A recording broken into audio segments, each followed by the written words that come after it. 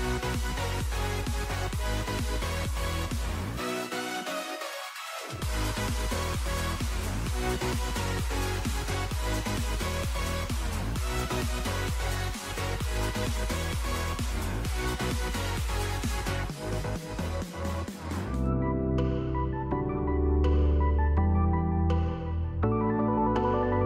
evening and welcome. We're coming at you live from Monte Casino, where you're witnessing history in the making.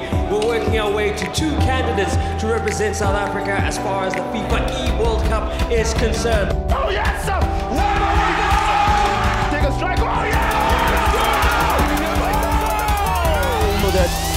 Oh!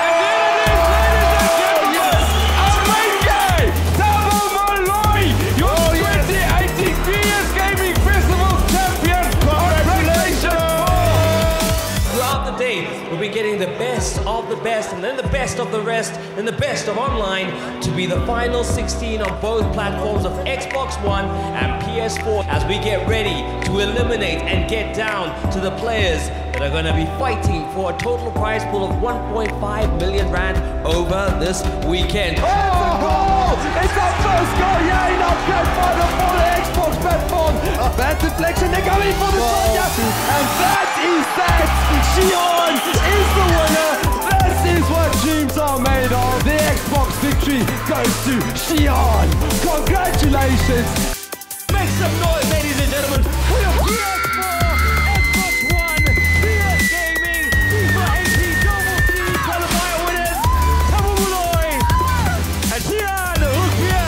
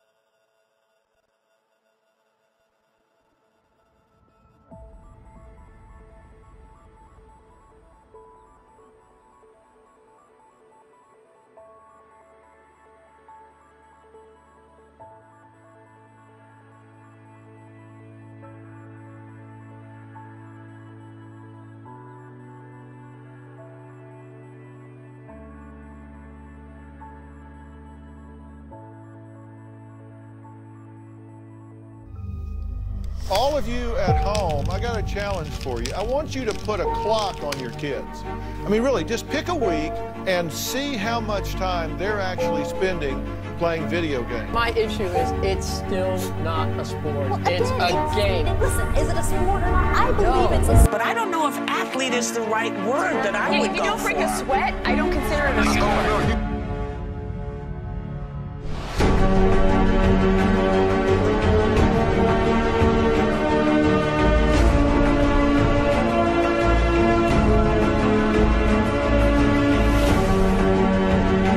It is about community, and it does bring people together. You know, in the same way you watch a football match, you can hear the crowd, everyone's cheering the team on, you make friends, these people you talk to, you play with online. It's all about community. It's being part of something that you're incredibly passionate about.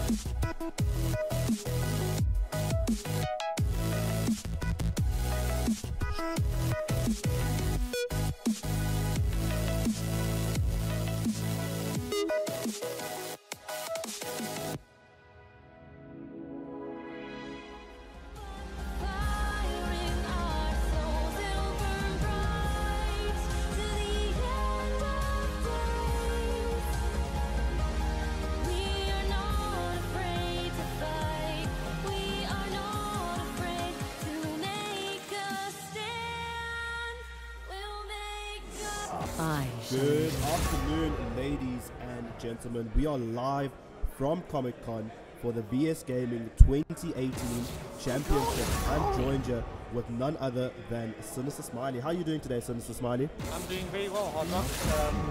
Interesting games we have here today. I mean, let's just look at the teams we are watching going up against each other. It's a League of Legends team going up against Terra Millennium. Two teams that didn't have the highest standing at the end of the Leg 4, but two teams that definitely showed potential coming into the championships this year. I mean, a League of Legends team has only recently picked up Legacy Miggy. We've known Legacy Miggy for a while. He used to be a very well known with the Royalty team last year that came third. And he only came back to South Africa recently, being on a boat trip. So we'll have to see how it goes. This is actually like one of his first games with this team. On jungle position as well. Yeah, Miggy going from a support 8 months break, and then he comes back and all of a sudden he's a jungle main. But if we go into the picks and bans, I see the guys have already started. Just looking at what's been taken away, we see that Olivia, Swain and Vladimir has been taken away. On the other side, Carthus, Ziggs and Orn. So three really good bans. Champions that definitely have quite a big presence on the map being taken away. And we see the first pick, Shen, coming in for Era Millennium. Tell me what you think about the Shen pick, since the Smiley. Shen has always been a really good pick in any game known in competitive scenes, since he has that global. So he can make really good plays teleporting to bots. Since we know that a lot of teams like to focus in the current meta, put the focus around the bot lane, because it's two people you're getting ahead is better than one, obviously. I mean, we definitely see teams that when they see the Shen, they actually forget about the Shen. So they'll overextend, they'll go for the kill, but then boom, Shen pops that ult, and then you've overextended, you've died, and you've given up a kill for your team. But then if we look on the side of a League of Legends team, we do see the Gragas pick coming in alongside with the Rakan. Not giving away too much yet, playing it a little bit safe, and then in the reply we see the Aurelia and we see the Kai'Sa hover. Yeah, it's very odd. I found the Rakan a little bit odd, since you normally want to try and get Xayah Rakan in first pick phase, and Xayah hasn't been banned. Rakan also did receive a light nerf a while ago, as far as I'm concerned. So I don't know. Maybe they wanted to try and actually get Xayah with the Rakan. Well, they do still have the option now. They've got their third pick. We do see the Kai'Sa actually getting locked in for Era Millennium, so that's definitely going to be quite an interesting pick, because Xayah did get nerfed on Wednesday. Oh, with the new patch one? The new patch did come out, so that's going to be very interesting seeing how the new Xayah is affected. But then, as you did mention, the Xayah pick does come in, and they get that Xayah Rakan regardless. We will be going into the second phase of bans now with the League of Legends team to ban first. We'll just see what they are going to take away. I mean, there's still quite a few picks on the table. I mean, that's going to make Kai'Sa ADC. So we see the Trundle coming in, being taken out of the jungle.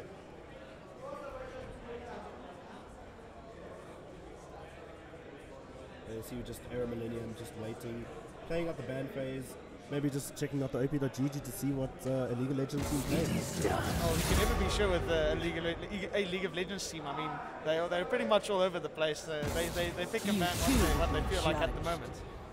We do see the Malzahar coming in, so taking it away from Psycho, that's already 3 bans targeted at this mid laner, and then we are going to see the reply ban coming in. Taking away the Morgana, I mean, such an annoying champ, and such a good ban as well. I mean, how often do you know you're going to land the stun and then boom, you've got a black shield on you, nothing you can do. So a nice ban coming in from a League of Legends team there. We are going to get the final ban coming in from Era Millennium. Your commands tire me! Definitely a focus at the mid lane now, trying to shut down one lane specifically. And we'll see what Psycho replies to that. We've got Angry Sun Goku now, formerly known as Ember Pete. He's going to be locking in probably a top laner. I think we might actually be seeing the Maokai coming in, or even the Cho'Gath. Yeah, I think the Malzahar ban was really important, since we do see in all of the finals, everyone prioritizing Malzahar really hard at the moment, since he forces your whole team to buy a QSS. So as predicted, we do see the Cho'Gath ban coming in, and I mean, I might have a little bit of inside information on this team's drafts, but definitely expect that we are going to see the last 2 picks coming in for Era Millennium, and is the Braum being hovered? It should be a lock-in. So the Kai'Sa Braum combo, getting those stacks from Kai'Sa, getting those stacks from Braum, and just making such a big difference. And we see the final pick coming in with a Nocturne. So those double global ults coming out for Era Millennium should be quite difficult to deal with. I mean, Era Millennium, they've got that early pressure. As soon as Nocturne hits level 6, if you overextend, you're pretty much dead. Yeah, I really like Era Millennium's comp. I think they're pretty much forcing Psycho's hand at the moment here on what mid laners he can pick, since they banned out 4 mid laners against them, with only picking out the Ornn for top lane. I mean, we do see him pushed back to the Victor pick, but is it really pushing Psycho back? I don't think anything pushes Psycho's a veteran in this community. He's been to so many rages. He's won a few rages as well, so I don't know how I feel about banning out just one player. I feel like there's other players on the team that you need to look at, but we'll have to definitely see how League of Legends teams bring this in. And just let's have a look at the drafts quickly. So we do see it's going to be Shen in the top lane, matched up against the Cho'Gath in the jungle. We have the Nocturne, who does not have smite yet. Is this a thing? Nocturne, no smite? It's very late to be changing summoners, so that's very interesting. He'll... At this rate, we might get a restart. Well, definitely going to have to check the... Oh, there. We see he does change his smite last second. Must have just been a bit of a delay from our side. That could have been very it's a bit of an interesting thing, because what happens if you don't change your summoner in time? Do you still get that remake? I actually talked to one of the admins before the game, and as far as I know, if one of the teams accidentally knock out or make any mistakes in the beginning of the champ select, so let's say they take the wrong summoner or accidentally lock in the champion, then they will either get penalized or they do not get a remake at all.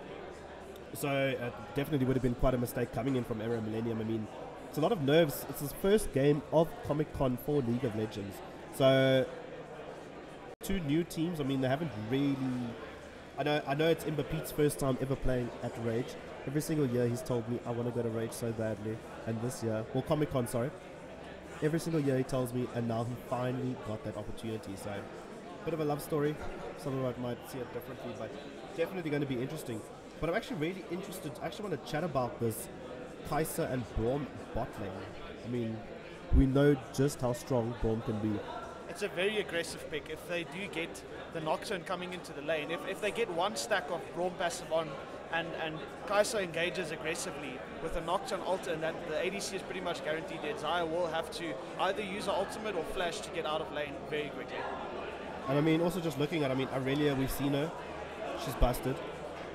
So, how do you think, which team do you think, what do they need to do to be able to pull off these 2 comps that they've been presented with? I think with a League of Legends scene, they want to try and get the picks off, maybe get Gragas to force on the enemy team, and with Era Millennium, they want to maybe try and get the extended fights. I mean, it's definitely difficult to predict Flash E Gragas. Well, E Flash Gragas, my apologies. I mean, that thing just instantly headbutts you, so definitely going to be something they're going to have to worry about. Yeah, well, also, a League of Legends team will have to also let the game stall out a bit. It depends on how fast Cho'Gath can get his stacks, but the Cho'Gath definitely needs to get some of the stacks down first before they can try to make maybe 2 aggressive plays.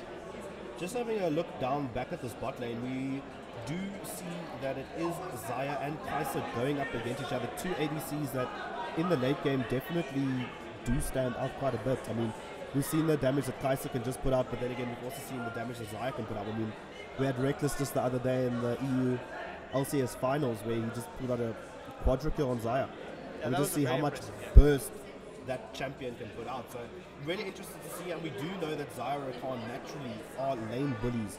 So I'm really interested to see that. I'm very interested because a lot of people are playing Kai'Sa AP. So a lot of people might think, okay, cool, Era Millennium does have a full AD team.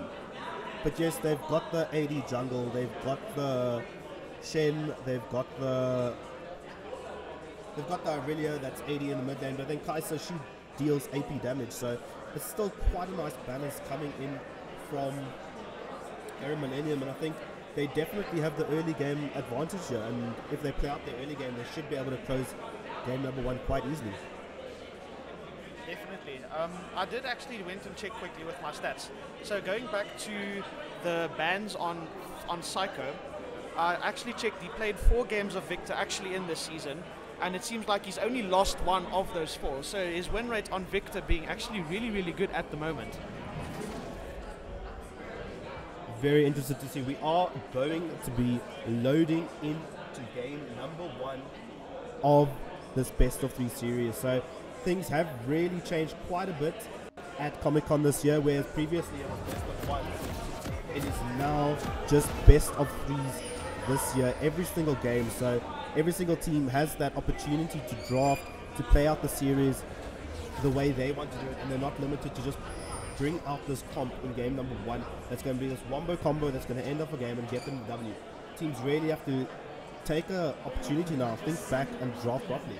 But we are going to be welcomed into Summer's Rift, and we're going to have Era Millennium starting off on the blue side with the League of Legends team on the red side. So we need to ask the people, the audience, what are your predictions for game number 1 of this best of series? Is it going to be hashtag MIL win or hashtag ALT win? Let us know in chat, let us know in Twitter. Let's get that hashtag trending, hashtag VS Gaming Championships, and let us know your predictions for this game.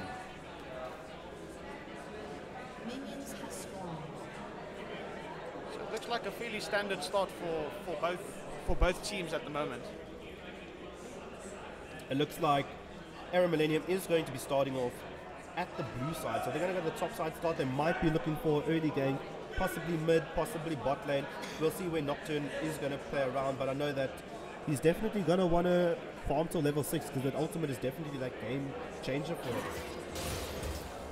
See the first bit of damage coming up on the game. Psycho is going to get a bit of damage onto Arasuka there and start off the damage. So tell me a bit about this lane matchup, Sinister Smiley, because I know we've got the Victor, we know Psycho's proficient on this champion, and then we've got Arasuka, both actually veterans in the community. I mean, both players have been around for a while. So tell me what you think about this Irelia and this Victor matchup. Well, I think the Irelia will definitely, if she gets ahead, I'm pretty sure she's going to have the advantage over the Victor.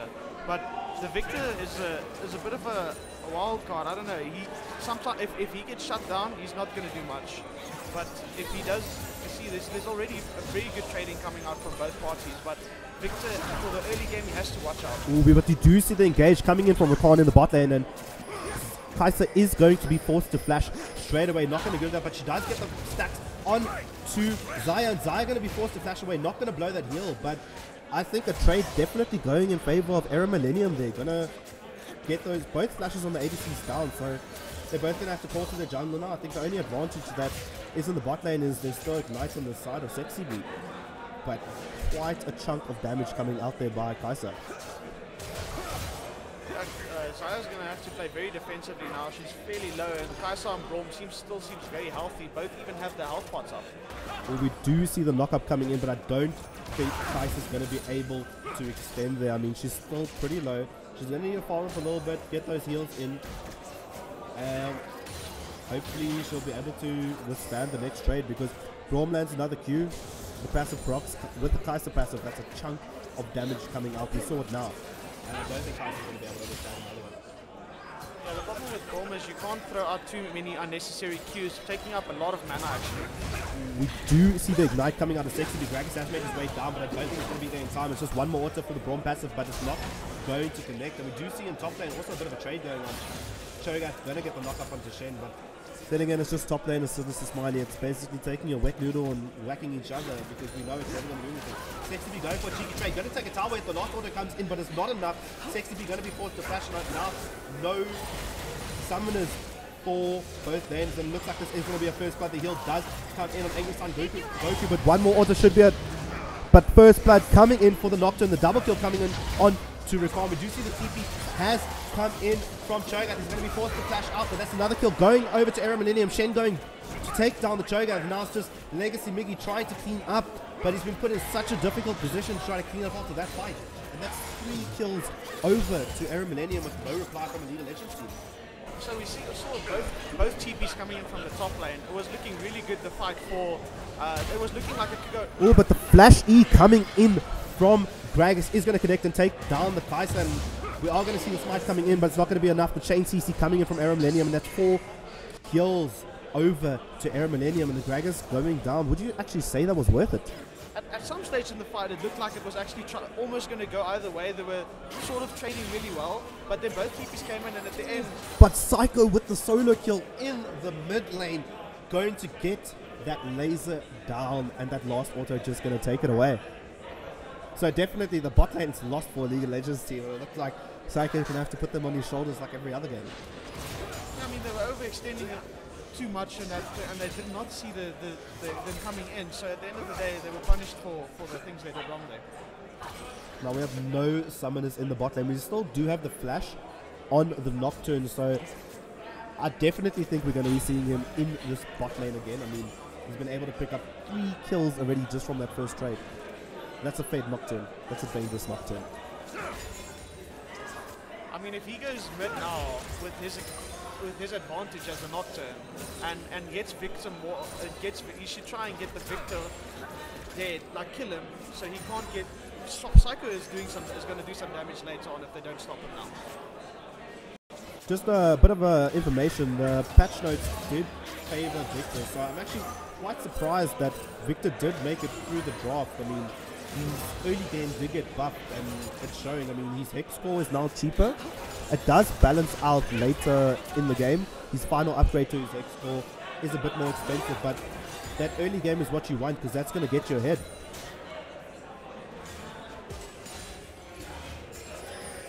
Looks like both teams are just going to be playing around safe, trying to get vision. Dragon is going to be an objective on the map soon, but we do see that the League of Legends team's bot lane is still keeping the pressure on bot lane.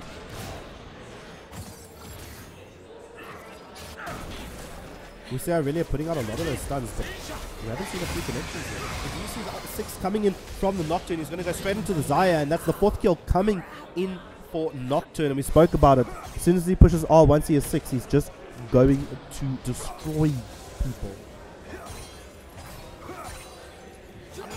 It's interesting to see that Nocturne keeps on going bot lane. I mean, he is doing really well, but at the end of the day, they might need to worry about Victor snowballing too hard and just leaving mid lane to suffer under the pressure. Do you think it should be a good idea to just leave mid lane and try and help other lanes, or do you think you should go back to mid lane and see if you can get Aurelia?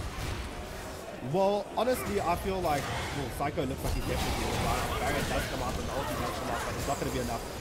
Oh, but Xayah getting just one more auto to kill the Nocturne, but it's not enough, and the long-range stun comes in from Aurelia, and it is going to protect the rest of the team. Do you see the headbutt coming in from the body stun coming in, and should be one more auto, but do you see the chain out coming in, Aurelia putting up the ult, blocking them, coming in from Xayah, but Ignite is going to take away. Rakan does get the shield down, Biggie is able to pick up the kill on to Brahman. Both members now of Era Millennium really low. We see Kai'Sa has rotated up to the mid lane, but it is, I don't think she's going to be able to do anything there. Rakan just going to be able to zone her away, but nice trades coming in from both teams. Able to pick up the kill on to Psycho there in the mid lane. I think it was a bit of extended. We do see the knockup coming in from Sexy B, but he's going to have that nice long range with the Xayah to be able to get away. Yeah, it seems like a League of Legends team is almost trying to get rotations in to try and see if they can out-macro Era Millennium due to the fact that they are behind in gold now, so they're trying to make a difference on the map instead of having the kills on their side. Well, I can 100% say that they're definitely not the bot lane. We do see the ultimate coming out of Nocturne now. I'm going to connect on to the Xayah. There's absolutely nothing they can do. The ultimate only coming up for Sexy B after the Xayah was dead. I mean, it was that little split second, 1 more minion, and Rakan just hits level 6. We see it, and it's not enough. Now, even though Kaisa doesn't have any kills on her name. I mean, she does have 4 assists, and she is ahead on farm, so I still think she is going to scale very nicely into late game. So I think the bot lane isn't completely, like, it's not lost for them, but it's definitely going to still do a lot of damage to Kaisa. We're just going to see how they're going to be able to stall out this, because late game, I mean, showing out these stacks, when he gets his stacks, he's just going to charge in, he's going to try to take down the Squishy. I mean, if our Nocturne's not going to build defensively, he's going to get pretty much one shot at the end, because we know late game, Xayah, Rakan, that ultimate's just going to taunt Nocturne. So I don't think Nocturne's going to be able to go in as easily, but the thing is, at this rate, 5 kills on the Nocturne, is it going to get to late game? I don't know, I think Era Millennium is going to have to try and see if they can finish this game as fast as possible. I don't think this is a good game for them to try and stall out. I mean, like I said, they do have the Kaisa and Aurelia, but at the moment Aurelia is a little bit behind on farm, and she doesn't have any kills, and she was pushed out of lane a few times now. So I think for Era Millennium, they're going to have to try and just get a pick with the Nocturne, and then go and maybe try and get a Baron, rush it down, and then take the base and end the game. No, definitely. I think that'll definitely be a good objective for them. I mean, this top lane now, we haven't really seen much. Did you see the flash blocker coming in onto the Braum, and the Braum coming out, and Braum actually going to live quite a lot invested into that play, but nothing happening. Nocturne has made his way to the bot lane now, but we have 4 members of a League of Legends team going to start knocking at this tower, and Gragas is on the side ready. They are going to spot him with the sweeping lens though. We do see Nocturne going to step up with the taunt, force the Xayah ult out. Not even committing for that, just trying to get the ult out. I mean, I think that was more than enough, getting the ult out, because now the Xayah is very vulnerable. I mean, she's already 0-3. Getting her ult out of means she's going to, anytime she's going to get caught out now, is going to be a guaranteed death, and just another opportunity for Era Millennium to try and snowball this game into their favor and get that early lead I just talked about. So I think a good approach, I mean, we can definitely see that League of Legends team is going to have to play from behind for quite a while now with this 5 kills on Nocturne. They're going to have to look to maybe catch him out, because he's got quite a bit of bounty on his head at the moment. So taking him down might just be enough. I mean, we see almost a 3,000 gold lead in favor of Era Millennium. So the League of Legends want to come out. We honestly Psycho being the target here. The ult does come out from Nocturne, and the taunt will come in, and Aurelia just going to clean up. There's absolutely nothing he can do with that chain CC, and that's 6 kills now on this Nocturne. I think every single time this Nocturne gets ult, he's just going to look for a target, because there's absolutely nothing that they can do, these immobile champions. We are going to see the knockout though coming from the corner, cheeky little one on to the Xayah. We can see 4 members of Era Millennium have made their rotation through to the bot lane, and they are going to be picking up this first tower of the game. At this point in stage, it looks like Nocturne is going to snowball out of control and be a very big problem for a League of Legends team at this moment in time. I mean, we're 12 minutes into this game, and that's already, what, 1 kill every 2 minutes for this Nocturne? At this rate, if a League of Legends team isn't able to stall out, the snowball is just going to get more and more out of control, and I think Era Millennium is going to be able to process that one out quite easily. Yeah, you can see his jungles is fairly clear out. I'm pretty sure he goes, clears jungle, and as soon as his 6 is ready, he goes to a lane and he forces on them, because that's how he's just so strong at the moment. I'm not sure that anyone can deal with him. We haven't seen too much action in this top lane though. I mean, we spoke about it earlier, we'll speak about it again. It's the wet noodle fight. The only difference is Shen has those 2 globals. He has the global and the teleport. Indeed, and because Cho'Gath is already falling a little bit behind in farm, and he has that death, it means that he's going to take a bit longer to scale, which is a problem, because you want the Cho'Gath to scale. I mean, I'm pretty sure at this point the Cho'Gath should just be ulting the minions, getting those stacks, because that's going to help him later on in the game. If he's not using his ult, if he's going to be in the laning phase, so he's not going to get it. At least he did finally finished his righteous glory. So at the moment, they don't really have it too much. Like, they have Biggie on the jungle to try and get a bigger. We are going to see the dragon being taken down from the Era Millennium, and are going to see the flash recently coming out of Psycho, but Ricard getting a nice knockup and going to get away. Xayah able to pick up the kill onto Aurelia. We do see Dragons getting the kill onto Braum. Nocturne going to take down Victor, but Xayah able to get the kill onto Kaisa, and just another kill going over to the Nocturne. 8-0 and 2 now. So that's 2 kills for Era Millennium, but 3 kills for League of Legends team. So quite a nice fight for them. However, the Dragon still does go over to Era Millennium, but I think that's a little bit of the oomph that the League of Legends team need to maybe crawl back into this game. Yeah, I feel like they're going to lose. It seems like they're going to lose Drift Arrow. Not too fond of that, considering that they are ahead, and I think they should have prioritized this much earlier on.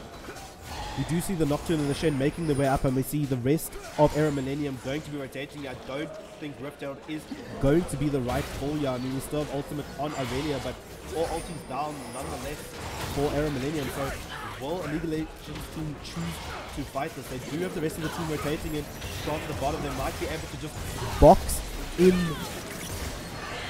Era Millennium here, but the ultimate does come out from Aurelia, and Cho'Gath is going to be taken down. The knock up does come and knock up only one member, but it looks like double kill is going to come in for the Aurelia there, and it looks like Psycho is going to be running away, but the court is going to come in. Gragas is on the side, and we do see the Rift Herald has been popped out by Aurelia, trying to ward the bush, and it's, even though the misclick on the ward comes out, the kill still goes over, and that's 3 members of a League of Legends team is going down, and it looks like this mid lane is going to be opened up for Era Millennium. It's very odd seeing that Mickey is actually doing really well, considering, like we said before in the early of the game, he's the newest member of the team. He's barely even played with this team, and he's been away for most of the year. So very nice seeing that Mickey actually, even though the team is behind, he's still doing really nice plays. That nice Gragas ultimate coming through, that previous team fight. So I wonder if they can maybe get the picks onto the right people. Maybe they can bring it back. But we do see the flash ult coming out of Zion, and looks like the shutdown is finally going to come in onto the Nocturne. They are going to be chasing this Aurelia, but the Braum is going to get the slow, and the stun is going to come in, but Gragas on the side, and it looks like Aurelia is going to be locked out of this. I don't think there's much you can go. The body slam should be up for, but the knockup does come in from the Cho'Gath, followed by the knockup from the card, and the shutdown going to come in from the Cho'Gath, and that is 2 big kills for a League of Legends team. I mean, those 2 massive shutdowns, that was 950 gold for the Nocturne there. And I mean, speaking of the devil, I was legitly just talking about how they need to maybe try and get a pick on the Nocturne. And as I said that, it happened. And that's what happened. And now we can see there was a lot of warding in on the red side jungle, and they saw them walking through it. So unfortunately, not respecting that pick potential that they had. I mean, they have the 5,000 gold lead, but it's not enough. We can see the double knockup coming up again for Ricard, but it looks like the explosive casket is going to push them away, but Legacy will get able to get the kill onto Braum, but the Shen going to come in, take down the Cho'Gath, and we see the Kai'Sa with the ult in, and that's just going to be 4 members of the League of Legends team going down instantly. And regardless of this Nocturne dying, he's just going to come in and get the double kill again. Absolutely popping off in this game. Nocturne saying, don't make me angry, I'll come back and I'll kill each and all of one of you to take this game further now. But they need to respect the spawn time on this Nocturne. They know this, the ultimate doesn't have a long cooldown. I mean, it's halfway again, and he just used it. So I think Elite Legends need to start just paying a lot more respect, and they should be able to stall out this game a bit longer. But we are seeing the team fights coming out in League of Legends team definitely looking a lot better than it did in the early game. Well, like I said earlier before, I think they're just trying to stall the game out a bit and try and see if they can get any picks, get some scaling going. Maybe later on in the team fights, if they pick the right person, they can maybe try and get it back to maybe contest the Baron. Pick the right person, get the Baron and push down mid. I mean, we saw earlier what that Rakan flash ult can do. And we saw exactly how it was able to get that pick onto the Nocturne. They saw he was overextended. Sexy doesn't even stop. He goes in, goes for the flash ult, and really well played for him. But I feel like that last fight for them, Gragas did mess up his ult and knocked them away. So it was a bit of a misplay by Miggy there. But to win some, you lose some. You just gotta wait for the respawn timer and then come back and try again. Yeah, unfortunately, I think he also has to watch out of being maybe too greedy. If he keeps on trying with these picks, a Kai'Sa and a Aurelia and a Braum is going to punish that really, really hard. I mean, if he's in, he's probably not going to get out again, even with his We do see that the next Drake is going to be the objective for both teams to go over. We see 2 Wind Drakes have already gone over to Era Millennium. We're going to use the body slam just to get away defensively. But that's two Drakes already over, and it looks like Arab Millenniums are ready to take this next Drake, and there's no way that League of Legends team can contest at this point. Yeah, we do see the Dragon and the Baron coming up soon, almost on the same timer. So if they can, they should try and get vision around these objectives so they can get it clean. Well, we do see Rakan going to get hit by the Braum passive, and 3 autos coming from Xayah, but the 4th one not going to connect, and Rakan just going to get away in time. But with that zoning, it looks like this is going to be a free Dragon for Arab Millennium as we spoke. It's going to spawn now. The League of Legends teams will not be able to rotate, and I think just walking into this area with no vision will be too much of a choke point for them. Shen Ult is going to be absolutely does with the 2P. Then it looks like they are just going to back off. 3rd Windrake coming in for Arab Millennium. So that movement speed definitely going to make a difference for them.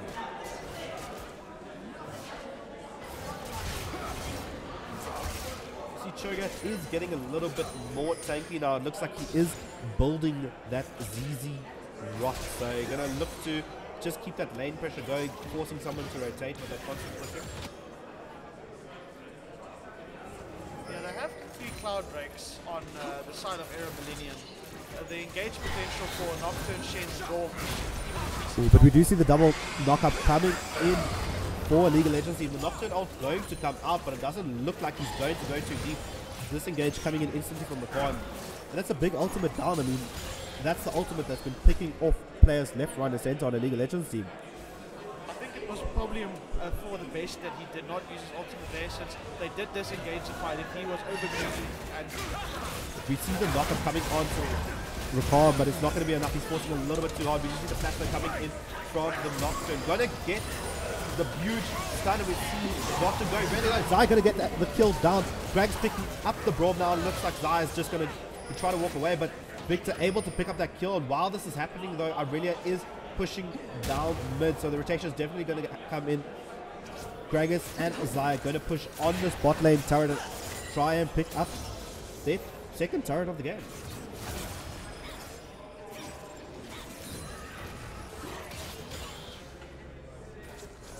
yeah, it seems like the game is going a bit, it's going backwards further and further for a League of Legends team. So they're going to have to maybe just take a step back and think about how they're going to bring this back.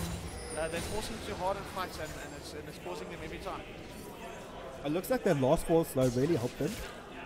They were able to bring it back quite nicely. I mean, the burst coming in from Xayah and Malzahar, I feel like they're starting to reach that point where, hey, we might have 6,000 gold lead on us, but we're still putting out damage.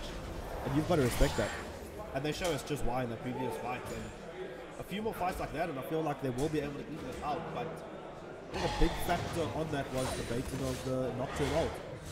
I feel like if that Nocturne ult had gone off, it would have been absolutely game-changing for Arab Millennium. I think now they have pressure in all of the lanes. Maybe they just need to get the bot lane shoving, and then they should get vision around Baron and bait it out. Since if they do have the Nocturne ultimate, they can go on someone in the background if they do have vision behind them and force them out, get Baron, and then close this game out cleanly, so they don't have to worry about any late game problems from a League of Legends team. Well, that's exactly what Arab Millennium is doing now. They are looking to set up for that Baron. They are camping the dash brush though, hoping that League of Legends teams will overextend and maybe get caught out. They are going to walk a bit deeper into the jungle, but it looks like they are going to walk over a ward. That control ward coming out a bit too late. And Cho'Gath though going to be on the side, and the knock up a bit out. The explosive casket used defensively. The silence going to come in, and I think he's a little bit too tanky to chase like that. Xayah actually ulting, Kai'Sa ulting in that fight onto the Cho'Gath. A little bit premature, I would say.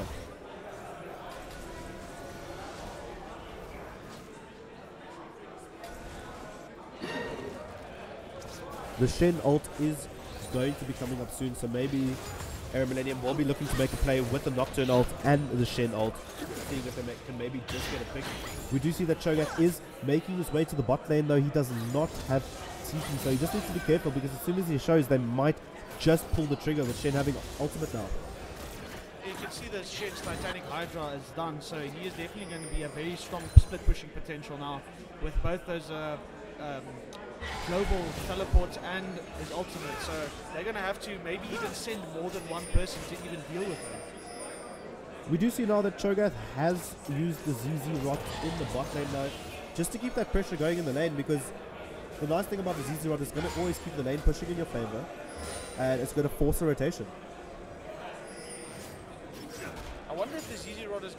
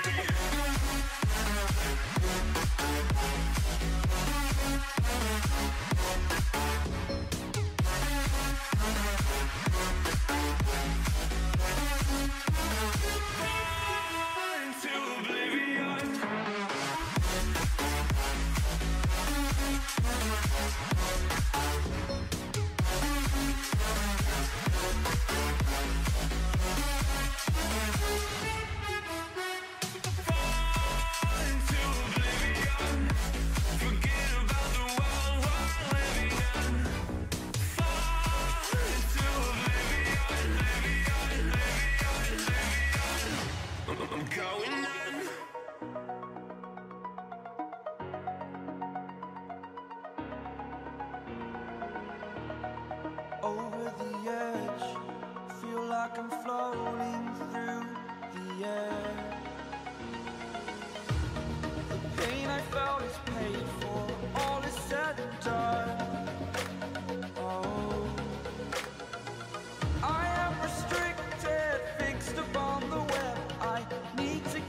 habit that my mind is breathing in.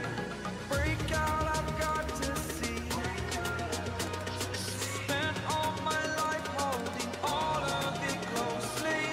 I played it innocent, a feel of discontent. I'm finally facing it all, fearless.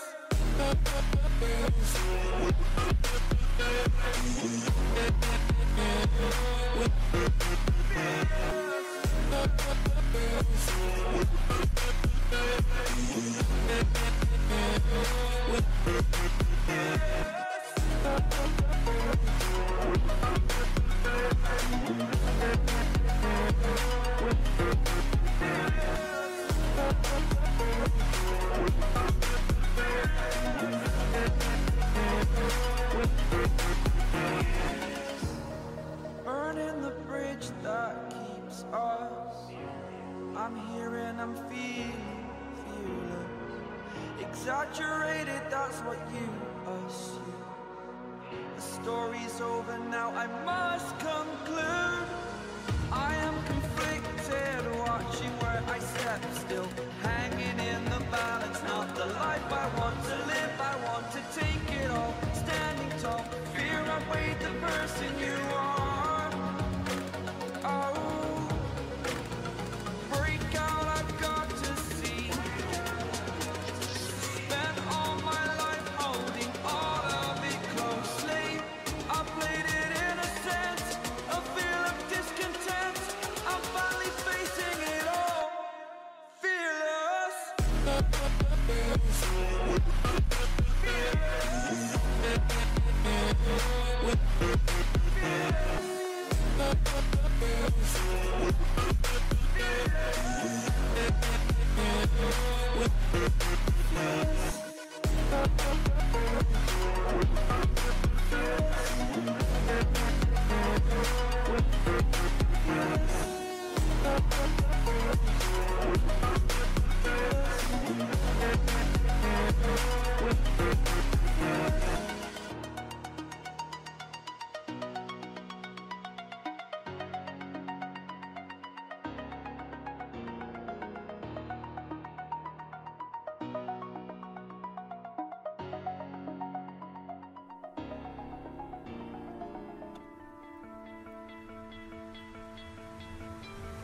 You stole my heart of gold after my silver soul.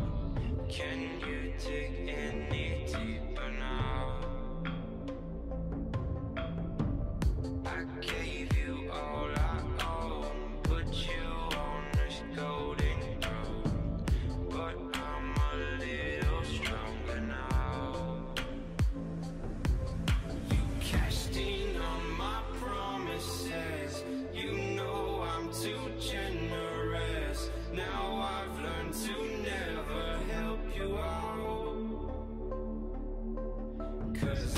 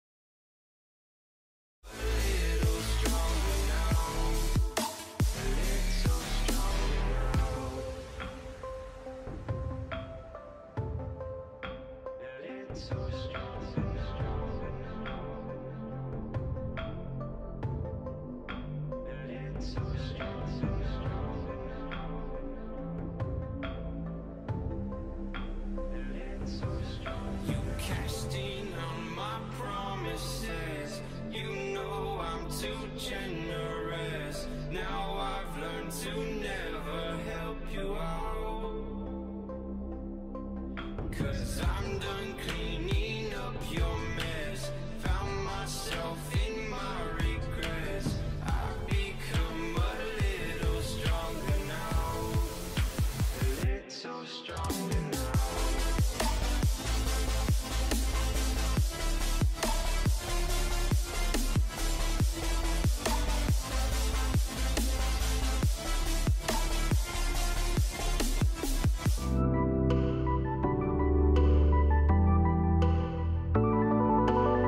Good evening and welcome. We're coming at you live from Monte Casino, where you're witnessing history in the making.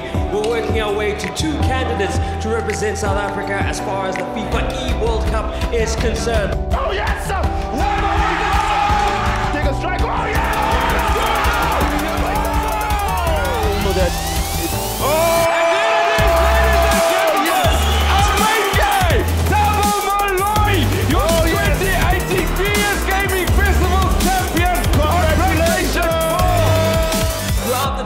We'll be getting the best of the best, and then the best of the rest, and the best of online to be the final 16 on both platforms of Xbox One and PS4 as we get ready to eliminate and get down to the players that are going to be fighting for a total prize pool of 1.5 million rand over this weekend. Oh! It's our first goal, yeah, in our grand final for the Xbox platform. Bad deflection, they're coming for the Sonya, and that is that. Xion is the winner. This is what dreams are made of. The Xbox victory goes to Xion. Congratulations. Make some noise, ladies and gentlemen, for your PS4, Xbox One, PS Gaming, FIFA 18 Global Series qualifier winners, Tabo Muloy and Xion Rupia.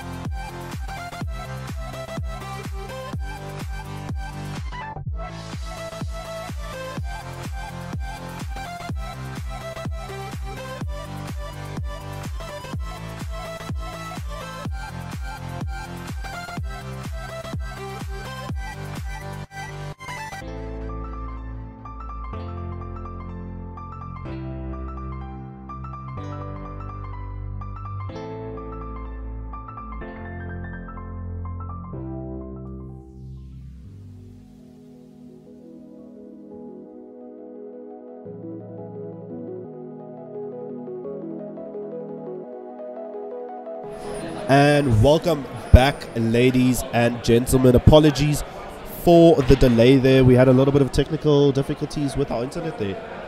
It looks like the entire venue went down. So unfortunately for the gamers, we are definitely going to have to do the remake. The rules state just because you can't just decide on a winner from gold leads or stats like that in this kind of game. Anything can happen, a team fight can change, and then boom.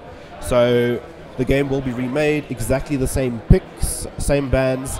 So here we are, ladies and gentlemen. We are in game number 1. If you're just joining us now, it's Era Millennium taking on a League of Legends team in the first game of Comic Con's VS Gaming Championship 2018. I'm joined here with another than my favorite caster. How are you doing? As it goes, something like this is why, unfortunately, but he was sitting here next to me, so it should be good. This is the only game that actually wasn't cancelled, not cancelled. It didn't finish before the drop, so it was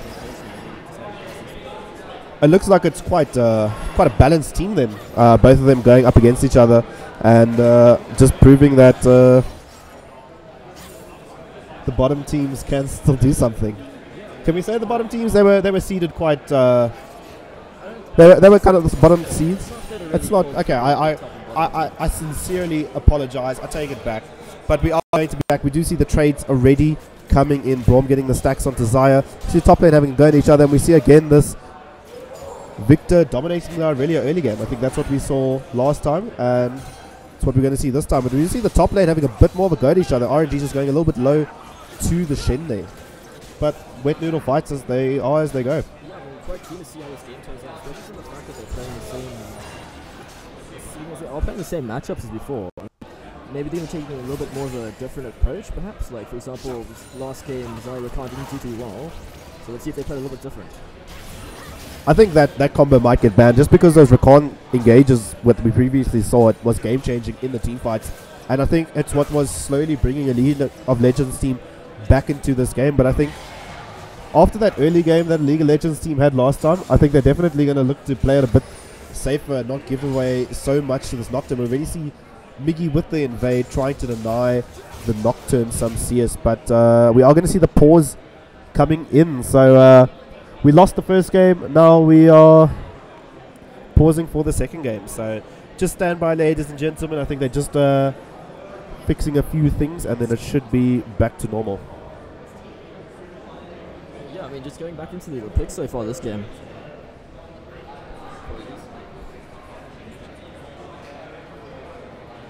So we are going to just be looking at the picks that we did have. If you're joining us now, we have the Shen versus the Cho'Gath in the top lane. We have the Gragas versus the Nocturne in the jungle. In the mid lane, we have Irelia taking on the Victor. And in the bot lane, we have the Zaya and Rakan into the Kai'Sa and Braum matchup. So we're going to see how that's going to play out. But we do see that the game has resumed here, so we'll see what the players are going to do here. Okay, cool. So hopefully this is a little bit better, guys. Apologies for a little bit of inconvenience, but we'll see how this game. Nice knockout penalty from Rakan, really disengaging back into that Zaya. We do see just a little bit of a cheeky engage there from the Rakan, but nothing too hectic. We see still that Psycho keeping his lane dominance, going to just keep these autos coming away onto Erasuka. I mean, there's absolutely nothing to do. He wants to go for a minion, boom.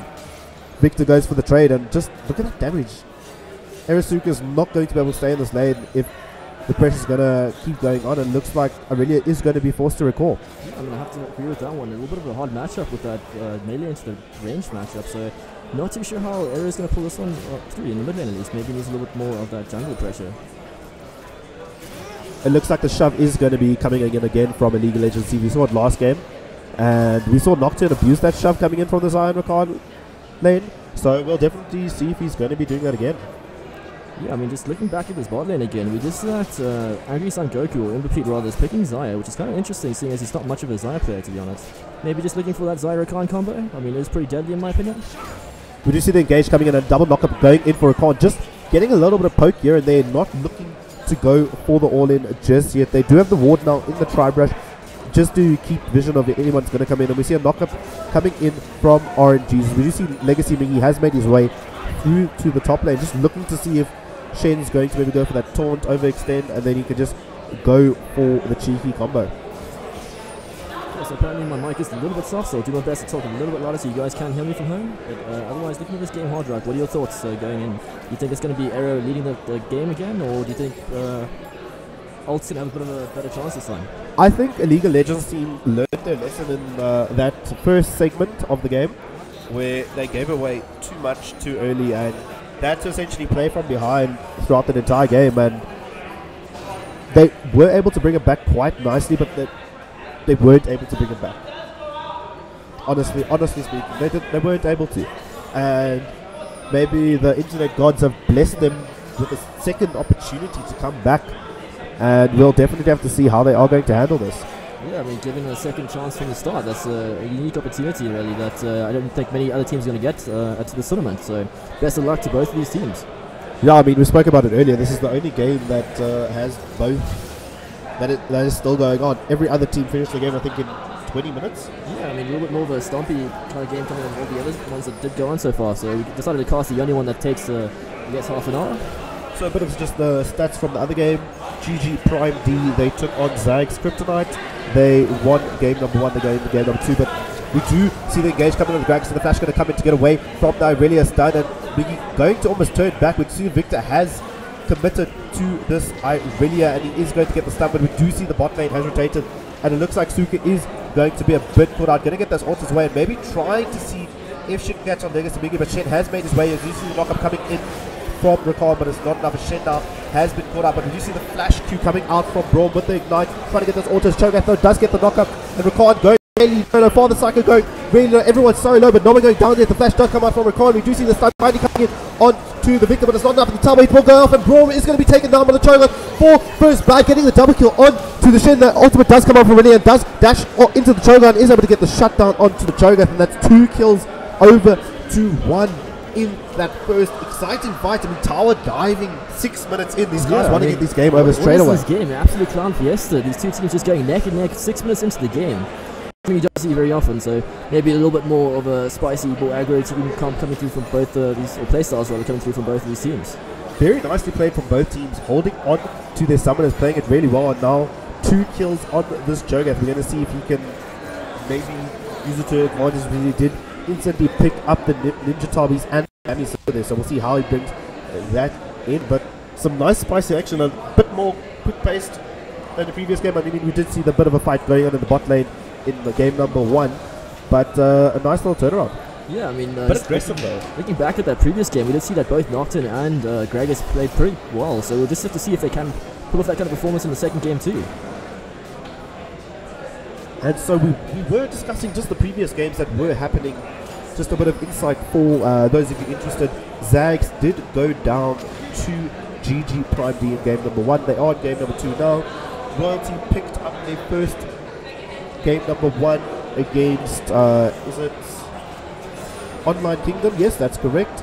And then Boot Squad did pick up the first game against, I think it was the second Error.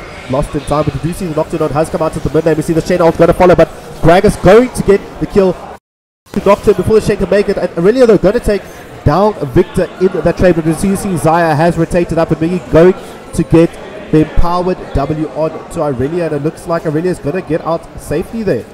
So that's a 1-for-1 trade going down in favor of both teams. Yeah, I mean, just looking at the two teams, despite the fact that it's 2 to 3 KDA, it seems to be pretty similar gold values. I mean, 12.7k to 12.9, not much of a difference, so pretty much anyone's game at this point in the game. I mean, one thing we saw in game number 1 was that Aurelia didn't have kills. And now, so Aurelia was basically playing it even if not behind in game number 1. Wasn't really able to shine with the damages, but now we just see like 2 kills on this Aurelia. I think it's definitely going to be a problem for a League of Legends team. And we know Arasuka, he's been around for a while. He's got the potential to put his team on his back and carry them. Yeah, I mean, it's very similar to Psycho. They both have, to an extent, strong backs for carrying their teams. Both players known for doing really well in the majority of the games that we have seen.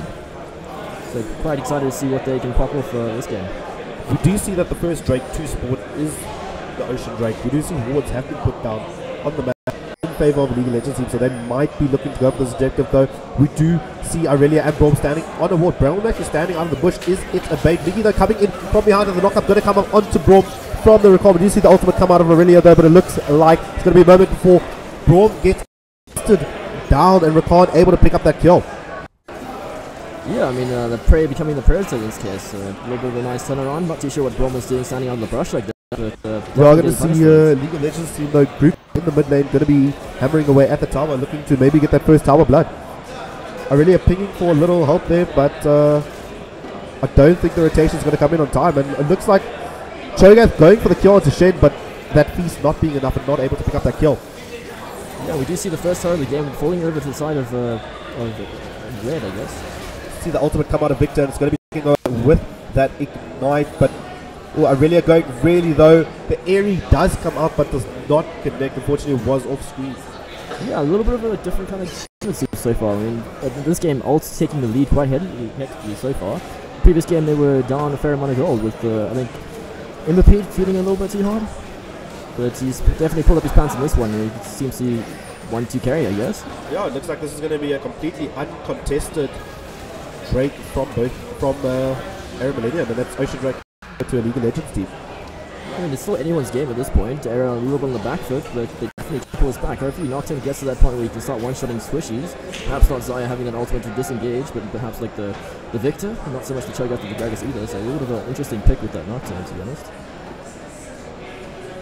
Very interesting to see, because we did see game number 1 was heavily in favour of Era Millennium, especially with that Nocturne snowboarding out of control, but now League of Legends seems playing a lot more towards Nocturne, and they're looking a lot stronger coming into game number 2, or game number 1 essentially.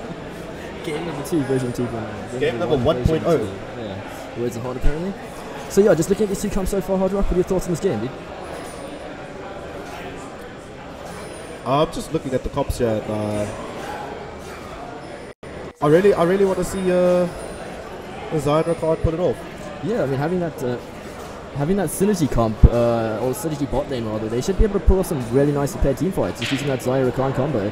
For those of you guys who know that Xayah Rakan combo that came out together, they're a pair, a couple to an extent I guess, and they just synergize so well, just being able to use each other's recalls and having abilities that are only unique to the two. It looks like both members from both teams are going to play a bit safer. We do see a bit of a push coming in the bot lane, but it's just going to be both laners against each other. Nothing too hectic coming out of the lane, that both ADCs have 0 kills. That 1 kill has gone over to Rakan, so he's going to have a bit of extra movement speed. We do see he's gone for that Moby trades. Quite a substantial gold lead coming over to that Xayah. I'm not too sure what happened there, but keep dropping the ball a little bit in that regard. A little bit of a wet noodle fight coming through the top. We do see a team fight coming through here. I do see that Aurelia has put out the ult. Dragon's going really late. He's going to get taken down by Aurelia straight away, but we do see the rotation coming in. And Rakan with the ult with the double knockup. Xayah going to get those ults away, but it does not connect with the Nocturne. The Braum ult has come out with the Xayah ult, but it looks like Xayah is going to get locked up and taken down by the Kai'Sa. And Kai'Sa is definitely going to be able to pick up this double, and Aurelia stealing the triple, and that's 3 kills over to Era Millennium. Yeah, 2 members of Era surviving with just a sliver of health. Pretty lucky play by them. I mean, Sexy B just flashing out the last second. Unfortunately, a little bit of an auto following over that wall, so he won't be able to survive. So another kill going over to Era. Well played to them. Kai'Sa, Xayah just cancelling that last auto onto Nocturne. Not able to make the connect, and I think just ruined the momentum of the team fight for them, man. Era Millennium just showed if you make one mistake, we're gonna take everything, and that's exactly what they did. I feel if Angry Son Goku played that a little bit cleaner, you could have got 2 kills before dying. Ooh, but a nice TP coming in from the Cho'Gath, and it looks like Cho'Gath Hold does not have the feast in that fight, and what looked like an easy pick for a League of Legends team is definitely going to turn over in favor of Era Millennium, and they are able to pick up that next kill onto Kai'Sa, and that's 4 kills now over to Kai'Sa, and unfortunately not working out. We do see though Sexy B is a bit caught out. He does have Psycho rotating here, but it looks like they're just going to back away. I mean, I don't know if they can actually get the kill. It looks like they are just going to back away. Rather play it safe than give up any more kills. Yeah, 100%. I mean, just looking at the game so far, it seems like Era's done a good job of pulling this game back, and it's actually quite heavily in their favour, so well played to them. But let's just see if they can hold this out, and if this Nocturne pick's going to work out for them, like it did in the first version of the game. We see the red being away, Biggie not quick enough with the Q to pick up the red there. And Nocturne going to go in, going to go out, get the red buff, and go back to his own jungle. Yeah, so just pick that, making sure that he has that mana. Victor being one of those champions that are very mana dependent, so it's a good idea to hand it off to him. Even though Gragas is nowhere near to leash, so having to solo that buff. coming out of the blue side, Kaiser and Braun both heading towards that Rift Herald spawn. Well, we do see the knockup though coming from 60 beam, but Shen with the Shadow Dash is not connecting him away. Perfectly safe. Angry Sun Goku just going to get some autos onto this tower, but that Tiamat from Shen going to help clear that wave quite quickly. Yeah, so just looking at the minimap, we do see that Gragas has spotted out this, at least they have decent vision control, both rotating towards this Rift, not making sure that Arrow doesn't get any free objectives. Arrow opting just to back away, will do a little bit of a dance it seems. You see that Luna's prop just triggering the Rift Herald a little bit. And looks like it might even be an objective that Arrow Millennium is considering. We do see though the ultimate coming out of Rakan, and looks like it really is going to be knocked out, but a nice stun coming in from her, going to go unstoppable, taking down the Victor, and what a League of Legends team thought was their fight. A beautiful stun coming in from Aurelia, able to clean that up. And Zaya not being in that fight, the 5v3 is going to get punished for that, and that's another few kills over to Arrow Millennium. No answer from a League of Legends team. Yeah, I mean, a little bit of a questionable engage in my opinion. Sexy popping that ulti a little preemptively, I don't know. I'm not too sure about that decision, but definitely coming out in Arrow's favor. Arrow being able to just pick up this Rift Herald now for free. No way that Cho'Gath wants to contest that, even having ultimate up, it seems. And that's Rift Herald over to Arrow Millennium. Again, Cho'Gath's ultimate was actually a cooldown, so definitely a good idea. This about save.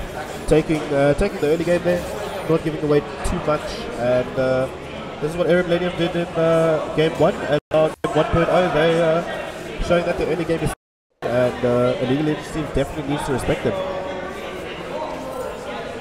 Yeah, so I mean, definitely 11 kills to 4, pretty big gold lead in my opinion, already almost at just over 4k. So Arrow looking to just slow this game down to an extent, make sure the match and objectives they can. Otherwise, this game is looking pretty heavily in their favor. We do see Sexy B just going to be clearing out a bit of vision just before the Infernal Drake does spawn, and it's definitely a Drake that both teams want. But can a League of Legends team contest this? Can or should they? That's the real question. They do have the vision superiority right now, but that can all change in a heartbeat. I mean, Shen does have his ultimate up, so overcommit in a engage could be bad news for a League of Legends team. Yeah, Arrow just forcing their way through here, making sure to clear whatever vision they can. They're going to put down the control wards, and Zaya does put out her W on to the Zaya. You can just see how this Aurelia is applying so much pressure, just forcing them away from the pit, make sure that they can't contest this objective. Aurelia being 5-0, we do see Gragas though coming in with the Shen ult. Aurelia going to put out the ult, going to go quite low, but it's not enough, and we see Gragas is quite low. Kaiser taking him down, and it looks like Kaiser is going to be able to pick up the double kill, just doing so much damage in these fights. Drake is still up though, and it looks like it is going to reset, but it looks like Arrow Millennium has already won this fight with just 3 members of the League of Legends team left. See the stun coming out is going to back. We see the dash coming in from Shen, and the knockup coming in from Rakan is not going to be enough, and we do see Rakan going down. Zaya they're able to pick up a kill onto the Nocturne, but Kaiser just going to end it off with the W onto Zaya, and that is the ace in for Arrow Millennium. Yeah, super questionable decision there from Psycho in my opinion, having literally no mana, and Victor being one of those champions that are definitely mana dependent. Not too sure what he was trying to think there going into that. I mean, in my opinion, probably just back and let them have that objective, especially after losing that micro team fight just before that. Looks like Arrow Millennium is just going to reset now and see if they can just get back into it. They've got everything in their favor now. They've got the Herald, they should be looking to put that down. It's just got less than halfway left, and maybe looking to get the next objective. I mean, that is still up, and they must be looking to take it. Yeah, look, really KDA, quite a big boy at this point. 6 for 0 for 7, definitely going to be hurting. 8 for 0 for 4. Both of those players going to be putting on a damage, and if Braun can do his job, they should have no issues with team. Arrow, despite the fact that they were winning the previous game and having to remake, back at it again, looking to pick up this win, making sure. Ooh, Rift direction, but shouldn't be too much. And we do see the Herald is going to be spawned into the lane. Looks like Arrow Millennium is going to start going for these objectives. So you see that this Rift Herald not too efficient, unfortunately, does get the first charge up, but not able to kill that turret. So as I said, not too sure about the decision. Probably could have been executed a little bit better, maybe try to go for a little bit of side lane pressure and potentially spawned it there. Perhaps also on cooldown, or like butter Bernard, not too sure. Otherwise, probably could have been a more efficient use. It looks like they are doing what they can to defend this mid turret, because this mid turret going down does open up quite a bit for the map for Arrow Millennium. Yeah, so as we can see, Aurelia just applying a lot of pressure in the bot lane. For some reason, Greg is actually answering to that. A little bit interesting, seeing as he is the jungler. You would think you'd have someone with a teleport, for example, the Cho'Gath, just answering that lane. So lane assignments a little bit all over the place, so I hope you do see that they sort that one out. We do see Baron, though, is a linked objective. Is either going to get caught out of position. The ultimate does come out, and Kai'Sa actually taking quite a few turret hits there. Going to go quite low, and Zaya going to get out quite safely with only having to blow her ult there. We do see Nocturne is going to ping out there. He can be located, and just those visions is paying off at the end of that. A little bit of an interesting fact, Hard Rock and myself both actually having a little bit of a tie into the side of ALT, seeing as Hard Rock was the manager and actually subbed for them for quite a while this season. So a little bit of a caster's curse, I guess, to an extent. Can't have the team that you guys used to support winning. Well, it's a bit early to call it. I mean, anything can happen. I'm not going to any bias reviews right now. We're just going to enjoy it and see what might come. Yeah, so just looking at these two comps at this point, what do you think is the way for Ult to get back into this game? Well, I definitely think they need to start shutting down this Aurelia and the Kai'Sa, two hyper carries that already have so many kills. All that a League of Legends team can do right now is to stall out, wait for their power spikes. I mean, it's 0-4 on Psycho. He needs to get that Hex score upgraded. We need more items on the Zaya before we're actually going to be seeing anything. We see Kai'Sa's already 2 items, he's going for a third one, where Zaya's the 1 item, not even completed the second item. Yeah, I mean, just like you mentioned, the shutdowns are going to be so massive. I mean, both Kai'Sa and Aurelia not having any deaths this game means that, especially after that patch a couple months ago where they changed the bounties, they're going to be worth so much gold. So if Zaya if they can get 2 kills on a Zaya, like 2 shutdowns, she's going to be able to finish that third item. And I mean, if I'm not wrong, looks like having a bit of technical difficulties, but it looks like absolutely obliterated. We do see Cho'Gath is the next one on the table. He's going to get the double knocker, but the damage coming out for Cho'Gath is going to get taken down. We do see the explosive castle coming out by Dragons, but the brawl going to be enough and going to knock up the Cho'Gath. We see Zaya going to get taken down straight away by the 8 kills over Zaya really now, and that should definitely be Baron for Era Millennium. Yeah, I mean, Raid Boss has fallen. It took 5 members of Era to take down Cho'Gath, but they managed to do that. So a lot of booty and gold items going over to that side. So well played to them. Baron looking absolutely awesome after this patch, if I do say so myself. See if they can pull off this attempt. It looks like the League of Legends team just going to have to play safe. We do see Shen and Victor having a bit of a go at each other, but nothing going to happen. And we do see though Mickey has been stunned up by the Aurelia, the damage coming out. And we do see the wall and Aerosuke go legendary, picking up the kill onto Gragas, and will probably to blow the ult to get away. But while this members of Era Millennium is busy with the Baron, and I feel like the Shen he knows he's got the Kai'Sa on the way now, so Cyclone just going to back off. He's got that game sense, he's got that knowledge. They just finished Baron. He's walking towards his team. Maybe just play safe, get away. Yeah, I mean, it's starting to feel like we're casting a PowerPoint presentation at this point. So just bear with us as best we can. A little bit of so we'll do our best to try to get that one going for the next game. But we're really looking to take this top turret with buff. Otherwise, Era just resetting at this point. Aurelia deciding to just back up and join our team now. See what kind of rotations they can pull up with Jake spawning in the next few seconds.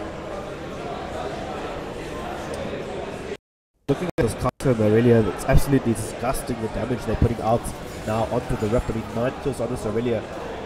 She should not be able to get this far ahead. That granted the gift of a free gift horse in the mouth. Unfortunately, Alt not doing too hot this game. I mean, very unlikely for them to come back at this point, but it's anyone's game, I guess, to an extent. This League of Legends is going for the throws. Going to pick the dragon, though, we do see Ricard going to get hit by barbecue and just going to dash away while the play it safe. And sorry, can't afford to give him any. Yeah, you need to play it safe, you need to farm up. They've got the Baron buff, they're going to have those Baron empowered minions. Essentially, I would even just give up this tower because you're not in a position to fight Zaya. They're going to get a little bit of a trade onto the Shen there, but it's just a fraction of his health. It's not really good.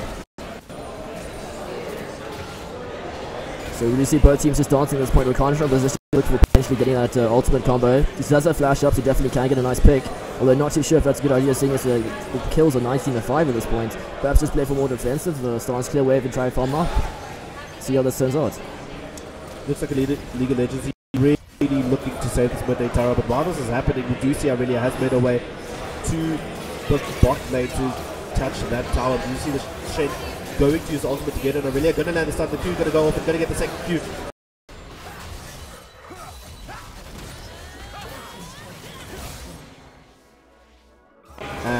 looks like Aurelia is just going to be able to get the resets, and actually Rakan going so low, and we see the ultimate coming out of the Nocturne there, and no one going down, but Zyther was able to come in, get the double kill, gets the autos away, and able to get that final shutdown on an 11-1 Irelia. That's a lot of gold going over to Zaya. But while this is happening, we do see a full-fledged fight happening in the mid lane, and the Braum 200 IQ wall blocking off the ultimate from Zaya. Yeah, I mean, Zaya's starting to put a lot of damage. Kaisa at this point, items, she definitely needs to get those shutdowns to get back into this game. Otherwise, inhibitors are starting to bleed through to Era. So they just need to play this game slow and steady, win the race, get the base, and just go for that victory. At this point, there's very little room for a League of Legends team to reach this back. They'll need something close to a miracle if they're looking to get back into this game. Yeah, fingers crossed on the Hard Rock side, I guess. Unfortunately, Legacy Miggy and Psycho not doing too hot this game. The rest of the players just doing okay, but let's definitely see if we can pull this one back. Else it's going to be quite a quick game, it seems. Both games so far going past the 30 mark, I think, at least. Need to know also, but not probably the most even game so far in the legs. The other two matches that did go on, 3 matches, ended pretty quickly. It's best of 3, so but just looking at the matchups there, it did look quite one-sided. Yeah, I mean, at this point, Zyra can't just sitting in mid trying to pick up that seed. Try to get the Zyra items going. Definitely needs that 3-item power spike. Really able to GA now looking to try and apply pressure topside. Playing very aggro, it seems, but Erasuka seems to have a very good control of his champion. Playing super upfront, despite the fact that not actually dying, only having 1 death this game. Quite nuts, in my opinion. Not too sure what Era's going to be doing at this point other than just applying pressure. It looks like all that Era Millennium has to do right now is out, rotate the League of Legends team, go for those objectives. They got super minions coming in the mid lane, and they should be able to take this game quite easily. We do see the GA now picked up for the Irelia, so if you thought it was hard to kill her the first time, maybe she got 11 first time, maybe. Now she's got to spare life. Yeah, I mean, she's not happy that they shut her down. Wanted to go for that absolute clean game, 0 deaths. Unfortunately, right before beginning that GA, nice knockout coming through from Cho'Gath. Unfortunately, not quite having the damage. Really just jumping the wave and disengaging. Craig, it's not quite landing that E, unfortunately. Shen doing a few orders for the turret for no apparent reason. But who's getting caught out here? Was them or a League of Legends team? Because looks like Aurelia and Shen are just actually going to back off there rather. Too much, and it looks like bot lane is the next objective. Era Millennium. Let's get this tower. And looks like that's going to happen. You see the ultimate coming in from the Nocturne and able to get the victor straight away. Kaisa taking down the Rakan. Ultimate does come out, and looks like Zaya is going to go down. And really able to pick up that kill on to Zaya. There's just 2 members left of the League of Legends team alive to defend 5 members of Era Millennium. But the ultimate's going to come in, the damage is going to go out, and Kaisa able to pick up that kill onto Cho'Gath. It's just 1 more member of the League of Legends team alive. It's Miggy, but unfortunately it does not look like he's going to be able to survive this. So this is game number 1 that is going to go over to Era Millennium. GG, well played Era. Very nicely played between the Nocturne and Kaisa. Ultimates coming through, and ladies and gentlemen, don't go anywhere. We'll be right back with game number 2. We'll try to get into it as soon as possible. We'll see you now.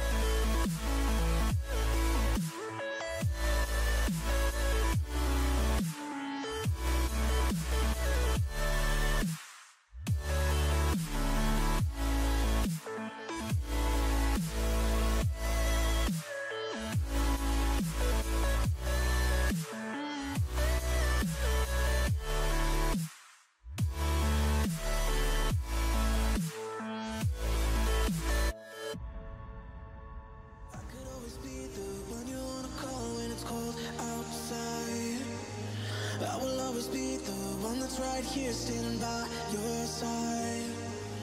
Open up your heart and let me in. I promise not to break you.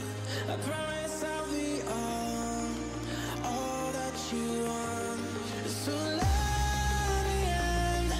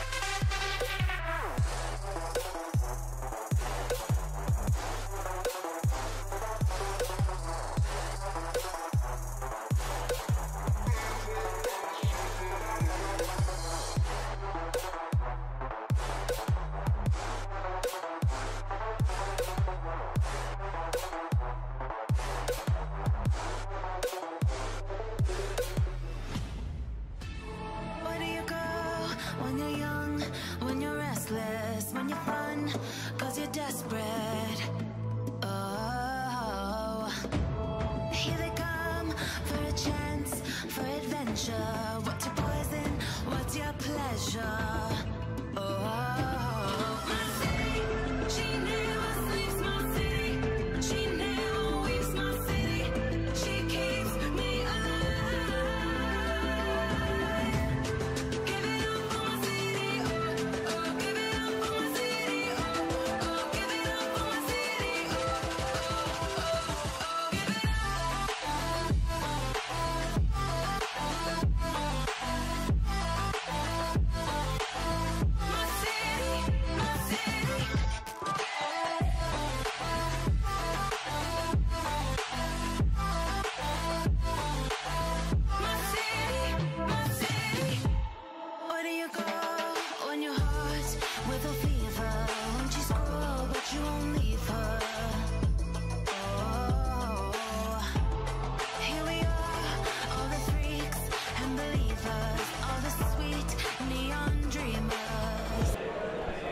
And welcome back, ladies and gentlemen, to round number 2, game number 2 of this best of 3 series. Era Millennium looking really strong in game number 1 and 1.0. Yeah, and now it's just game 3. It definitely feels like game 3. I mean, a lot of the other teams have finished their series completely, and here we are coming into game 2. We are going to look at the bans though. We do see Karthus being taken away from Psycho. We do see that Shen and Swain ban coming in. I mean, the previous game we saw, but I think both teams had really good comps. I don't think it was necessarily a champ select issue where a League of Legends team lost. It just came down to the lanes losing already fairly early in the game, and also coming down to Barons and Dragons. They had really good control everywhere they went. Warding was really well, and they just kept their control and did not throw the game at any point, I think. A lot of the problems came in that fight where a League of Legends team thought that after that Cho'Gath got the 2 kills behind mid lane turret, they had this game, but they absolutely threw away that small lead that they built up. And Era Millennium just showed that if you're going to give us a lead, we're going to take it with no problem, and we're going to punish you. And that's exactly what they did in game number 1. Very impressive coming from Era Millennium, considering that they were, I believe, the underdogs coming into the series. I think more people had expectations that a League of Legends team would take the series, considering that they have one person from last year at DGC that was in the second team that took second place at Rage. Two players. Let's not forget about Psycho and Miggy. Yeah, Miggy was in the team that took third place though.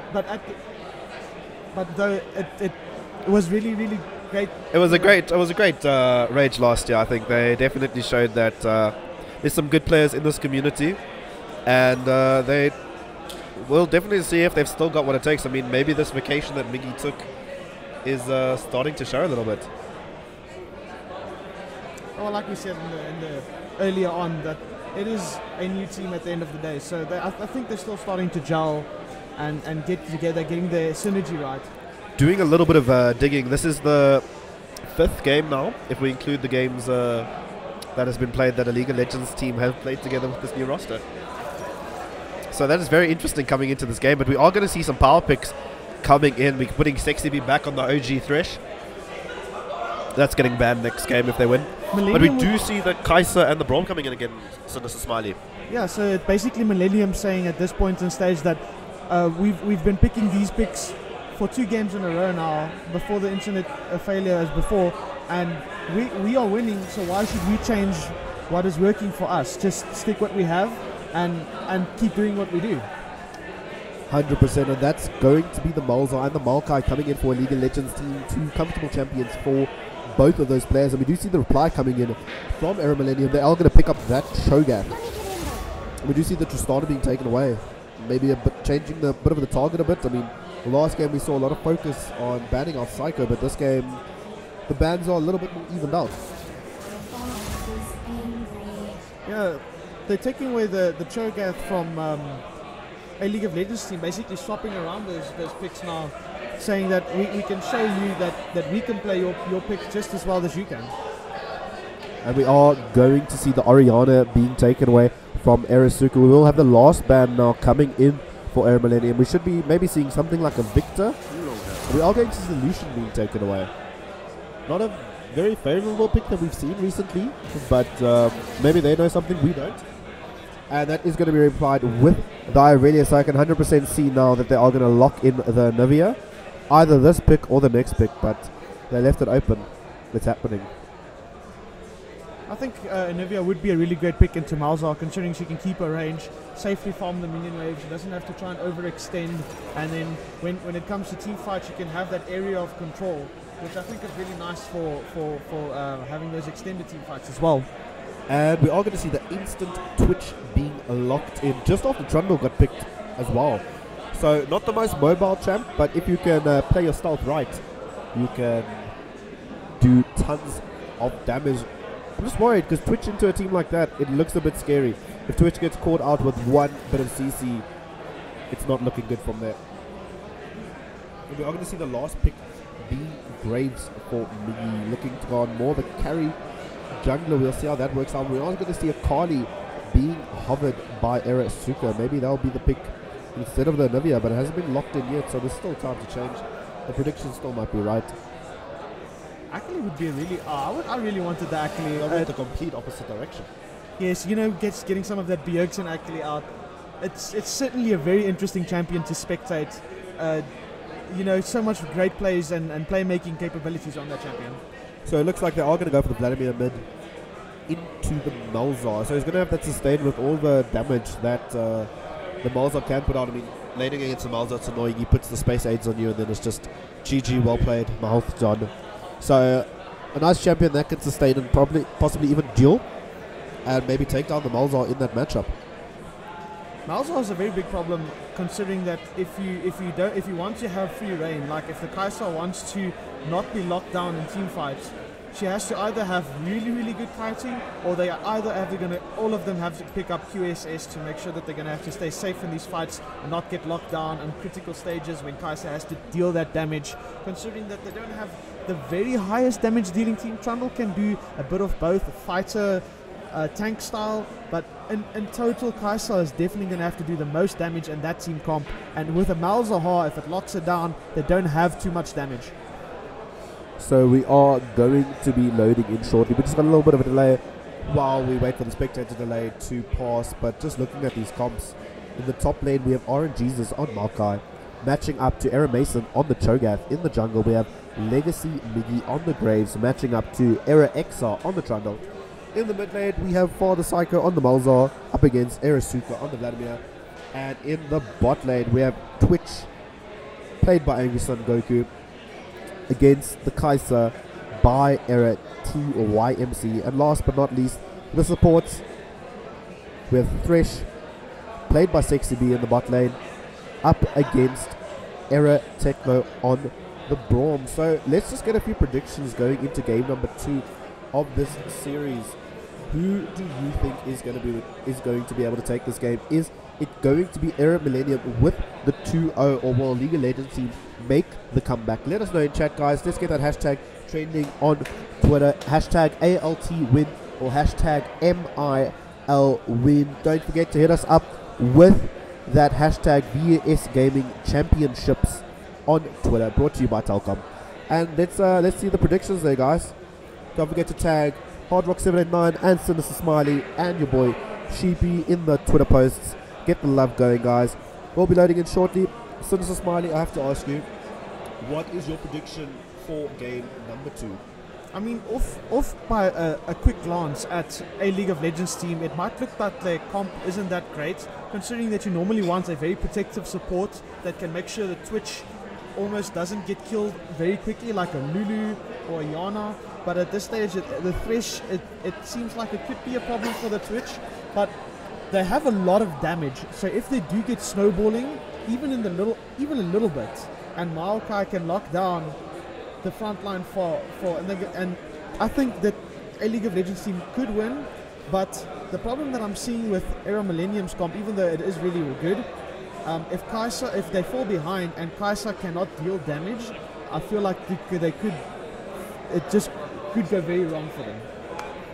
I think they ran it the last game with the Kai'Sa, the Nocturne and the Irelia, where they ran the triple threat comp, where either three of those champions can cover, and they were able to pull it up really nicely, where in game number 1 the Nocturne snowballed uncontrollably, and then in game number 1.0 the Irelia and the Kai'Sa snowballed, and there was absolutely no chance in shutting them down. 2 hyper carries snowballing going into the late game. There was no chance for a League of Legends team, and they just happened to drop that game. But coming into game number 2 now, will they be able to reverse this around into game number 3, or will this be the beginning of an early exit for a League of Legends team? I think it's important that the Trundle at least can have a fallback. So if they do start, it goes bad for them, at least the Trundle can maybe get a bit more of a tanky build and try and be a front line for the Kai'Sa, make sure that he peels for her so she can dish out the damage that she needs to. Really interesting to see this Graves though. He has got Dark Harvest. Very, very interesting. It's not something we usually see. So that's definitely going to be interesting seeing that coming into this game.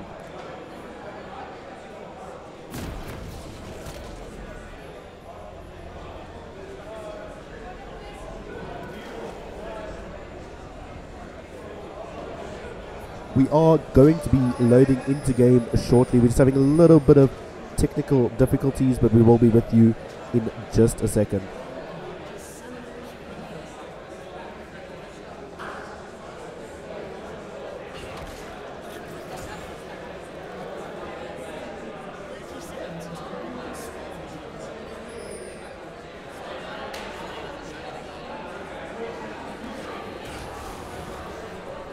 It looks like we are just having a bit of issues getting the game to come on. We'll be back in just a second. Don't go anywhere, ladies and gentlemen.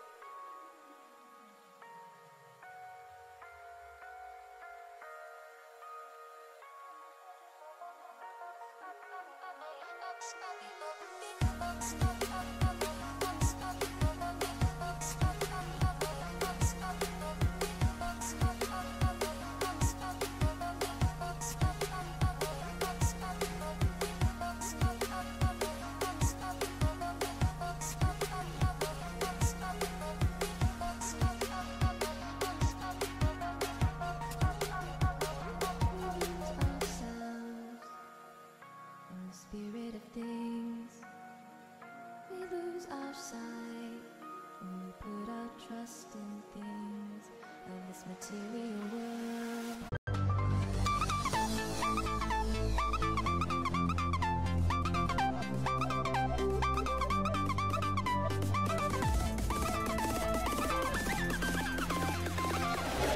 And welcome back, ladies and gentlemen. Apologies for the technical issues there.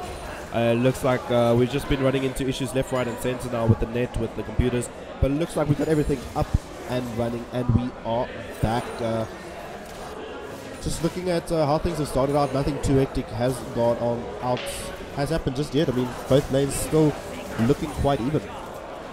Yeah, jungle pathing seems normal, nothing out of the ordinary. It seems like red side is going in for a bit of deep warding, getting that early vision just to try and track the jungler. That might pay off for them a bit later on.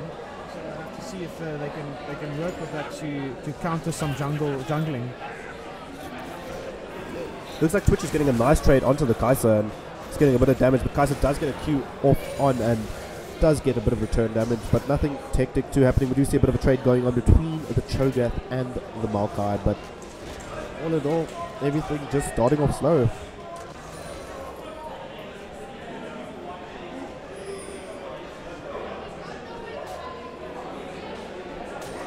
Just having a look at the junglers pathing, we do see both junglers are at the bot lane at the moment, so maybe we might be seeing a bit of early aggression, but it looks like they're both going to recall in sync and not go anywhere from there.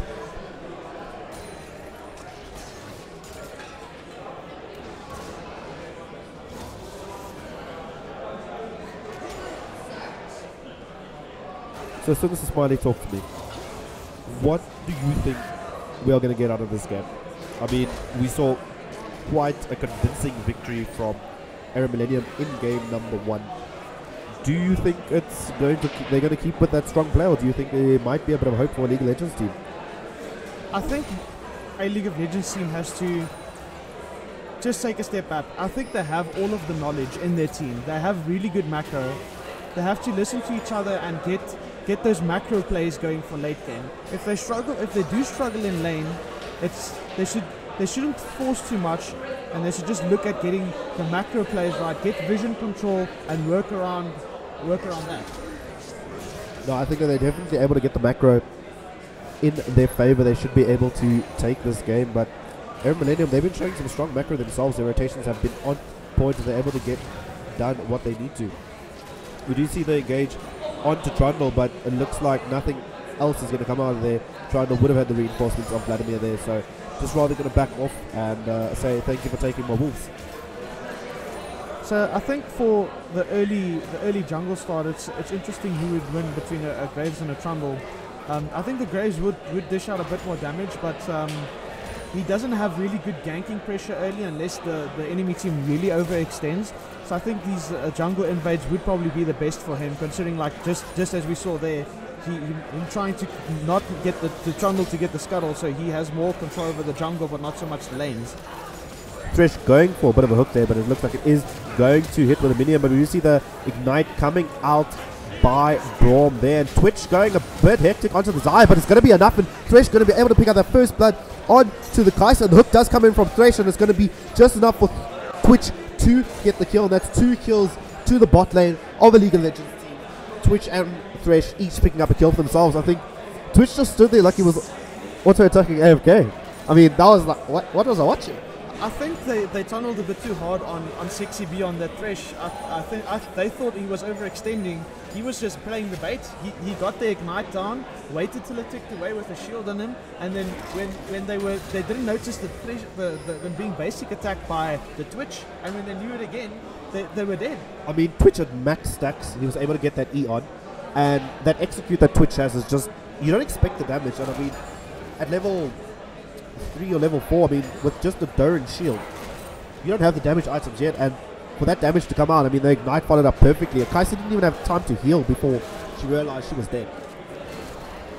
Really well played by the bot lane there of the League of Legends team, able to get a bit of a lead for themselves. I mean, they've had a bit of a rough time. It almost felt like they were autopiloting, but from the Millennium side, not thinking too much about what was happening, and then it just didn't work after.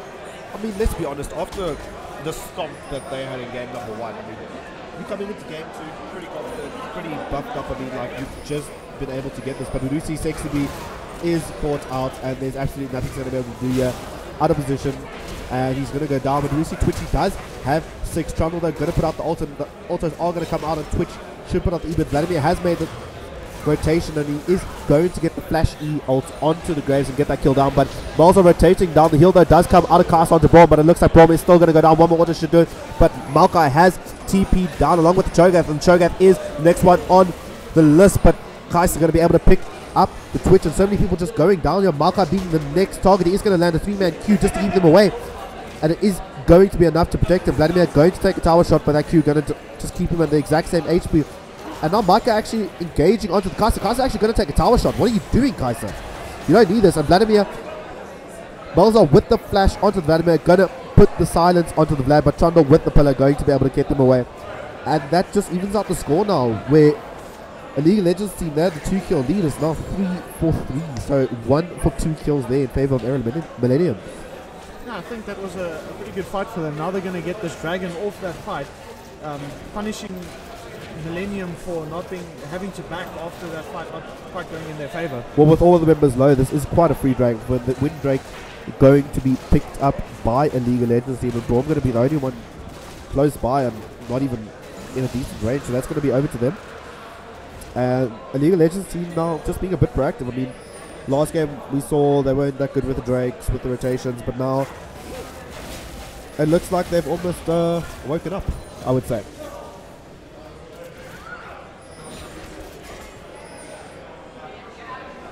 Some pings coming through from Era Millennium, spotting out the enemy jungler in the camps. They could maybe look for a rotation, but he is quite caught out here. Twitch though does put out the ultimate along with Braum, but Twitch going to be, Graves going to be 1v2ing, and a nice snipe from downtown by the Kai'Sa, going to pick up the kill on to Graves, and that's 3 kills on the Kai'Sa now. We saw what happened last time this Kai'Sa got kills. It doesn't end well. Miggy not quite respecting the vision control that they have in the jungle there. They did ping him out, and they did make the rotation. He couldn't get out fast enough, and he paid for it with his life. Twitch was going for the engage there onto Kai'Sa. He did put out the ult, and I thought Miggy could just come in for a cheeky last hit, secure the kill. But really nice rotation from Era Millennium to be able to read that and counter that.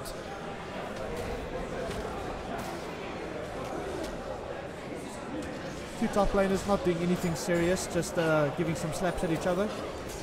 Twitch, they're going to shove in this bot lane, just try to keep that push going, to deny a bit of minions for the Kai'Sa though. But looks like Kai'Sa should be able to handle away the time, but we do see the ultimate coming out of Psycho. Silence is going to be followed. The ultimate does come out of Graves, but it's not enough. The space aids does come through, but the silence is going to be enough, along with the area, and Psycho and Graves able to pick up the kill on to the Vladimir. Shut him down before he gets ahead, and that's Malzahar with 2 kills now. This is the kind of thing that we were talking about earlier when they picked up Malzahar. Even in LCS, you see Malzahar being picked so often. He doesn't do crazy amounts of damage, but the way he just locks down a person for a millenniums almost, you could say, and then forcing them to having to buy QSSs just to deal with the Malzahar. Even AP champions will probably build QSSs because it just doesn't work. Oh my, we are starting with the puns. A League of Legends team securing this Rift Herald, and now it looks like they are going to be taking down this Trundle. The ultimate from Malzahar does come out though. Kaiser with the ultimate should be able to pick up this kill to Malzahar. Is Trundle able to get that last kill with the ultimate ticking? And we do see Father Psycho though, should be able to get the Fresh Lantern to safety, and it's just Miggy that's on the side here. Braum though going to put out the Q, but it does not connect. But if Kaiser gets a W, no, James is going to get away in time, and the play from Thresh going to protect them. That's 1-for-1 going over, and a League of Legends team though able to secure the Rift Herald this time, so focusing on the map objectives and doing really well. Aerodanium though going to be sieging on this mid tower. We do see though Thresh is the target, but he's not going to get taken down. He does put up that ultimate, and they are able to store it long enough for Thresh to pick up the tower in the bot lane. They're going really low. The knockup does come out onto Psycho, and he is going to get taken down by the Shogath. The League of Legends team just stalling just to get that first blood turret. I mean, they got first Drake, Rift Herald, and first turret. This is the type of comp that I was talking about in the beginning in Champ Select. They have to, a League of Legends team has to almost fight through a wall. Even underneath a tower, they could, with their tanks, build up a front line, have the Kai'Sa deal out the damage in the back while they're soaking tower damage and doing damage to the tower and dealing damage to a League of Legends team. Ooh, but Sexy B with a nice hook connecting the Ignite is going to come out onto Vladimir, and Graves should put out the ultimate. One more tick, but Vladimir is able to get up the hill, and I feel like a League of Legends team have just overstayed it a little bit too much. But Thresh has the rat-a-tat-tat, but Braum with the flash auto is going to get the stun onto Thresh, but the Lantern coming in, going to save the Twitch. The ultimate though does come down, but Sexy B with the godlike hook onto the Trundle. Angry Son Goku going to get the kill, but before going down to the Vladimir, and Psycho now going to get the flash ultimate on to... Oh, just beautiful. It's poetry. A League of Legends team able to even out the playing field. Just when you... How many times did you think Twitch was going to die there? Sexy B with the god-like fresh plays. Just protecting his AD carry. I mean, like... Beautiful. Yeah, like, even if in the beginning, like I said, they needed a Lulu, but it seems like Sexy B with these hooks are so great that he can protect his ADC by just hooking people away. Instead of doing the engages, he disengages the people from his ADC. You know, they've done well, but it's not over yet. This is 14 minutes in, the score is 99, the gold is in favor of a League Legends team, but it's only 1,000 gold. That's not even an item, so it can still go either way. Nothing's set in stone yet, and this Kai'Sa is still able to deal damage. There's 5 kills in, to the 100 CS, to the 93 CS Twitch. So Kai'Sa's really looking to be the game changer for Millennium. I feel like if they invest resources in the Kai'Sa now, and they just protect her, appeal for her, she might be able to turn this game around. The game is going into the direction that I claimed to in the beginning of the game. Kai'Sa is getting fed, and Malzahar is popping off with the ultimates on the correct people. We are going to see an interesting TP coming out of Maokai in the top lane. I mean, what's happening? He's going to heal up. Ooh. Oh, he's going to survive long enough to get the last auto down. Graves going to pick up the Trundle. Malzahar making the rotation down, and while this is happening, Twitch and Thresh on the bot lane. The ultimate comes on to Twitch, and Kai'Sa going to be forced to flash out of the rat-a-tat-tat from that Twitch. And it looks like they are going to pick up this tier 2 tower.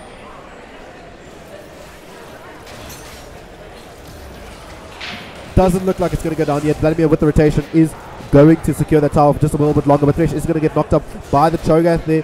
While this is happening, Graves has found the target. The Red Smite does come out, but it's not going to be enough. Thresh running away from 3 members of Air Millennium.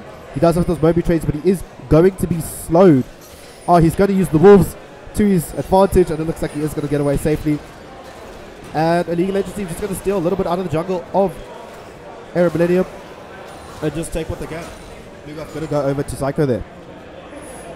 Yeah, like I was mentioning before, the Kaiser's getting fed, the Malzahar is also popping off. The problem is, who is going to run their comp better? Will they have this wall build up for Kaiser, giving her free reign? Will she be left unattended? So basically, if this Kaiser is left unattended and Malzahar can't get to her, then I feel that it will go in favor of Millennium. But if they do get onto them, then it won't work.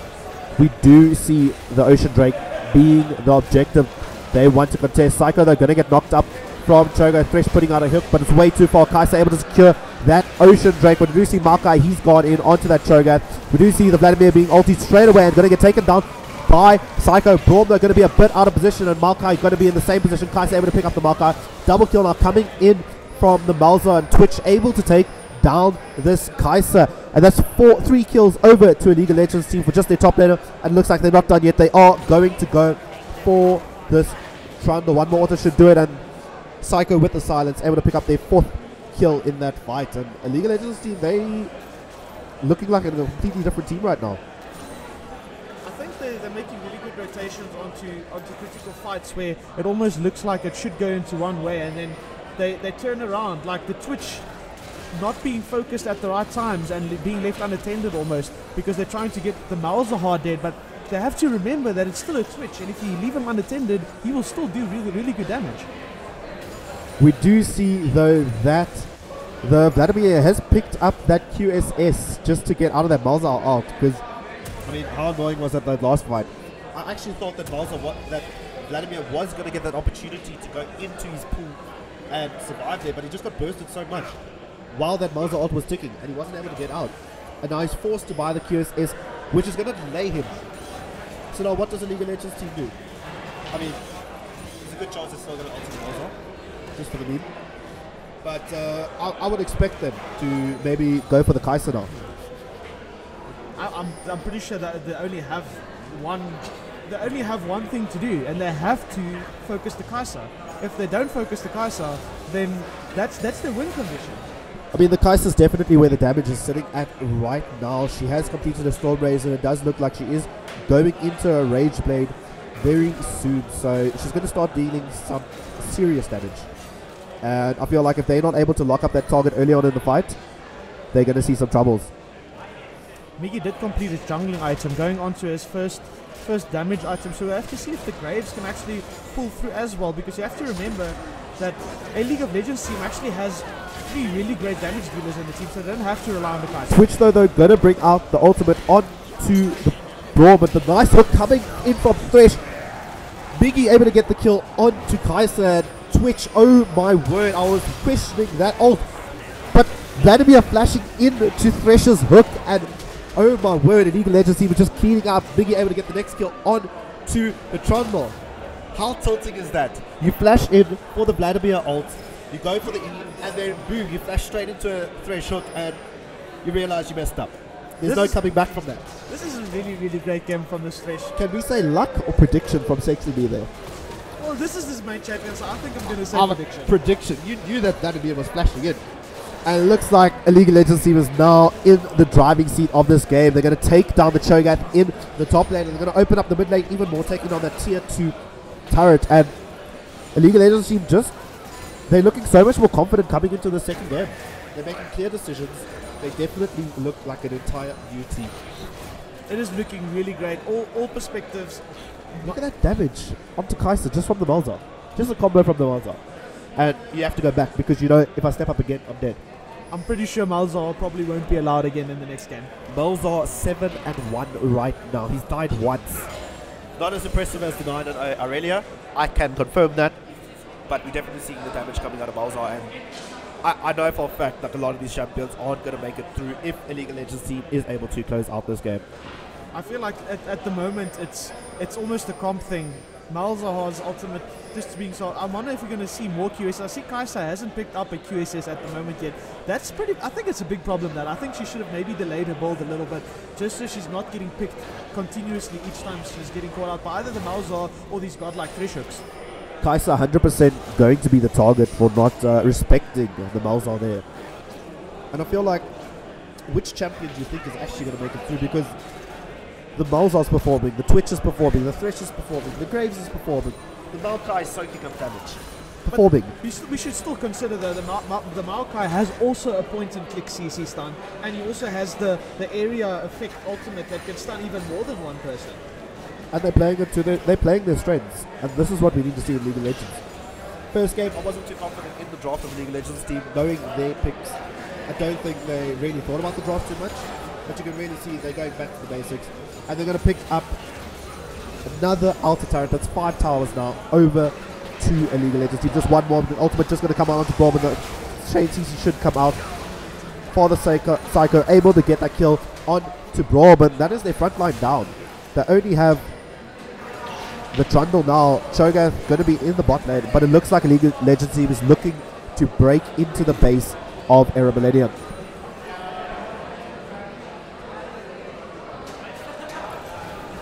Thresh just going for those cheeky hooks. It always looks better when you have vision and you land it. I think what a League of Legends team needs to do now is they shouldn't play too forward.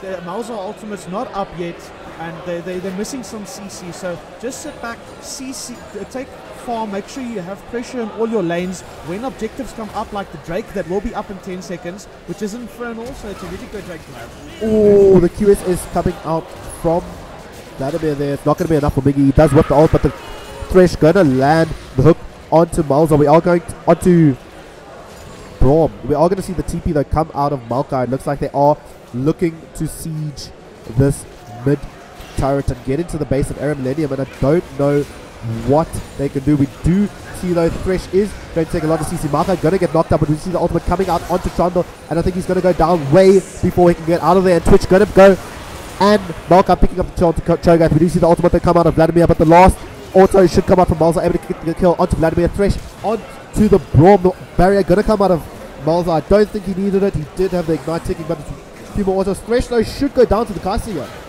Disrespecting the Kai'Sa, and that could delay this game even more. I feel like with the Thresh up, they could have pushed even further. I mean, we've got 20 to 30 second timers. I think there was a bit of a communication issue. I think SexyB wanted to keep on going, expecting his team to follow up with him, but then overextending, realizing too late that he can't turn around now. The Kai'Sa is going to turn on him and then kill him. I mean, there's steps you need to take. The inhibitor was free. Focus the inhibitor. If Kai'Sa oversteps, kill her. But the inhibitor was probably the call from the League of Legends team. So you got to listen to the calls. I know Psycho is the shot caller in the team, so he's probably saying go inhibitor. 6SB is like saying we can kill Kai'Sa. It's a bit of miscommunication, but 6SB pays with his life for that. But that is inhibitor open in the mid lane for League of Legends team, and there should be another Drake going over to them. Luckily he died at not a too critical moment. There was some shutdown ball that went over, but at the end of the day they respawned, they reset now. Maybe SexyB has learned his lesson. He'll take a step back, but then when needed he'll do these crazy hooks that we expect from him. And it looks like Baron is going to be the next objective on the table. The hook does land by Thresh, but I don't think he's going to take it into that dark area where he has no vision. Only the Kai'Sa there, but if he doesn't have his team following up, it's not worth it. Just going to clear some vision in the Baron pit and probably look to take that objective next. I mean, this Super Media is going to be moving into the mid lane very soon, and as soon as it happens, that's when the League of Legends team needs to pull the trigger and start the Baron dance, if not the Baron itself. If Era Millennium pushes the minion wave back, I don't think if they should rather pull off from Baron and look for the pick, maybe trap Baron, see if they can get the Thresh hook or the Malzar onto the Kai'Sa. So it looks like they are going to be starting off the Baron. Cho'Gath does have TP if he wants to join this. Era Millennium, not too much vision, but it looks like it is going to get taken down uncontested. And now a League of Legends team is going to get the flash hook. I don't think that's the target he was aiming for, but Trundle just going down straight away. Kai'Sa though going to ulti and hoping she can maybe do something, but she's going to ulti into 4 members of a League of Legends team. It's going to go down. Twitch though, you're overextending, buddy. Isn't going to be enough, but Miggy there to save the day, getting the double kill on to Vladimir, and I think that is going to be game number 2 going very shortly to a League of Legends team. I don't think there's much that this Cho'Gath and Braum can do. They're going to be knocking away Atlas, these Nexus turrets, and just a few more seconds, and GG, well played. The League of Legends team able to pick up game number 2, and quite convincingly I might add myself. Guys, we'll be back very shortly. I'm joined here with the one and only Simpson Smiley. We'll see you in a bit. Don't go anywhere. We're going to game 3.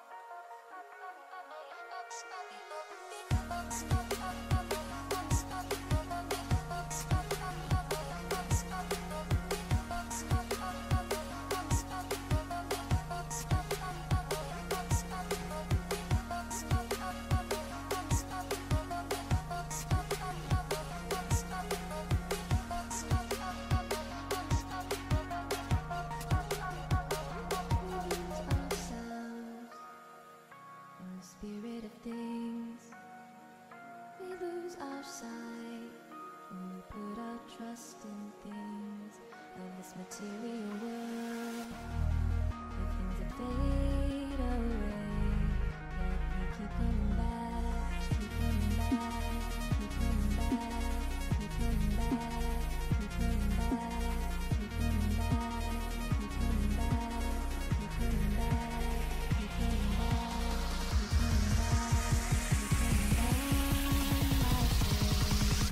Of things we know,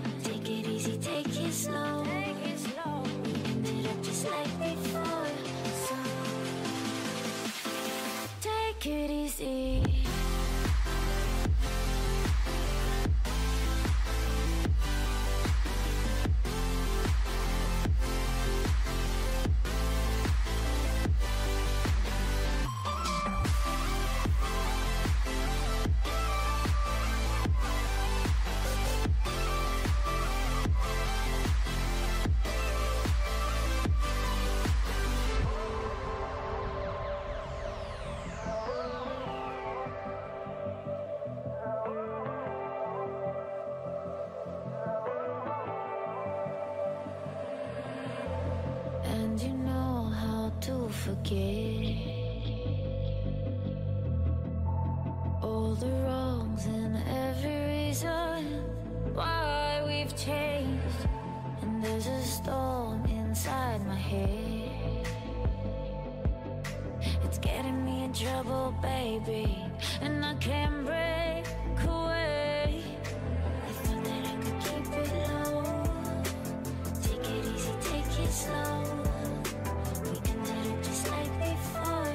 So take it easy, take it easy. I thought that I could keep it low. Take it easy, take it slow. We can do it just like before. So take it easy.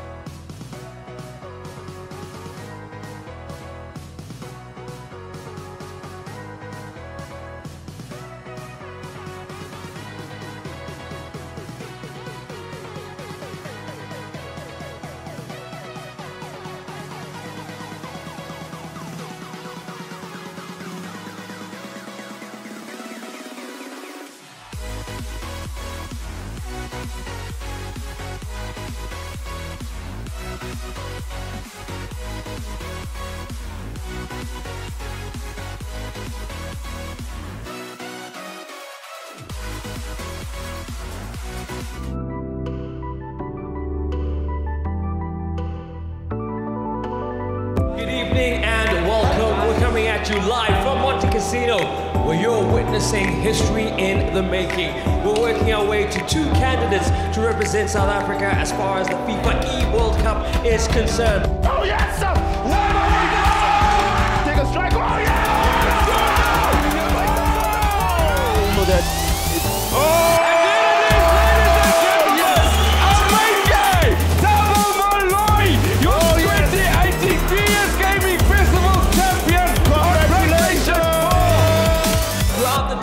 We'll be getting the best of the best, and then the best of the rest, and the best of online to be the final 16 on both platforms of Xbox One and PS4 as we get ready to eliminate and get down to the players that are going to be fighting for a total prize pool of 1.5 million rand over this weekend. Oh! It's our first goal, yeah, enough game final for the Xbox platform.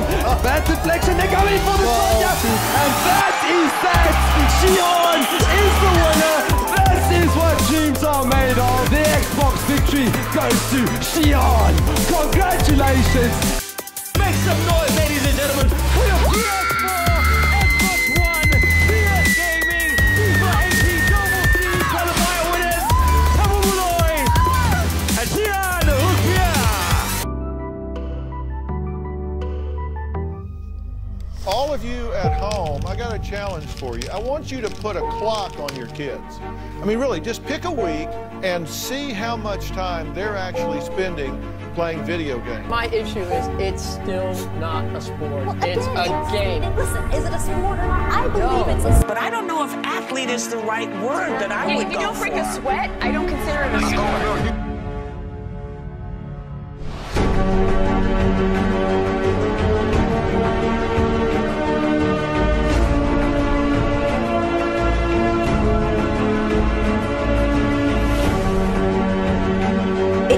community, and it does bring people together. You know, in the same way you watch a football match, you can hear the crowd, everyone's cheering the team on, you make friends, these are people you talk to, you play with online. It's all about community. It's being part of something that you're incredibly passionate about.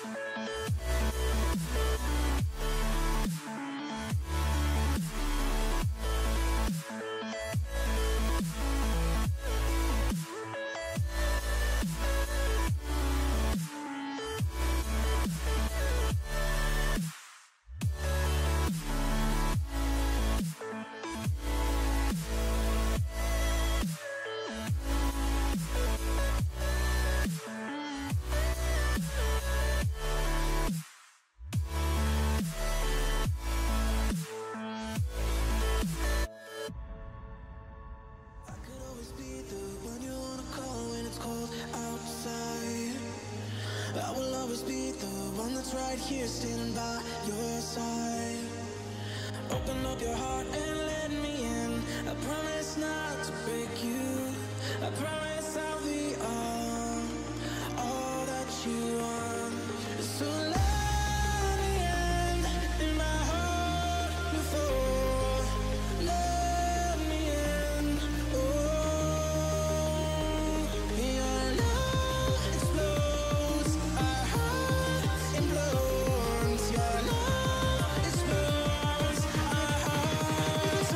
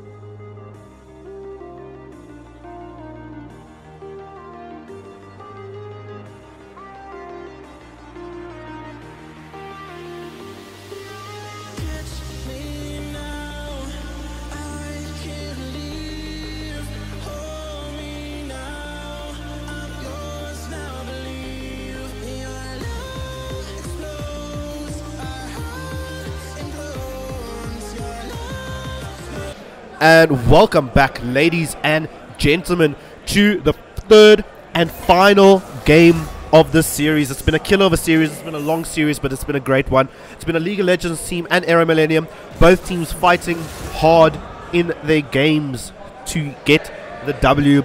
But it's come down to this last moment, the third game. Who is going to take this? Sinister Smiley, talk to me.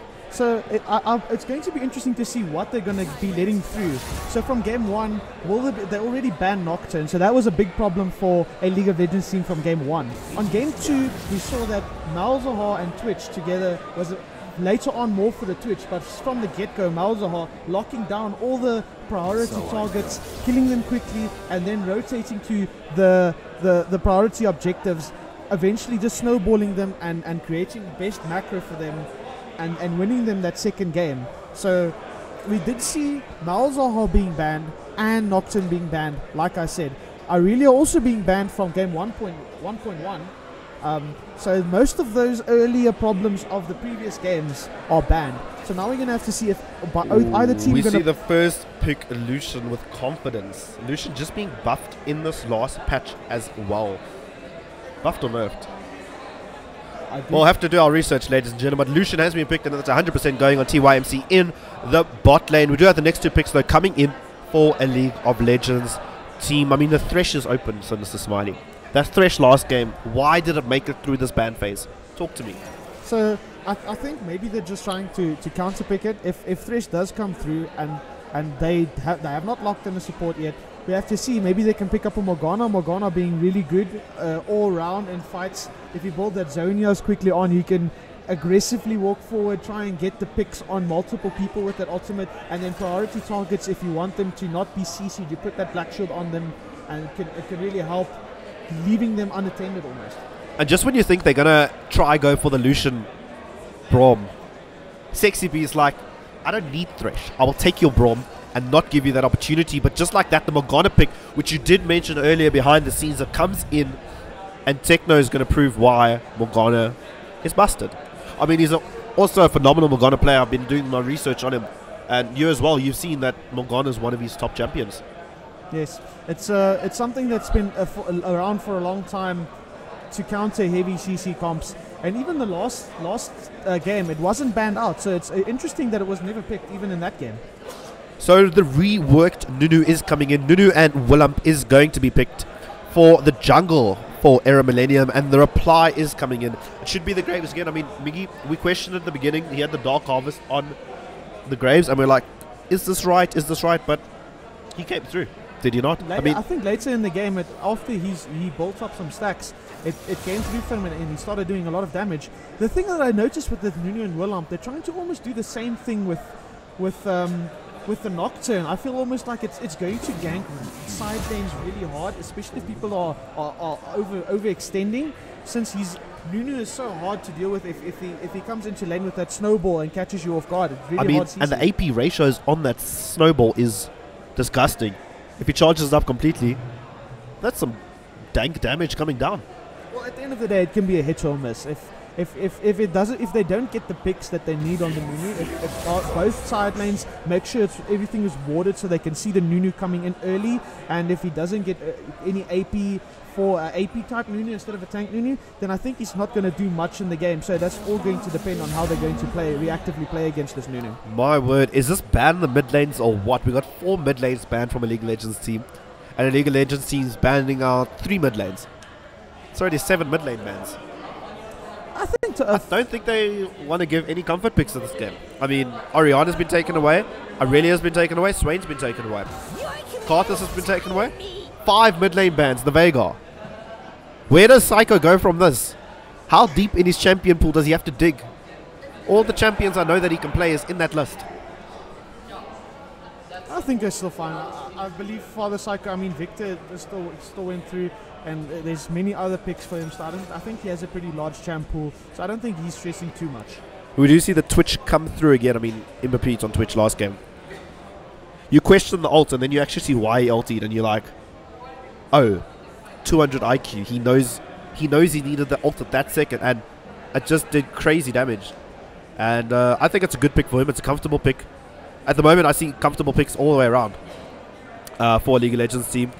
The comfortable pick is definitely in the bot lane for Era Millennium, and the Volibear coming in the top lane. I feel like the one thing that Millennium will have to definitely change about what happened last game was on some fights it felt like Twitch was almost left unattended. He was dishing out damage on some times, and then people would just be focusing the Malzahar instead of realizing, but whoa, wait guys, there's still a Twitch ADC here that's busy scaling. We can't just leave him. And at the end of the day, he started dealing more and more damage, and when they wanted to deal with him, it was too late. He was already starting to scale. I know for a fact that this Era Mason's Volibear is something to fear. I tremble when I see it, because I know what he does on this champ, and he's a phenomenal Volibear player, and I respect that. And I think he's definitely going to have a huge impact in this game. We're just going to have to see how they pull it off. We do get the Corki being picked up in the mid lane. We haven't seen that for a long time in the meta, actually, so it's quite an interesting pick. But then we see the Donga coming in the mid lane for Psycho. I've never seen him play this champ in my life. Ever. I'm not sure about that. Maybe they're trying to go for you can try and gank me and I'll 2v1 you and then kill you type thing in the mid lane, because that's what Heimerdinger is really good at doing. But does Father Psycho have Heimerdinger in his champ pool of cards? I don't think he has it across all his accounts. I think Heimerdinger is just like, well, you banned out 5 of my champions, let's get a new one. And I think that's exactly what he just did. Quickly looking through stats, there is not one Heimerdinger played for the entire of this year, at least. So that's very dependable to see if he can come through with this Heimerdinger pick. I'm really interested to see how they are going to pull this off, working around it. But it's definitely going to be interesting. We haven't seen Nunu in a long time. In fact, we haven't actually seen him in the competitor scene yet. So that's quite a interesting pick coming out of Era Millennium, and unless he has extensive practice on this champ, I don't know, hey, because yes, you can play a champ before it's broken, but if you know when to use what ability, where the champ's strength is, I think that comes with time. And I don't know how I feel about the Nunu. Looking at Era XR, it does actually seem like he does practice Nunu fairly often. I'm not sure if it's the new or the old Nunu, since it could have still be stats from his old Lulu, but at the moment it seems like he has played a lot of solo queue on it. So maybe he does have that necessary practice on Nunu to pull off this game.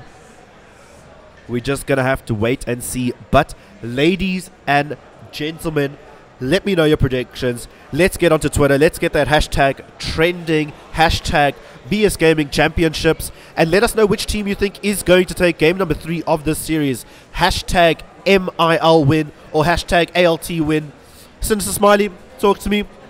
Who do you think is going to close out this series? I need your prediction. This is a hard one. I think both teams are on very high nerves now. I think at this moment in time it comes down to who's going to keep their cool.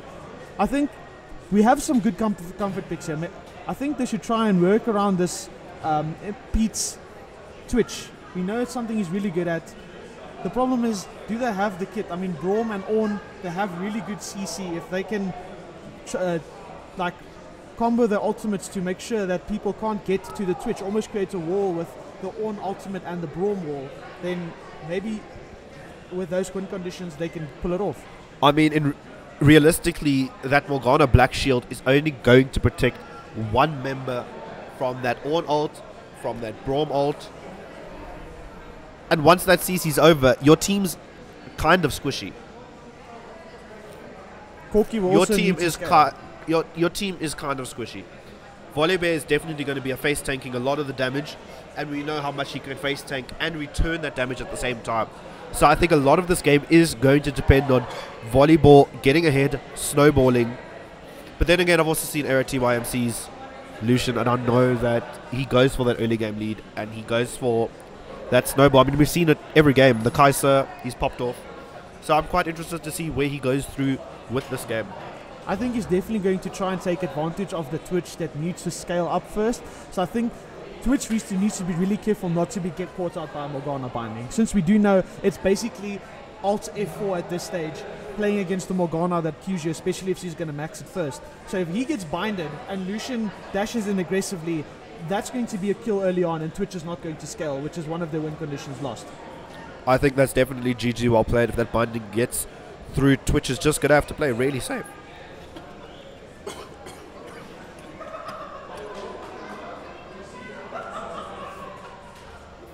So while we're loading up here in Champ Select, we see the Graves has the Dark Harvest again, just like the previous game. So just like the Twitch almost needs to scale, again we're going to have to let Miggy build up these stacks and see if he can, again with like the previous game, do these like heavy, strong basic attacks with the Dark Harvest stacks. Well, ladies and gentlemen, we have just loaded into game number 3 of this series. Let us know your predictions. Get to Twitter. Twitter's where it's happening today. Get that hashtag trending, hashtag VS Gaming Championships. It looks like Era Millennium is going to be camping the bush. Will Illegal Legends teams walk up and face the wrath of 5 members? Or will they just play it safe and return to the buffs? I think a Braum would have, except for the Lucian having that early damage you talked about earlier, I think for early invade comps, Braum is really, really good at that. So it's really dependent to see. I wonder if they check that bush, who would have won that fight. It's pretty interesting if they. I mean, Era Millennium, they thought that a League of Legends team maybe came in through Tribrush, got the invade there, but a League of Legends team was just camping Deathbrush. I mean, both supports have the ability. Whoever gets the binding first, or whoever gets the Q from Braum first, that target is in a lot of trouble. With Braum, you still got the opportunity to flash, but if you're not going to flash in time, yeah, GG. But both teams rather going to play it safe, not going to face check brushes unnecessarily, and it looks like we're going to get a standard bot side start for both junglers.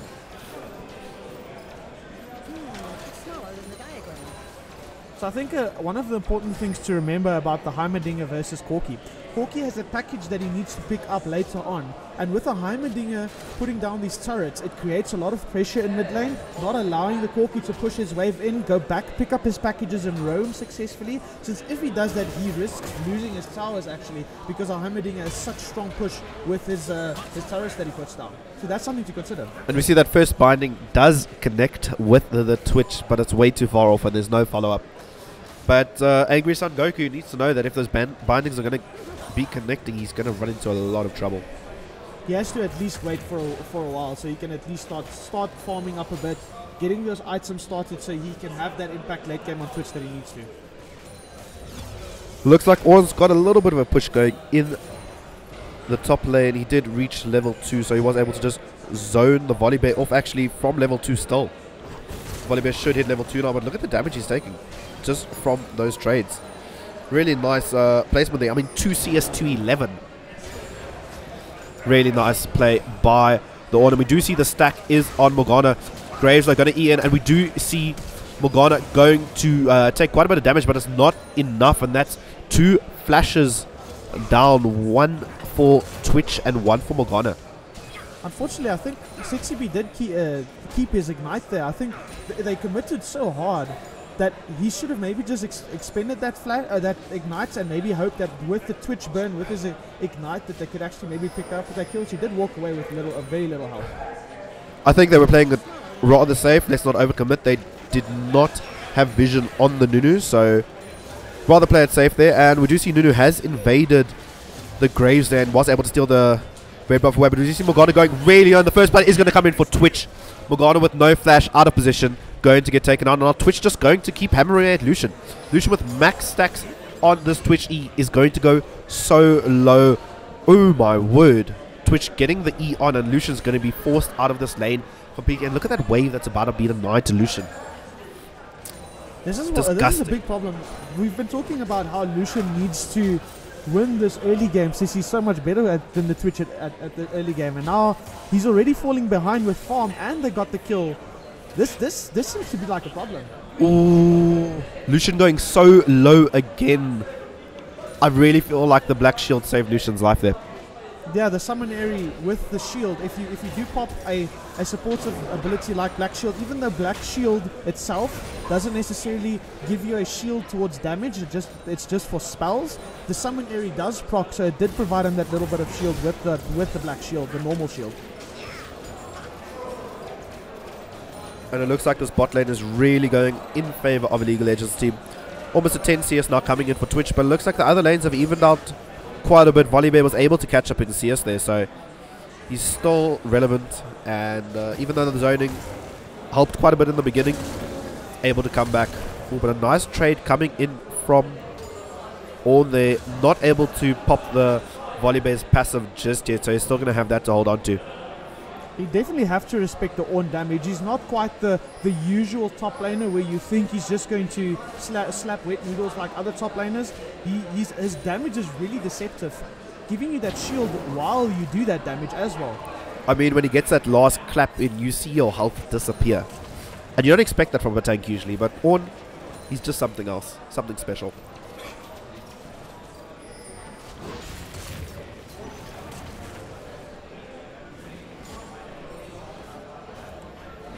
So we do see the Nunu coming in with the snowball. He's not going to be successful. He did hit the minion wave, causing it to stop him. But at the moment, it looks like they're probably just going to play it safe.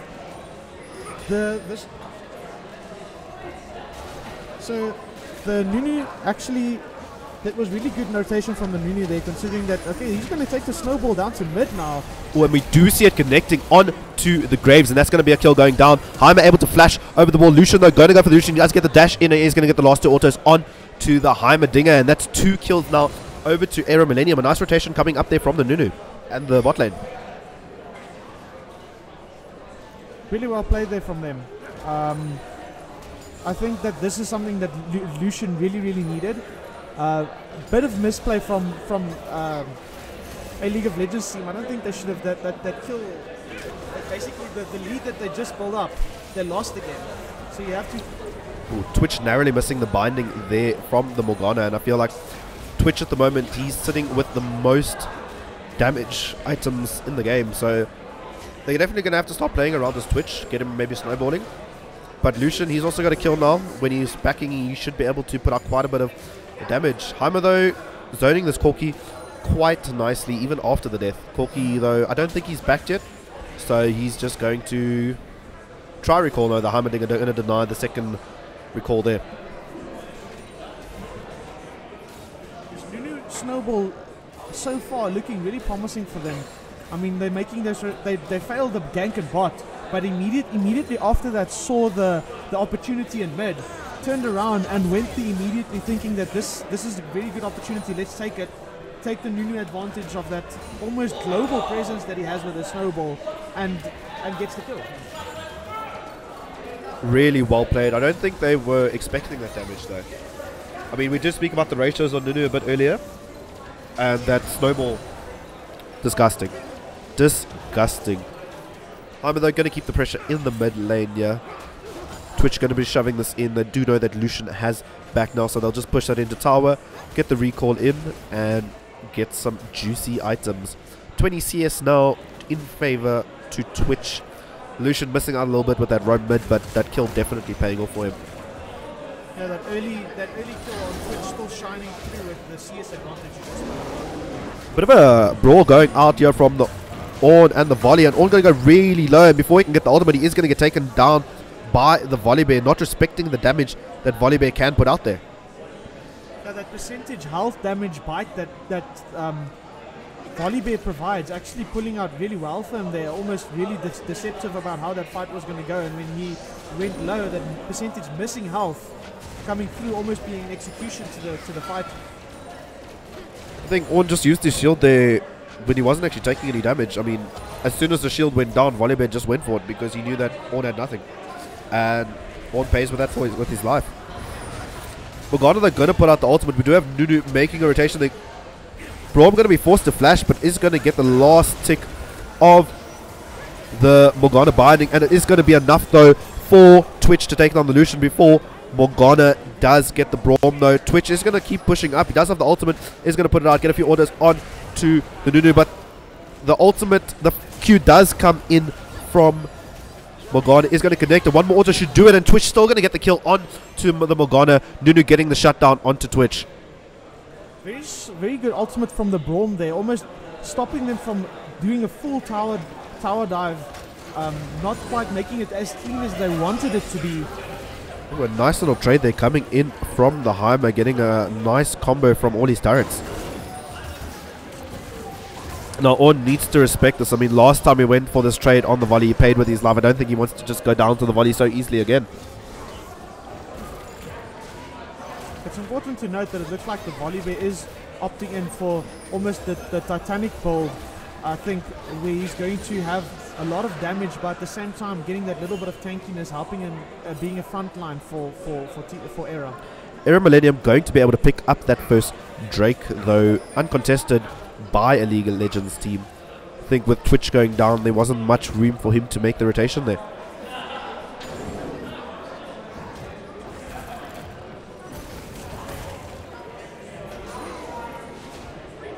We do see the trade going on with these two again. Orn has just used a shield, but Miggy has made a rotation now. He does not have passive, but he is going to get the kill on to Orn. Oh my word, what was that? He does have the passive popping now. Now he's going to go for the trade on to the Graves. Graves, though, going to get those autos down. Does put down the Q, but it is not enough. And Volleybear going to get away with just a slither of HP. He gets away. A passive, giving him all that health back, completely turns that fight around, where they thought the rotation is going to come in their favor and they're going to actually win that fight. Well, we do see Lucian going to get the damage on to the Twitch, but the TP does come in from the Volleybear onto the Braum, and it isn't going to be enough to get the flip. The dive is going to possibly go in. Braum, though, going to land the Q onto Lucian, but Twitch going down, taking Morgana with him, though. I think Twitch just standing there, easy target for Morgana. I mean, he's auto attacking. Let's just auto attack. Who cares if a binding hits me? And he does go down to the Lucian after all. Lucian putting out a lot of damage there. I think the Twitch has to be more respective of the Morgana binds every time catching him out. Ultimate, though, coming out by Heimerdinger onto the Nunu, and Nunu actually going really low. Is going to get the shield, though, from the ultimate. A clutch ulti just to keep him alive. Really smart idea they're using his ultimate, actually, just to give him that little bit of shield to help him walk out of it safely. That was just enough, and so his clutch plays that just keep that snowball going.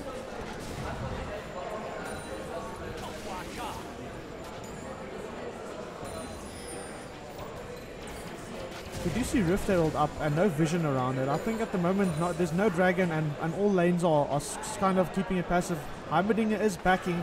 I think that blue side should have maybe rotated with the volley bear trying to get that Rift Herald, since it doesn't seem like a League of Legends team would have been able to contest it.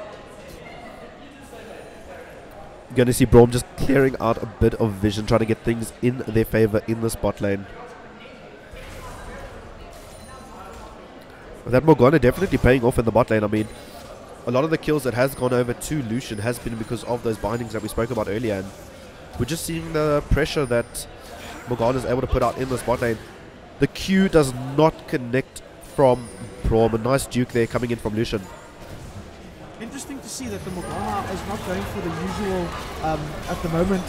We do see the ultimate coming out from Ornn, and it's just enough for Miggy to be able to take down the Corki. We do see Nunu and Jaime having a little bit of go at each other, but you should get to the plant just in time and you should be okay. But the stun does come in. Nunu actually going to flash away, and I think now Father Psycho, it's a bit of a questionable thing. You don't really want to be trading with this 2-0 volley bear. If they took the Rift Herald earlier when they had the opportunity, this wouldn't have been a problem for them. Well, we do see the ultimate though coming out of Twitch, and Twitch able to get that kill onto Lucian. We see the ultimate coming out of Morgana though, and it is going to be enough to stun up Pete. The Q should be up soon by Morgana, but the minions are there in favor for Twitch. And Twitch, if you step up, oh my word, that damage coming out of Twitch though, able to just execute the Morgana so swiftly, and that's 2 kills for the Twitch there, and really well played altogether. Really seeing this Twitch being a main champion for MVP, really shining. He's not usually backing off. He turns his man and he fights people that comes to him, not being scared of anyone trying to contest him. Definitely a very comfortable champ for MVP, and he shows why it's comfortable for him. He knows his damage, he knows what he can do, he knows what he can't do. We see the package though coming in from Corki, but Ornn going to get the dash, and oh my word, so low, but it looks like Era Millennium is going to get that kill on to Ornn, and Ornn just having a bad time in this top lane altogether. I think this is good rotations coming in from Era Millennium. I think they want to try and get some macro play going, since it does seem like they're starting to lose a bit to this scaling Twitch we talked about that will be a win condition for them later on. Nice rotation there from the Heimerdinger though, just to catch that wave, not letting them take that first turret, because first turret gold is still on the table, and I don't think they want to be giving that away any time soon. Twitch is going to make his way back, and we do see the Rift Herald being summoned in the bot lane though. Twitch going to put out his ultimate, and Lucian taking too much of the tower. He is going to go down to Twitch, and the flash coming in from Twitch though. Nunu going to get that stun. Twitch though going to get that Guardian Shield from Braum. Oh my word, Twitch, what was that? Just a few more autos and it looks like Morgana should go down. Graves has made a rotation. We do see the flash coming in from Graves, and one more auto should do it, and the double kill coming in for Graves. But the first blood tower going over to Era Millennium with this Rift Herald, but Graves should be able to take it down very soon. But quite an interesting fight. Still dead, even though 10 kills to 10 kills, 26.3k gold to 26.4k gold. Both teams are dead even. Yes, I think something that we haven't looked at yet, even though the game is very even at the moment, when it comes to late game, I think it would be really hard to siege against this Heimerdinger. So I think they might want to try and look for picks, because just brute forcing it down the lane just won't work against the Heimerdinger. Even though the Heimerdinger isn't doing much, he's behind in farm. He just finished his Luden's Echo, but what he wants to do is to sit in lanes, have 3 turrets down, make sure they can't siege. But if they look for picks like they're doing now. The ultimate going to come out of Braum though, and the double knock up onto the Lucian is enough. Miggy able to get that kill onto Lucian, and Lucian the damage meter going down very soon. A few more autos and Nunu should be the next one on the target. Does have those 3 stacks, but does not have Twitch there. But Twitch going to come out of camouflage very soon. Ultimate not just yet. We're going to get those autos on to the Nunu. Graves able to pick up the kill on to Nunu now. Corki running away, but the autos are coming out. Twitch getting the ultimate, able to get that kill onto the Corki, and that is 3 quick kills from a League of Legends team, and that should be Drake coming in very soon afterwards. It's almost like a League of Legends team are turning the win conditions that we just spoke about for Era Millennium on them. I mean, instead of sitting in a lane, they actually look for the picks on Era Millennium when they misstepped. I mean, they're looking for these fights, and they are absolutely getting these fights. The Braum ult with the Ornn ult is so potent, because you can only black shield 1. If you play it really well, if they put the ult too close together, yes, you may be able to Black Shield both of them. But Morgana didn't have Black Shield in that trade. Lucian got knocked up twice, he got popped, and then those Braum passives just kept getting reset. Twitch came to the party, he came out, Rat-a-tat-tat came to Eradicate, and he just wrecked them. So what I'm seeing now at the moment is, first off, we're seeing that they're getting very comfortable. We talked about how a League of Legends team was very new to each other, they had new people in the team, and now they look like they're almost getting very comfortable in the game. They're easing into it. They're playing more like to their styles, and also this Graves also in the beginning wasn't much of a threat. Now they have 2 ADCs on their hands that getting fed is going to do a lot of damage. I mean, they banned out one laner in this game, and that laner, he's not stomping, but he's not feeding. He's doing his job. He's keeping pressure. He got mid turret, and he's doing all he needs to do, and that's perfect. At the end of the day. That's just enough, because we have a 5-1 Graves, but we have an 8-3 Twitch. They've got the damage they need. They've got the people, the carries, carrying. We do see Heimer going to zone the Morgana off this tower, and they are going to pick up another outer turret. Their second tower of the game. Era Millennium leading in turrets. Both of them have 1 Drake each, but it does look like a League of Legends team has the slight lead with just 1,000 gold lead and 3 kills in their favor. At the end of the day, as you said, you don't need to carry on a Heimerdinger. You just need to make sure you set your ground with your turrets. If they shove against you, you make sure the wave doesn't shove. If you have to shove towards them, you put your towers down, stand your ground. If they misstep or engage on you at the wrong time, they walk right into your turrets and into your win condition. I mean, it's so annoying because he's such a safe laner. He's got that range and he plays it to his maximum ability, and it just shows.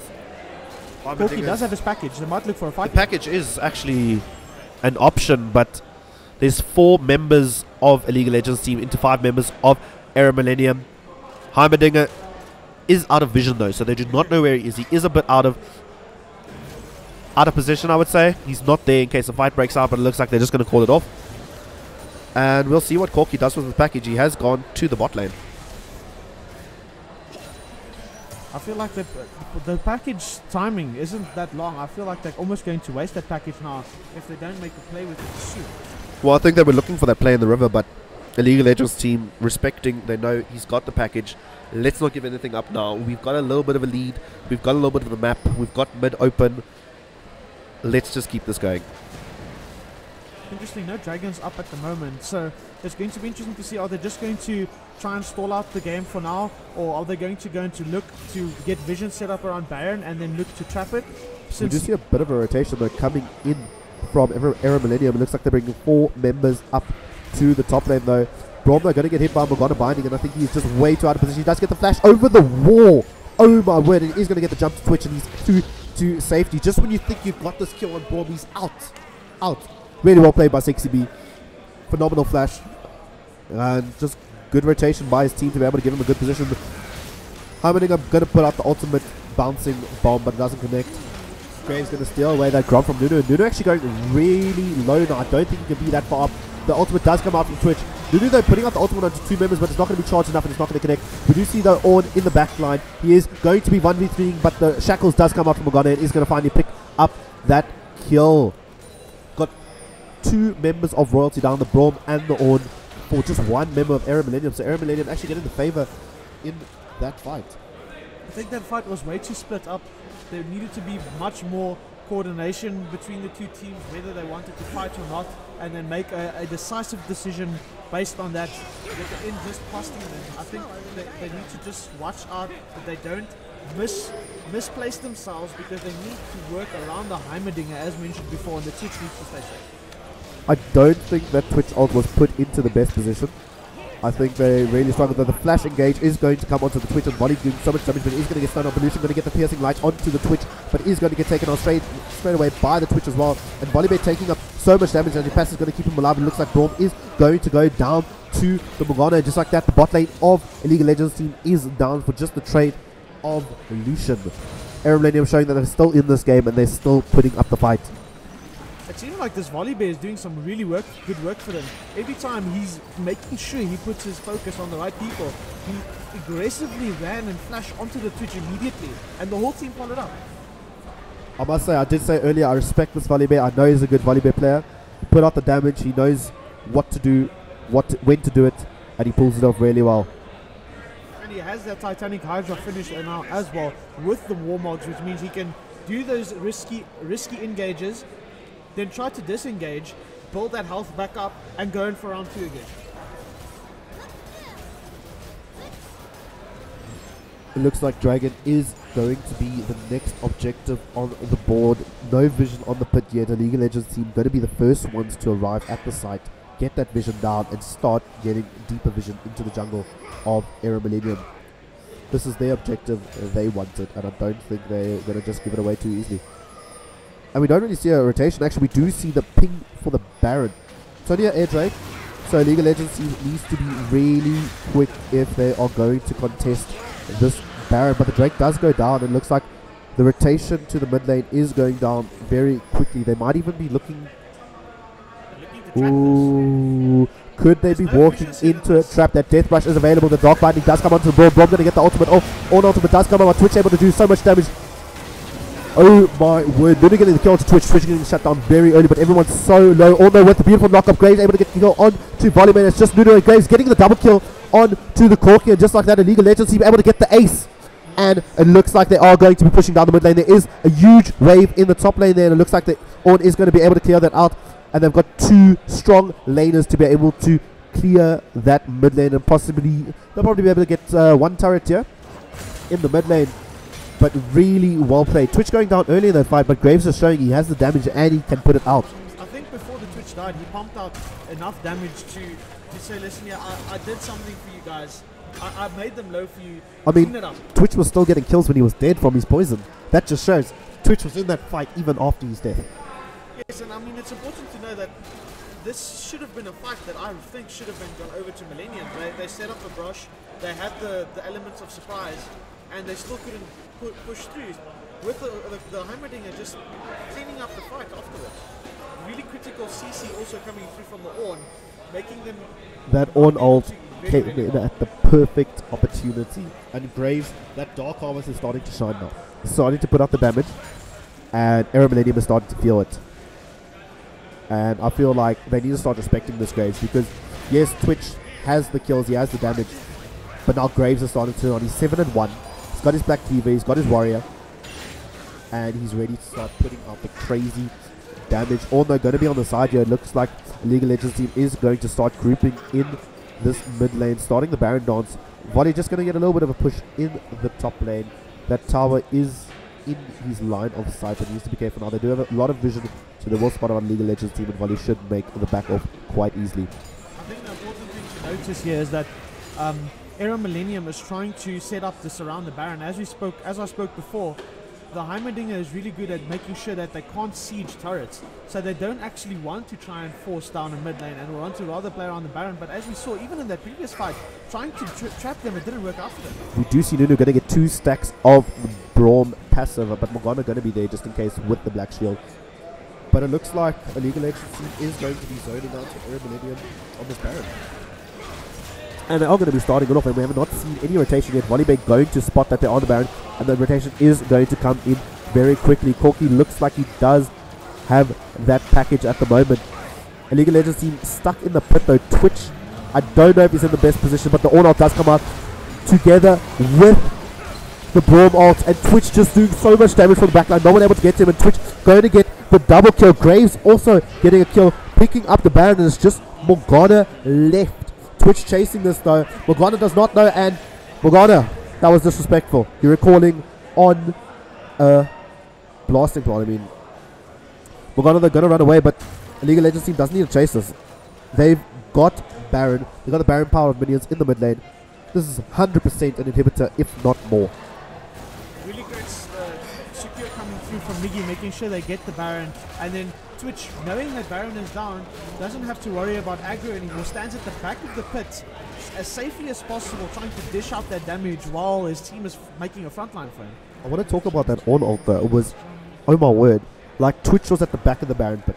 Now that's not somewhere you want to be as an AD carry, but the Braum ult stops them from getting on Twitch. They were gunning to get onto Twitch. The Braum ult stops them. The Ornn ult, just when they think they're going to get onto Twitch, the Ornn ult comes in as well.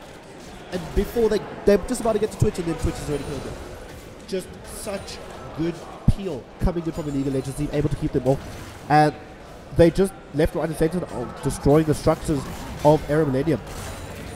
I think this is almost what they were trying to do with Psycho's Heimerdinger pick. Maybe from this get-go, they were thinking, maybe if we set up a Heimerdinger in the front line with the Twitch, then it would be a problem, you know, where they can't get through your front line with the Heimerdinger.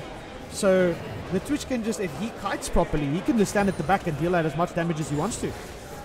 And now a League of Legends team just needs to use this Baron buff in their favor. Their 4 members are going to make their way down to the bot lane, or going to handle that Volibear in the top lane. They don't need to fight, they just need to keep the pressure.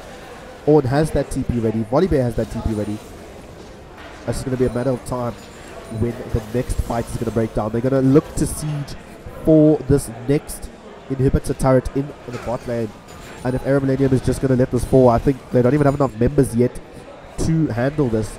But it looks like they are going to play it safe and not commit. They're just going to let the Baron minions do the work, because you can't stay back. Heimer's got way too much pressure. They've got the stun. The binding does come in from Morgana, but the Nunu Snowball going to connect with minions and not going to be enough to take down that Braum.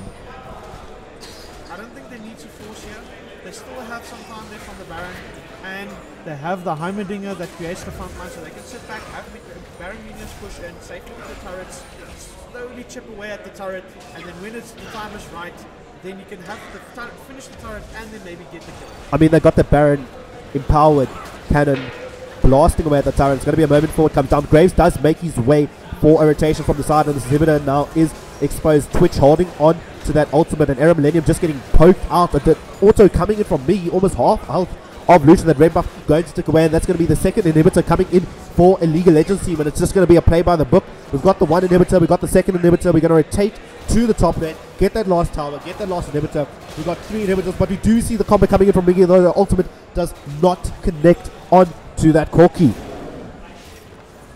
It looks like it's almost just a matter of time before they're going to chip away at these Nexus towers as well and take this game 3. I mean, at this point, Era Millennium has to pull the trigger because their base is falling apart. The Baron has expired now for a League of Legends team, but now we do see that Nunu has been caught out of position. The Ornalt is going to come out, and the Nunu is going to down for very shortly. The Lucian is going to get quite a bit of damage down onto a League of Legends team. We do see Volibear has made his way up onto the Twitch, but the chain CC coming in from a League of Legends team is not going to be enough. We do see Corki, they're able to get the shutdown on the Twitch. The Shackles does come out for Morgana, but Orn going to get the last auto onto the Morgana, and Braum going to take down the Corki, and it's going to be a League of Legends team taking this long, hard-fought series. It's just Lucian left, and League of Legends team is going to take down this Nexus. GG, well played to a League of Legends team. So Smiley, it's been great casting this series with you. It's been a crazy series, in fact. We will be getting one of the players from the winning team shortly to have a little bit chat with them, find out how the game went, what went through their mind. Don't get anywhere, ladies and gentlemen. We'll be right back.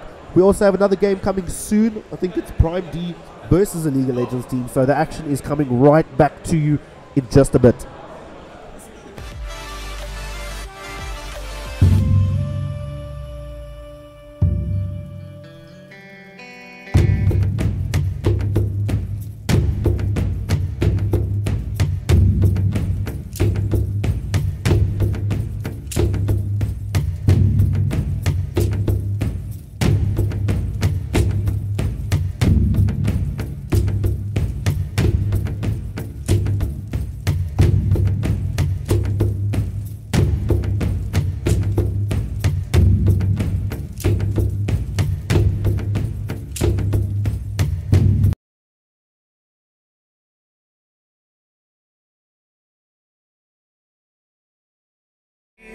Why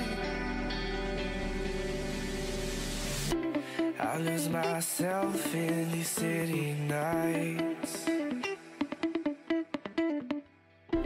I lose myself in these city nights. I'll never forget those city nights. I'll never forget the city lights. We were so young, we were so free. City lights with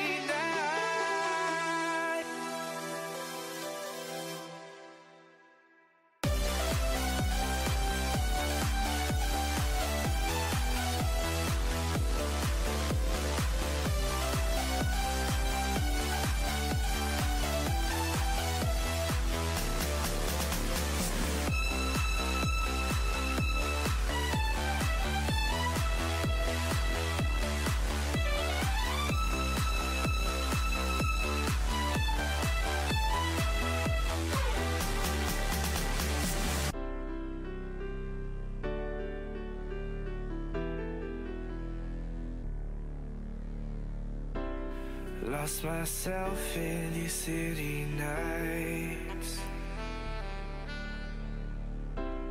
Lost myself in your city nights.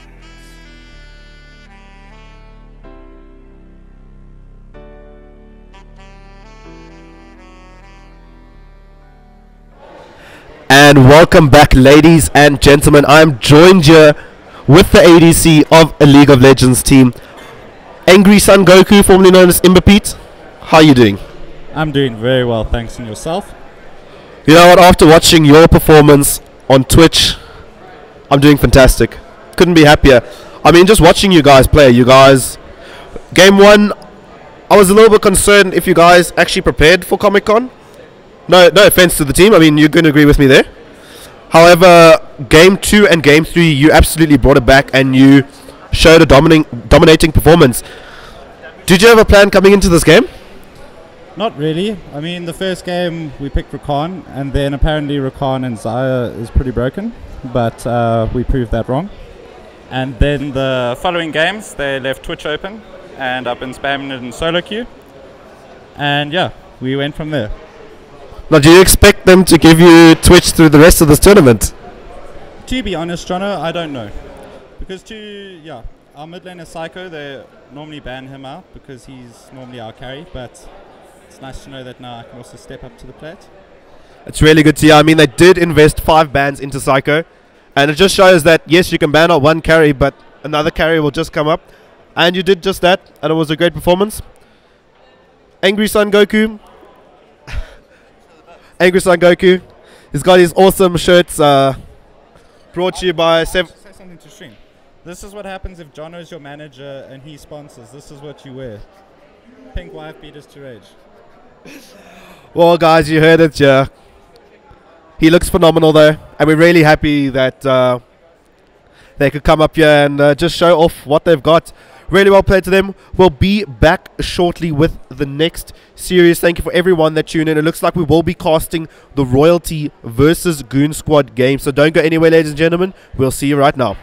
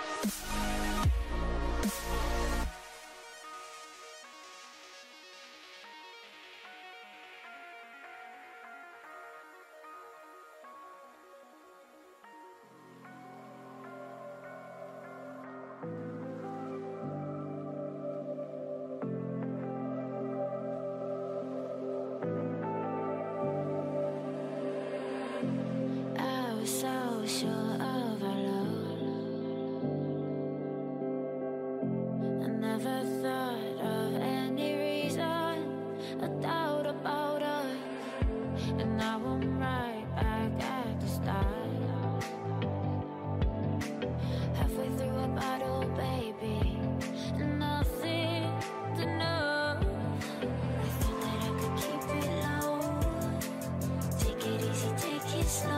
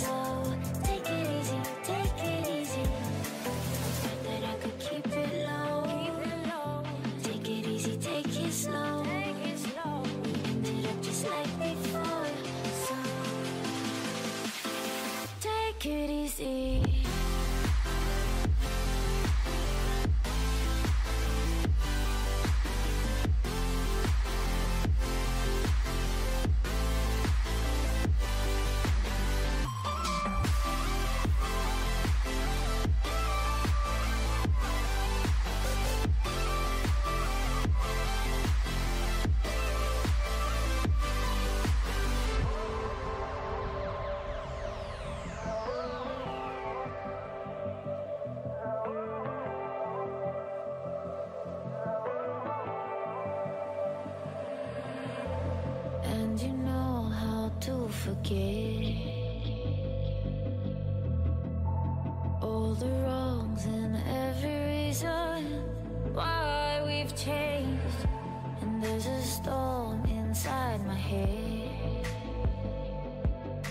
It's getting me in trouble, baby, and I can't break away. I thought that I could keep it low. Take it easy, take it slow. We ended up just like before, so take it easy, take it easy. I thought that I could keep it low. Take it easy, take it slow. We ended up just like before, so take it easy.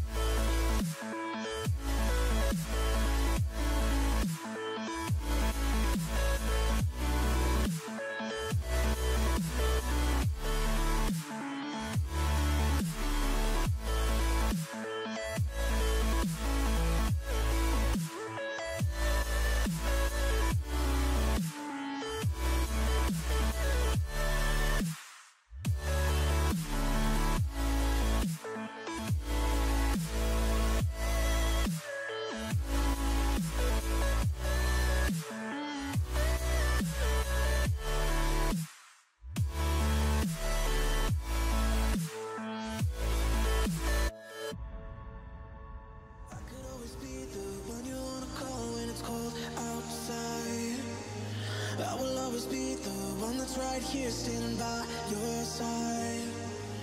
Open up your heart and let me in. I promise not to break you. I promise I'll be all that you want. So let me in my heart before. Let me in. Oh, your love explodes. Our heart implodes. Your love explodes. Our hearts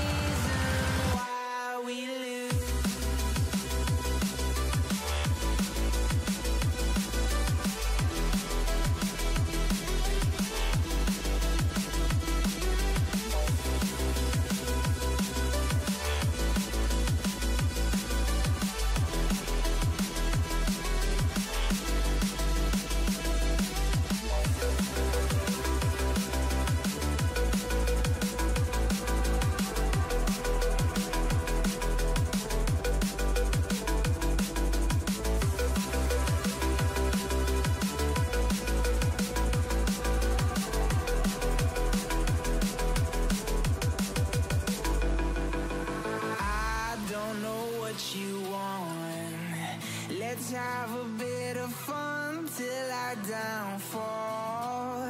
My love, if you feel like I do right now, don't say you're on the run to the other side. My love, you say you wanna try, but you never do.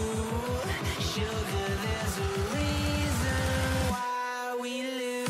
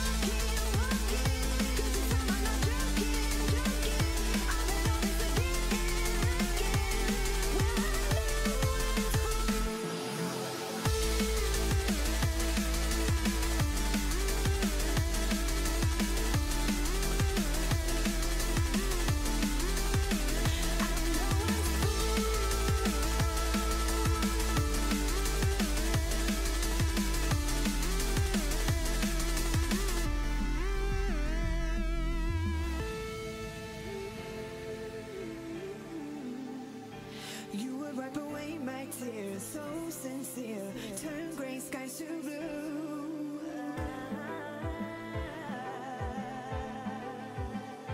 You won't ever change your ways, doing what you do.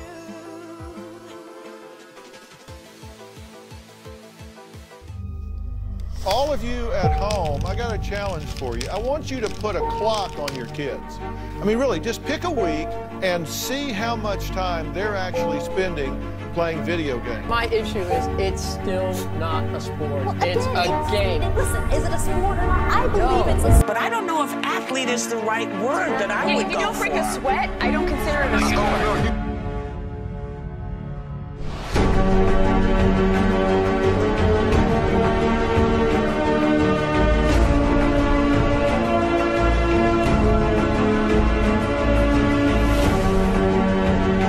It is about community, and it does bring people together. You know, in the same way you watch a football match, you can hear the crowd, everyone's cheering the team on, you make friends, these are people you talk to, you play with online. It's all about community, it's being part of something that you're incredibly passionate about.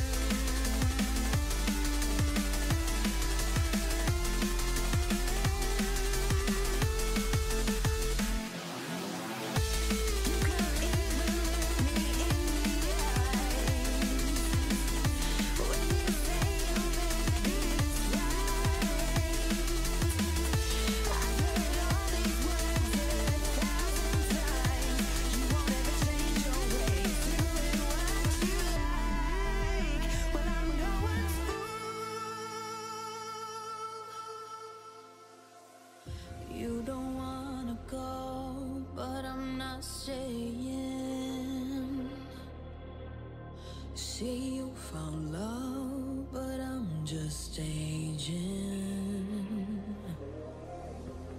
Oh, the fire's low, I'm broken inside. I'm still alive, I'm still alive. But you know that we might still get burned. Raging. The fire is raging.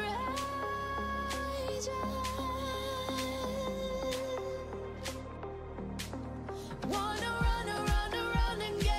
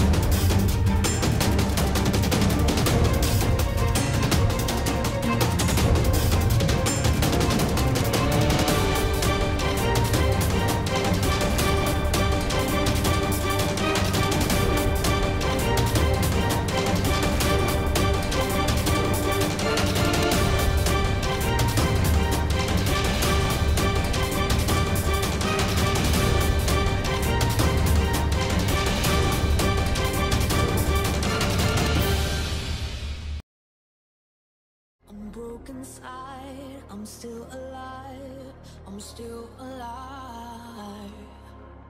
But we cannot burn without nowhere. Raging.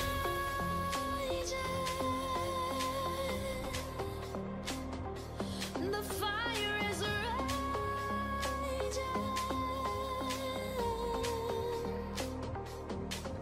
Wanna run again. With me out and let me breathe again. I'm broken inside, but I'm still alive. I'm still alive.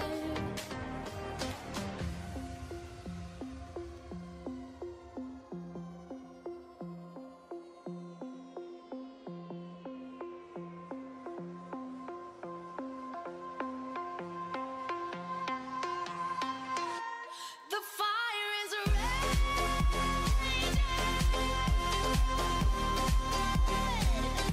the fire.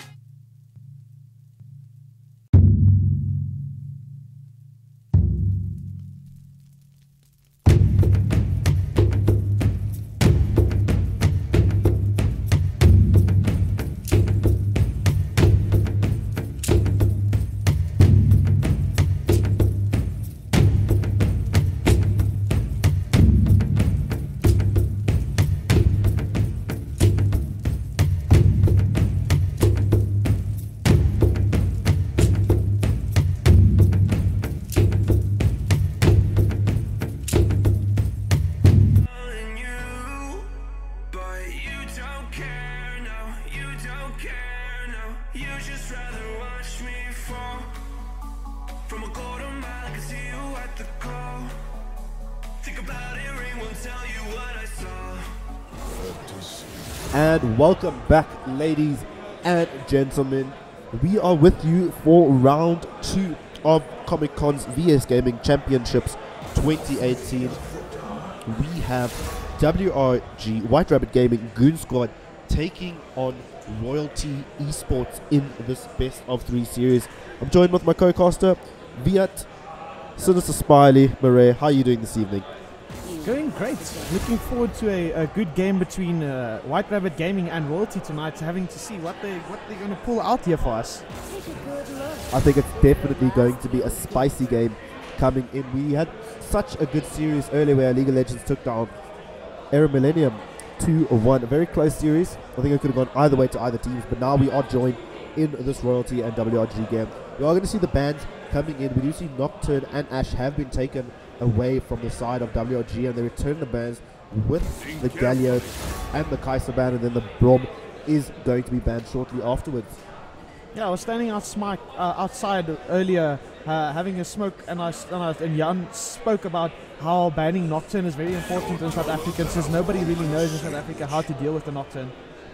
Well, I think that Nocturne first game, the first game that we had this afternoon, it definitely showed us that Nocturne's pretty broken and people don't know what to do. So it's easier just to ban it than to give it away. And I think, yeah, it's a good ban coming in all the way around. We are going to see that Rakan being the first pick coming in for Unique. We will see what Royalty do bring in as their next 2 picks. Yeah, they're probably going to maybe look for the Xayah Rakan first pick phase, since you do know if you pick the Rakan on first phase, the enemy team will probably see through your plans and then ban the Xayah. We do see the Urgot and the Varus being locked in straight away for Royalty, 2 heavy priority picks for them. We also know that Unique is I mean, this is a pick that they pick away from Alpaca, since he is known to play a lot of Rakan as well. We do see the Z being hovered, but I think that's just a bit of a meme. I don't think they are going to lock that in, but the Malzahar lock does come in, and that will be played by Dash in the mid lane. Last pick now coming for this phase for Goon Squad. We'll see what they pick up. What are you hoping to see today, Viat, since the Smiley? I hope we see something different. Maybe like a Leona. We've seen that Leona is currently very strong in the phase. They took away Braum. So if you want those CC, look, they have Rakan and Malzahar. So if you want a lot of this CC to come through, then maybe you want to look into Leona. But yeah, you do see the Alistair coming through. Both really good supports being picked up by both teams. So we see Goon Squad able to pick up that Xayah Rakan combo. Earlier we did not see it perform to its maximum potential, but I'm pretty sure with the likes of Klaxon Unique, the bot lane that's been dominating for a long time now, I'm definitely excited to see what they are going to pull out. It's a bad thing that Malzahar made it through. I mean, we saw earlier that Malzahar, even if he doesn't do the best, that he has that potential to lock down a person for so long, they can blow him up quickly and then win the team fight by just going in 4v5 then, because you just got a member for free by picking him off with our Malzahar ultimate. I could definitely say that is how Game 2 was won in the last series, and that's why it was banned directly afterwards. So Malzahar, 100% a favorable pick.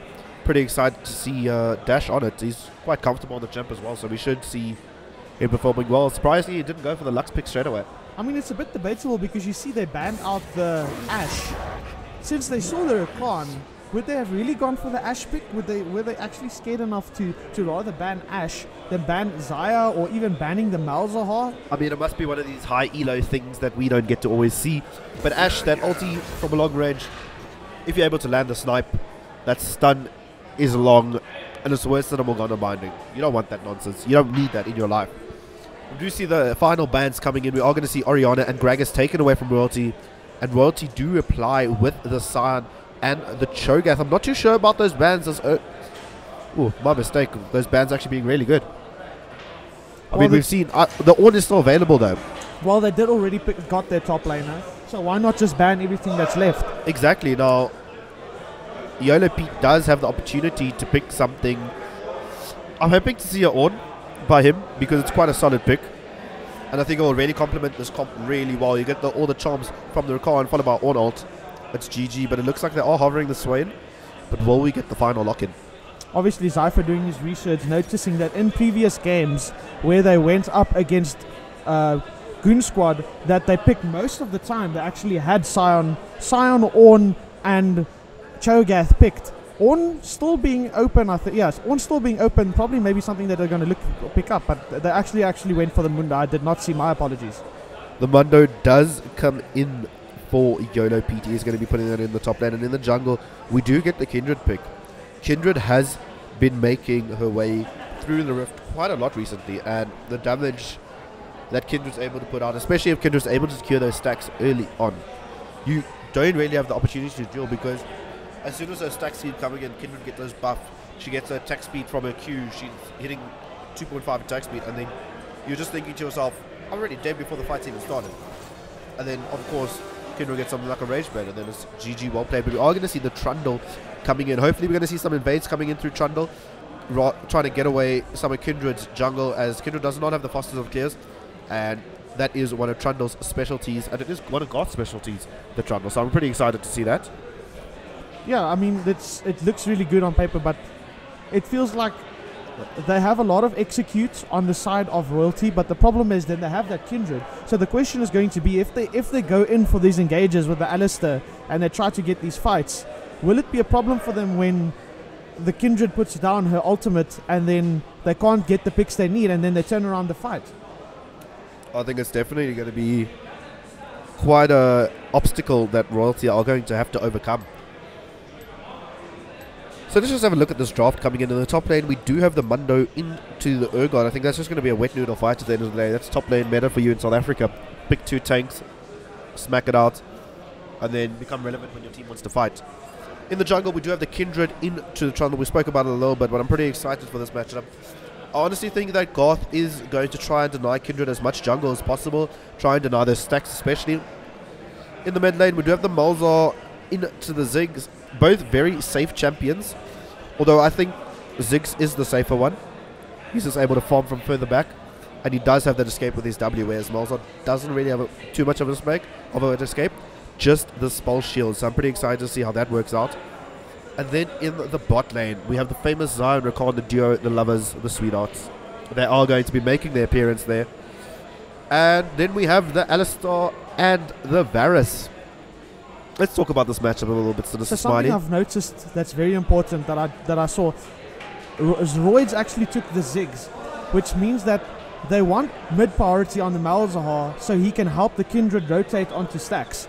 But being Ziggs, that he can push in towers. If they do leave the Ziggs, he'll push the tower. If he gets it low enough, we'll use his satchel charge and actually get a mid tower for free. So they have to really look around how they're going to play around this mid lane in order to, one, get Kindred stacks and be safe about it, and 2, not leaving mid lane to be destroyed by a Ziggs pushing it down. I 100% agree with you. That's definitely going to keep Malzahar in the lane a lot longer than he wants to be.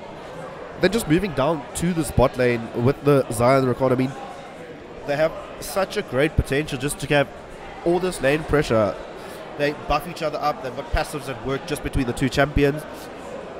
Rakan has an extended E that he can do in, so he can go in for a trade. And it doesn't even have to be that close to Xayah. He can just use the E on Xayah, and it's an extended range, and he gets out safely. So I think that's definitely going to be nice for Xayah looking for, and Rakan looking for quick trades. But then, on the latter side, we've got Varus and Alistair. They're looking for a more hard engaged bot lane on the side of Royalty. So maybe they catch Rakan out, maybe they catch Xayah out. And I think Xayah would probably be the focus targets, and because Xayah not being that mobile before she's level 6. So maybe Alistair looking for all in, get that ignite down, get those stacks down, and Varus able to just get those blight stacks in and then proc them onto Xayah. So I'm quite excited to see how these 2 bot lanes are going to play out. I mean, we've got 4 very experienced players in the bot lane. We've got Klax and Unique. They've been around for ages. They've won 2 back-to-back VS Gaming championships already. And then we've got Vanzel and Alpaca. I mean, Vanzel's won VS Gaming championships as well. He's Alpaca, let's be honest. We all know and love him. So I'm very excited to see how this matchup is going to play out and who's going to take the lead. Klax, he is known to be very aggressive in his laning phase. I've never seen Klax flash defensively. I've only seen him flash into the enemy, which is, and it always works out for him for some reason. I think they just respect him too much. They're like, if you flash at me, I'll give you the kill because, you know, you're Klax. Woohoo! I'm quite excited to see how this is going to work out. Predictions from your side, Mr. Smiley? Who do you think is going to take this first game of the series? I really like White Rabbit Gaming's comp. In my opinion, I think it's a bit stronger. Malzahar is going to force a lot of people to buy QSS, wasting money on stuff that they didn't need. If they just banned it out, like I said before, instead of the Ashe, I think they should have rather banned Malzahar. And all in all, I think they have a really safe comp if they needed to. The Mundo has his ultimate, the Kindra has his ultimate. It's good disengages fight. It's good to keep fights extended long enough so they can kill people when necessary. So in my opinion, comp-wise, WG wins. So I'm going to put my vote on them. I'm just going to be that guy. 100%. I'm going to disagree with you. Just not because you're wrong, and not because I'm right, but just for the sake of disagreeing. I'm going to go with the opposite vote, put it in favor of Royalty, just to everyone back home that knows and loves it when I support Royalty.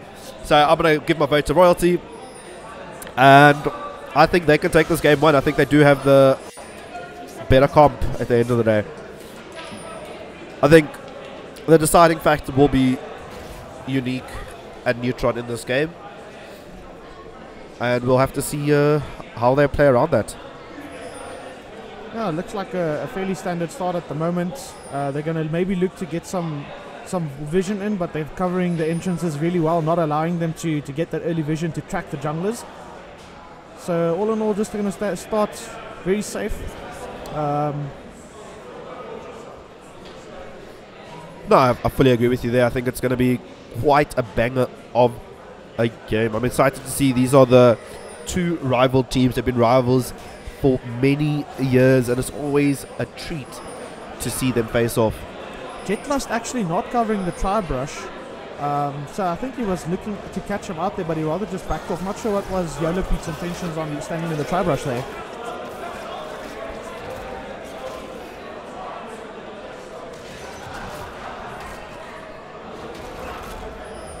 Looks like it's going to be a standard start, nothing too hectic coming in. We'll see who can get the level 2 first in the respective lanes. Both of them have quite an aggressive level 2 though, so we'll see who's to the advantage. I know Alistair would prefer to wait till for level 3 though. We're going to see a nice E coming in from Varus. Nice poke going down onto Unique as well. He's probably one of the squishiest, so if you're able to get that level 2 all in on Unique, you will be able to take him down. Alpaca pressuring them off early. He does get the level 2 before WRG, meaning that he's going to make sure they get none of this wave. Actually, that's annoying a lot, and he's going to get the knock up. He's going to take one tower hit, and Unique does get level 2 just at that second. But a nice little trade coming in from Royalty, starting the pressure in the lane. I really think they are going to want to focus the Rakan here. I mean, just looking at the health bars, Rakan's going to take a lot less damage.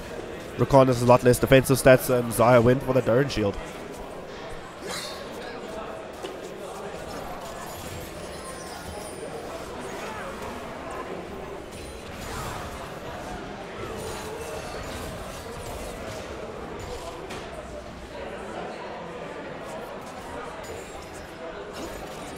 We do see the Kindred and Trundle are going to meet up in River here. I'm quite interested because Kindred definitely wants those stacks by the chickens, but Trundle's going to be there to deny it. And it looks like there might be a bit of a rotation coming in, but I don't think anything's going to happen there.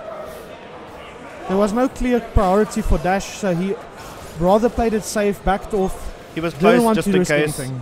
But nothing happens there. Alistair getting some deep vision just to keep track of Alistair, but it's going to get pinged out immediately by the Goon Squad. They know how Royalty works. They've done their research, and really nice game sense coming in from Goon Squad there. Yeah, I mean, so early in the game, Trundle is going to be a bit better at dealing with this Kindred, so she doesn't want to take anything too risky unless she can have the help from her mid laner. Really wish South African League of Legends would incorporate the Bruiser meta. I mean, yes, we've got the Urgot, but I consider him more of a tank. But I really want to see the top lane going for a bit of a brawl, looking for those solo kills, and we don't get to see that much in South African League of Legends. People like to revert back to the tanks.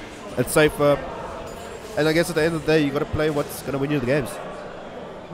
Yeah, I mean, like Jetlust being known to actually, when the time comes, he is a really good carry. We've seen him on Aatrox popping off like really, really hard.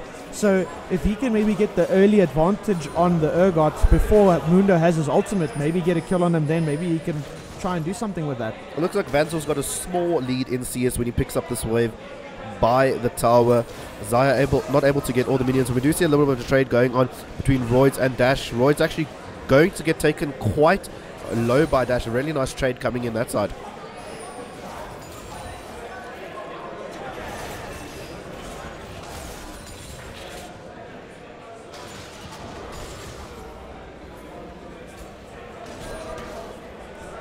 We still haven't seen anything from both teams. No first blood given away yet. I mean, there is some lead discrepancy in minions, but other than that, both teams still playing it safe. And as but the first trade does come in, and Neutron's going to be forced to flash out of Garth. A nice pillar coming in, and I think if Kindred wasn't able to get out of the pillar, that would have been a first blood 100% in favor of Trundle. Yeah, as I said earlier, I mean the Trundle has a much better trade, I think, early, and it will have to be respected by Kindred. I mean, once again, Royd has lane priority, so he can't expect the Malzahar to rotate on these little skirmishes in rivers or in jungle. I definitely feel like we are going to have quite a slow game. I mean, these are both two very high elo teams. They both know what they're doing. They're not going to give away unnecessary leads, and I think they're just going to play it out until their strengths, until their power spikes, and then later on in the game we might see some action. If they can't play around the Kindred, which I think would probably be the best thing to do, they might have to look to get rotations to mid lane and try and get dash ahead, since Malzahar is such a strong pick. I think that could be something they should look into if the jungle doesn't work out for them, where I think they should put their money. Kindred's still not able to get that stack. Those chickens are going to be cleared for the second time, and Kindred's still not able to make her way up there. I think the second time was when she blew a flash. She was like, okay, maybe there's some opportunity, I can get the chickens, and it just doesn't work out. Alpaca looking to step up in the lane a bit, trying to just push them off these minion waves, push the lane in favor of Royalty so that they can just rotate, get a little bit of vision, and protect their lane. Also, want to make a shout out. It's the all Goon Squad top laner's birthday yesterday. It is his birthday weekend, so I want to make a small shout out for him. Happy birthday, Brafester. Happy birthday, Brafester.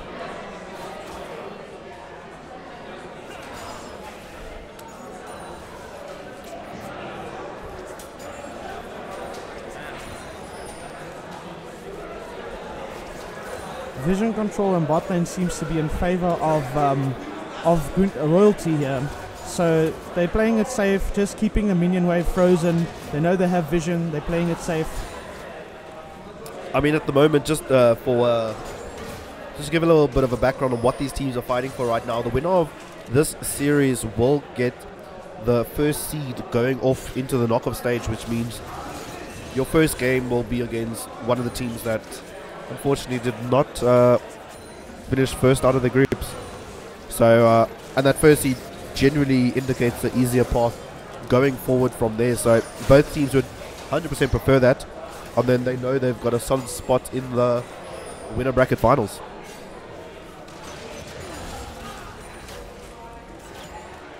Just clearing out some vision and Dragon side, since I think they're going to play it out safely, but they want to try and get these objectives that won't cause it, but they are looking for this engage with the Malzahar. We do see the Malzahar on to the Ziggs, and it looks like Kindred is able to get that first stack on to the Ziggs there, and really well played. A nice rotation coming in from Unique as well, able to just secure that kill. And I mean, this is something we talked about earlier. They're either playing around the Kindred and the Malzahar, and they decided, looked like Kindred we're not doing too much at the moment with Kindred. We can't get stacks on her, so Malzahar 6. He has his ultimate, his easy lockdown. Let's go mid and we get a free kill. There's absolutely nothing they can do. They just follow it up with the Recon and the ultimate, and then Royd is completely locked up, and the Kindred is just there to get the last hit there. Some nice damage though coming in from Vanzo, able to poke out Klax quite nicely on this Varus. Going to be interesting to see who is bot lane just going to stay even for the most part of this game, and then later on in team fights start pulling out like the leads on who scales better, or are they going to try and make some plays? I mean, both playing really, really safe at the moment. I think the first big fight we'll see is when they choose to go for this Mountain Drake. It's quite a big objective. Definitely just for pushing objectives like Baron later on in the game. Well, we do see Kindred actually hovering around bot wave side, so she just cleared her Krugs, and she is recalling. Maybe look, they were a bit overextended on the bot lane. Could have been something she could consider, but I think she was maybe a bit low, so just go back, buy some items and see what she can do further now. Still very slow paced. I mean, nothing much has happened. There's been one kill in the past 10 minutes. Both teams playing extremely slow. I mean, the problem with that is, though, that I see is, if you play slow, what did they get the kill with just now? They got the kill with the Malzahar ultimate. So playing it slow, let's wait for the Malzahar ultimate again, make a rotation onto somewhere where someone is overstepping just a little bit, get the Malzahar ultimate again, and boom, another free kill. And that worked out so well for them. I mean, they were able to chain that CC. And that's, at this level, one kill like that means a lot. It's a bit of gold, it's a lead, and just these small leads, these teams are able to capitalize on and to increase it as well. We do see Trundle has made his way to go visit the Mundo in the top lane, and Alistair also making his way with Varus, so they might be looking to 4-man this Mundo. Mundo going to flash, we're going to be met with an Alistair and an Urgot ult, and it looks like they are going to get this rotation onto the first turret. Goon Squad though replies straight away with going onto that Drake, knowing it's definitely going to be uncontested. I would have liked to see maybe Ziggs, but unfortunately he doesn't have ult. They would try and just steal that Drake, but it's going to be first turret for first Drake. What's it worth for Royalty? They get the kill, they get the turret, but that Drake's definitely going to come back to bite them later on in the game, I think. I mean, except for the death in top lane, evening out the kills for both teams, they still, both teams got something out of it. I mean, they got the dragon for Royalty and the bot lane, and Royalty got the top lane and the Rift Herald. So both teams so even trades coming all the way around. I mean, the only advantage you could probably say is Royalty got a kill off it, but then again, Goon Squad got the first blood in the mid lane. So both teams basically mirroring each other, and looks like the gold is going in favor of Royalty, but only by 1,800 gold, so it's not even that much. See a bit of a CS lead for Jetlust though in the top lane. He's got just over 20 CS in favor of this Mundo, so that also playing a little bit in, but otherwise just a 10 CS in the bot lane, but nothing too much. Yeah, we'll get you guys updates on the Kindred stack soon. It looks like they might look... Oh, they did look for a pick on Dash there, but he did flash out defensively, making sure that the Alistair does not get a pick on him. Instant flash coming in for him. And just looking at the Kindred stacks at the moment, is that 10? No, that's not 10 stacks. So unfortunately, it does not show us the amount of stacks that Kindred has accumulated yet, but that would have been a nice bit of information. No, the ultimate does come out from Zion, the flash knockup does come out from Rakan, and just like that, Vanzel out of position, nothing he can do. That combo is deadly, and while this is happening, Garth Ryan Miller is going to get caught out walking into his jungle to try and help, and he is going to get taken down by Miles. So we do see the ultimate though coming in from Ziggs, but we should see a Kindred ult coming out very shortly, but the Urgot ult not going to do anything. We do see now YOLO Pete on the side, going to take quite a bit of damage from this Urgot, and might even go down. He is going to pop the ultimate, and Rakan going to be there as a saving grace just to knock up Urgot, but it's not over yet. They're going to get to the blasting plant, and it should be just in time, and they're able to get away to safety, and that's really great team play from two picks there. Going over to Goon Squad with Royalty being close, but not in time to reply. Everyone putting themselves a little bit on the line there. First off, Kindred being in trouble, then the Mundo, then the Rakan coming in, helping the Mundo out, and then them all living happily ever after with the blast going over to Baron Pit. Royalty going to use this opportunity though just to get a little bit of damage onto the mid tower. They do have this Herald as well, so they should actually be able to drop the tower altogether. Goon Squad not able to back, forced to come back to the mid lane, and looks like the tower is going to go down in favor of Royalty. So Royalty, even though they lose 2 kills, they are able to turn back this fight and get 2 towers. So the gold lead still being even though there's been more kills on WRG side. We're looking at 2 towers on Royalty side and a little bit of a farm lead for Dash actually. So it's, and then bot lane also trading that little bit of farm. So really even game still, not really going into anyone's favor completely at the moment, even though I think Royalty has a little bit of advantage with the towers. I must say really well played by both teams here. They've been able to keep everything even, where one team gets one thing, the other team's trading something on the other side of the map, and it's just keeping this game completely balanced. Dash going to spot the potential gank in the mid lane and just going to walk down the river knowing that he's safe that side. I think this game is basically going to come down to macro and who can play the best around Baron late game, because all these small skirmishes is going left and right, back and forth. There's no, you one kill now and then later on the kills is returned, and you do see a engage from the Rakan. Varus getting absolutely deleted again, and that Rakan just doing so much work, and it's going to be a matter of time before this Alistair goes down as well. And Royalty just getting out-rotated. We said it's going to boil down to the macro, and right now it looks like WRG is just making those rotations a lot faster and getting those objectives. That's now 5 kills, and it looks like they're going to start getting a little bit of a lead. That's 2,000 gold in their favor. But as I say, this guard is making a play on the other side of the map.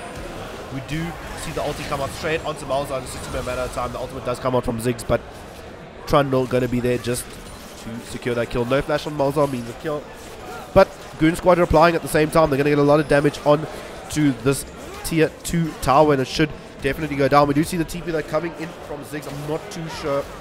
Sorry, the double TP actually coming in from Royalty. We see the Urgot and the Ziggs coming in. Kindred still has ulti, so it should be okay, but it's not going to be there in time. And Varus able to get that kill onto Kindred. Klax now with no mana has already burned flash and heal, and I feel like it's just going to be a matter of time before Trundle finishes off. The chomp should come in, but it's oh my word. I don't think Klax is going to be able to get away from this. The munch does come in, and it's just going to be a matter of time, and the shutdown comes in for Klax, and Royalty just even things out again. I mean, it feels like they're almost playing off each other's mistakes instead of trying to be proactive. Unique almost the only one trying to, looks like he's only trying to make proactive plays. Other than that, they're almost playing off each other's mistakes, where they took top tower over, but then overstayed because of taking top tower, and then Royalty punishing them for that. And I think both teams, they just, as I said earlier, they're making plays on each side of the map. So every action has a reaction, and no team is just letting an objective go for free, which is really nice to see. They're not just giving things away. So really well played by both teams, able to recognize the opportunities given out in this game.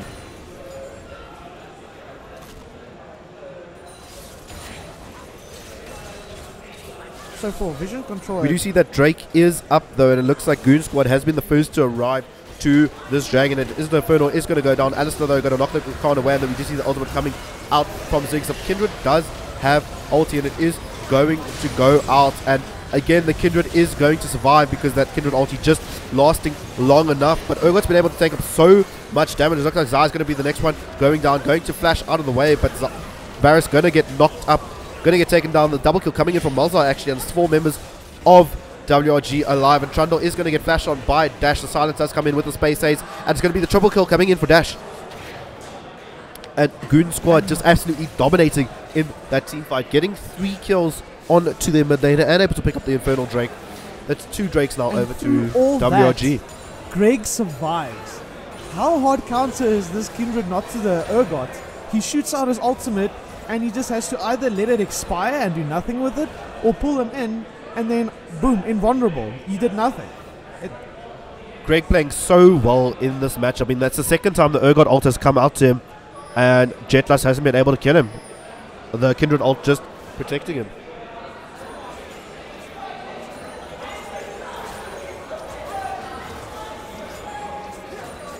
So now, for the first time in a while, we've seen the gold lead grow actually by a big amount, going to 32,000 against 29,000. So it looks like slowly but surely Goon Squad is actually walking away little bit by little bit, snowballing the Malzahar and the ADC, with the Kindred actually getting stacks. Late game, I think, is going to be really great for Goon Squad at the moment. And we see Royds has been forced to pick up that QSS, which is going to set him down by 1,300 gold. And it's just those delays that are unnecessary. I mean, you mentioned it earlier, since the Smiley, it's an unnecessary item that delays you from hitting your power spikes. Yeah, I fully believe that it should have been banned instead of the Ashe in the first ban phase. At the moment, it's just resetting a bit, clearing out vision, making sure you have pressure and waves, trying to catch people out. Unique probably looking for those engages on anyone that's trying to walk over any vision or too far out in the river. We do see WRG is grouping 4 members in the mid lane. They want to start sieging down this mid lane. That is the last tier 2 turret standing, tier 1 turret standing in their way from opening up this mid lane. They are going to get caught up by a vision ward though.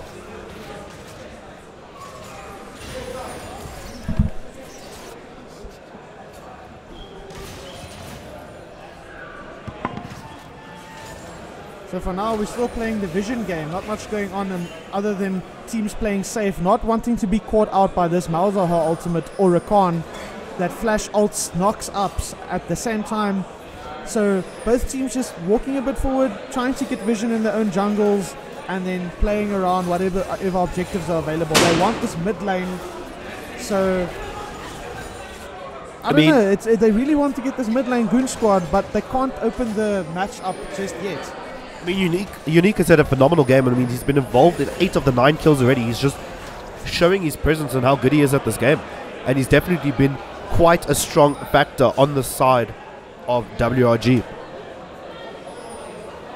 And as we spoke now, they're playing around the vision. They're looking to trap Baron. I do believe they have full vision on Baron, so forcing Royalty to come and check. They are going to look for this recon pick. That pillar definitely helping Alistair to get away. I mean, Trundle just saving his team there. There's those small little things that make a huge difference. Rather playing it smart, even though Rakan can W over the pillar, everyone else that tries to need to get around it to follow up will be slowed or can't walk around it at all. So rather not want to over-engage and force on something that's not necessary. And Royalty looking a little bit indecisive at the moment. I mean, WRG has been able to start this Baron off, and we're not really getting rotation. We do see the Ziggs ultimate come out, and it is going to give us a little bit of an indication of what WRG is doing, and it's actually going to keep them off the Baron. Really nice call there and read by Royce to be able to just delay that objective and not give away something so easily.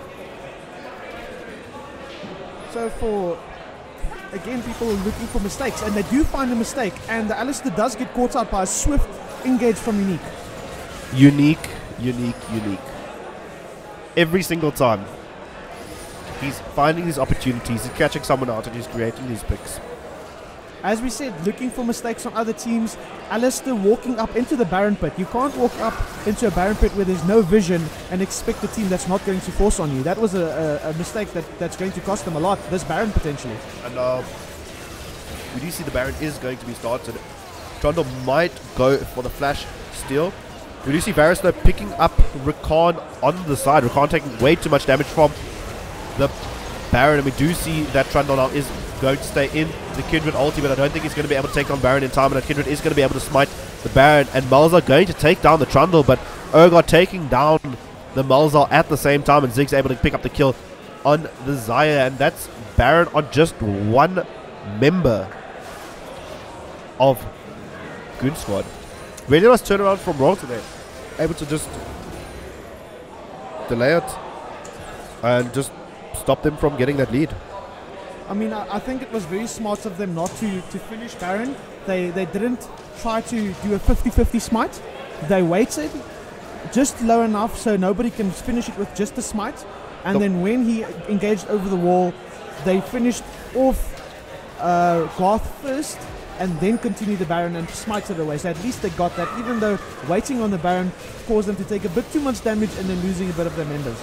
There was a nice ult coming in from Kindred there as well, able to just stop Garth from being able to get that instant steal and just delay it because he got bursted down so quickly, and by the time that Kindred ult was over, he got picked up quickly and the Baron was gone. Royalty able to pick up the Dragon, though, uncontested though. It is just a win rate, but it's something, it's an objective, and it's gold in their pockets.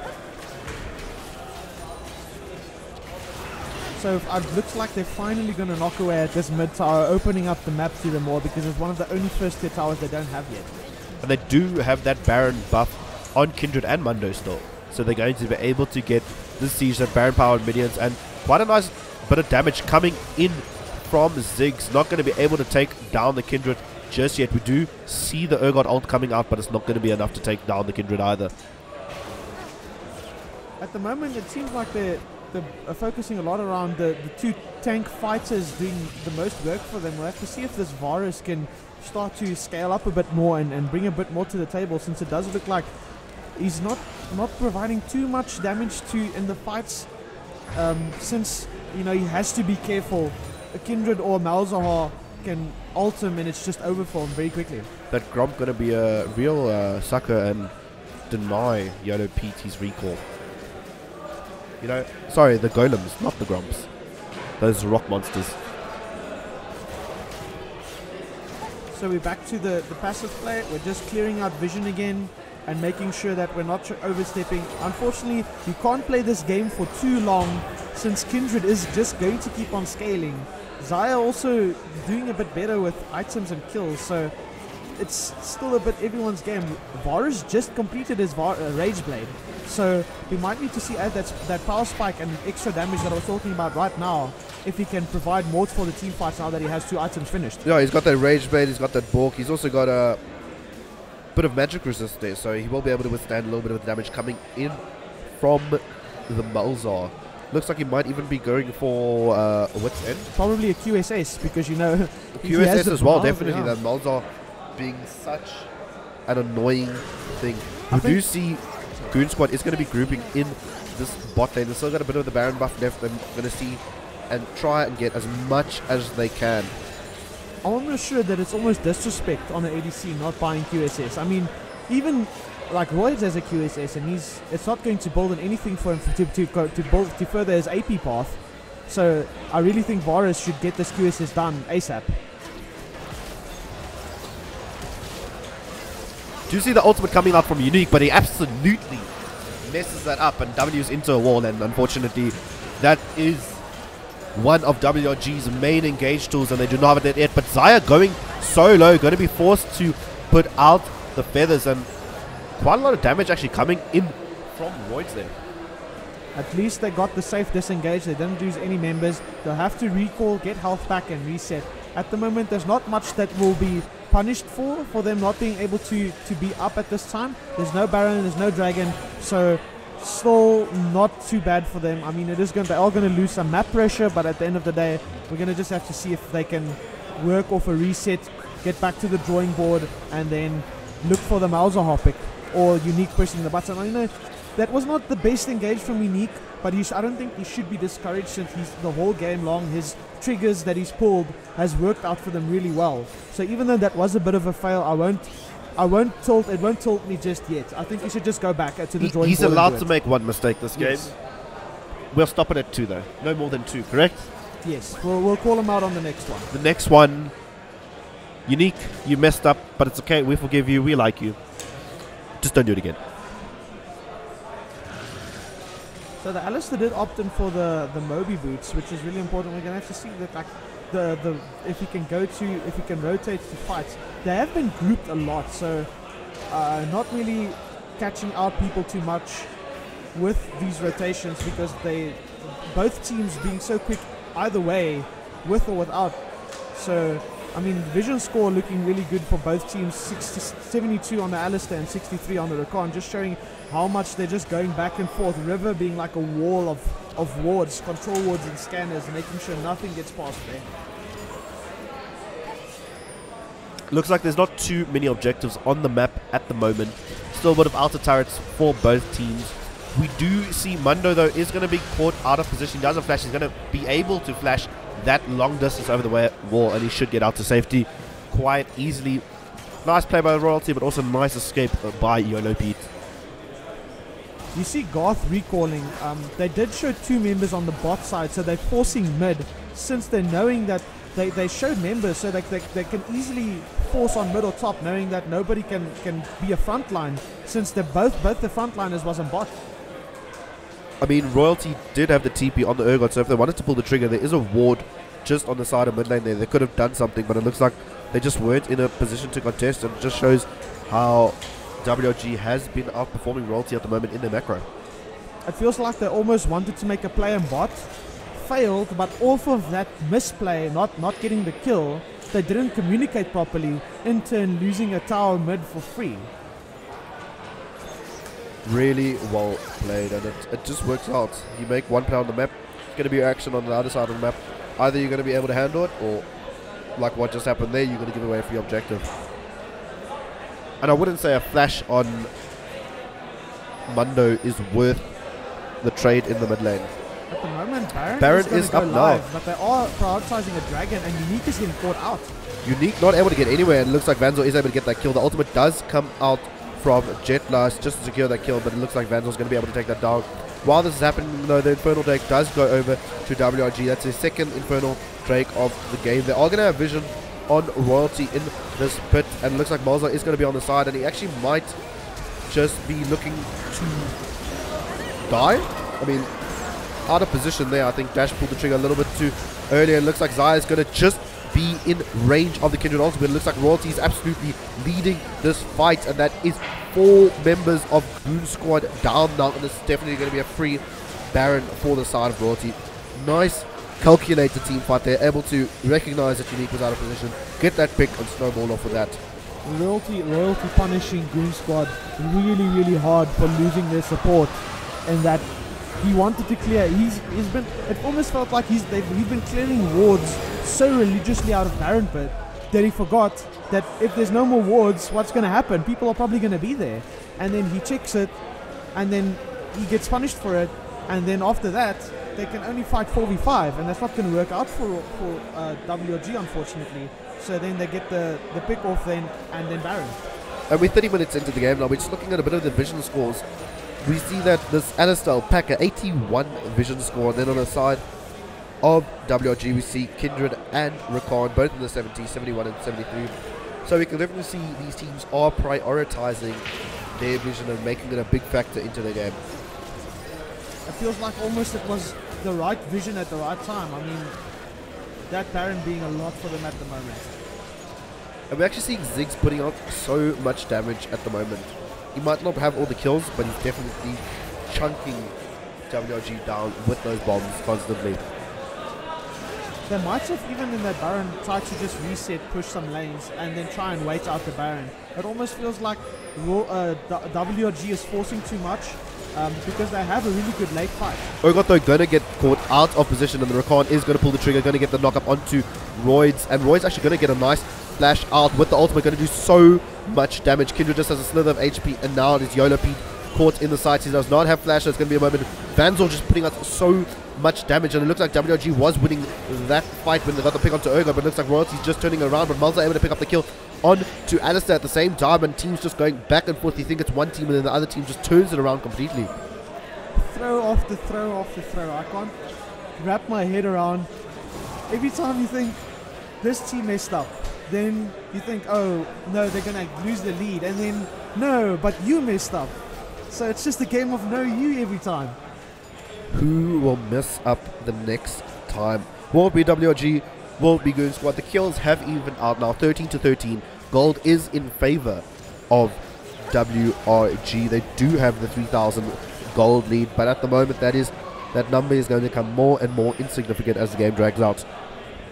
I feel like late game, I mean, Roids does a lot of damage, and he's going to continue doing more damage. As we said, that QSS delayed him a little bit, and because of that, he's had to wait with his AP build, but it looks like he's going into death cap, and he's already doing a lot of damage. So it's hard to say who will win these late game fights, knowing that Ziggs can just half of your team with one ultimate.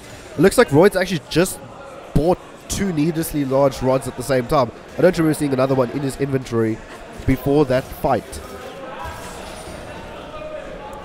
It does seem like they're trying to caught out someone, but it is Alistair, so you have to watch out not to overcommit for the tank. Alistair does have that ultimate, but it looks like he's going to take a lot of damage. The Kindred actually putting out quite a bit. He is going to have that hop, but oh my word, that damage coming in from Ziggs, and Alistair still not going down, but finally Zai going to be able to pick up that kill, but the Ziggs ultimate does come through, and Dash is going to be cornered, but Roy's able to get a nice snipe with the bouncing bomb, and everyone just so low, but I feel like Roy's is definitely going to be able to clean this up, and Varus is here with the double kill. One more auto should do it, and the triple kill coming in for Vanzor, and Royalty again, another fight going in their favor, and they should be looking just to get the push here. Mundo going to shove out mid before he backs off, but look, and he's then going to TP to answer the Ziggs in the top lane, so trying to deny any objective that Royalty might be able to get out of this. So maybe Royalty should just be looking to deny the jungle from Neutron, just clear that up. Looks like they should be able to get this mid turret before Goon Squad is back on the map. So 2 things I've noticed. What I've talked about before, Vanzor is actually starting to dish out damage now. He has 3 items complete, that Rage Blade that we talked about earlier. It is helping him so much more in these team fights now. And Roy's not even having a lot of kills beforehand, before he got these AP items. He does a lot of damage for someone that doesn't even have a 3rd AP item stacked in there. I mean, he's got his Ludons, he's got his Morellas, Nomakan. He's going to get that death cap very soon, and that damage that he's going to get from that is just going to be disgusting. And I don't think there's going to be much that Goon Squad were able to do if Rogers just able to stay on the back line and keep putting out bombs.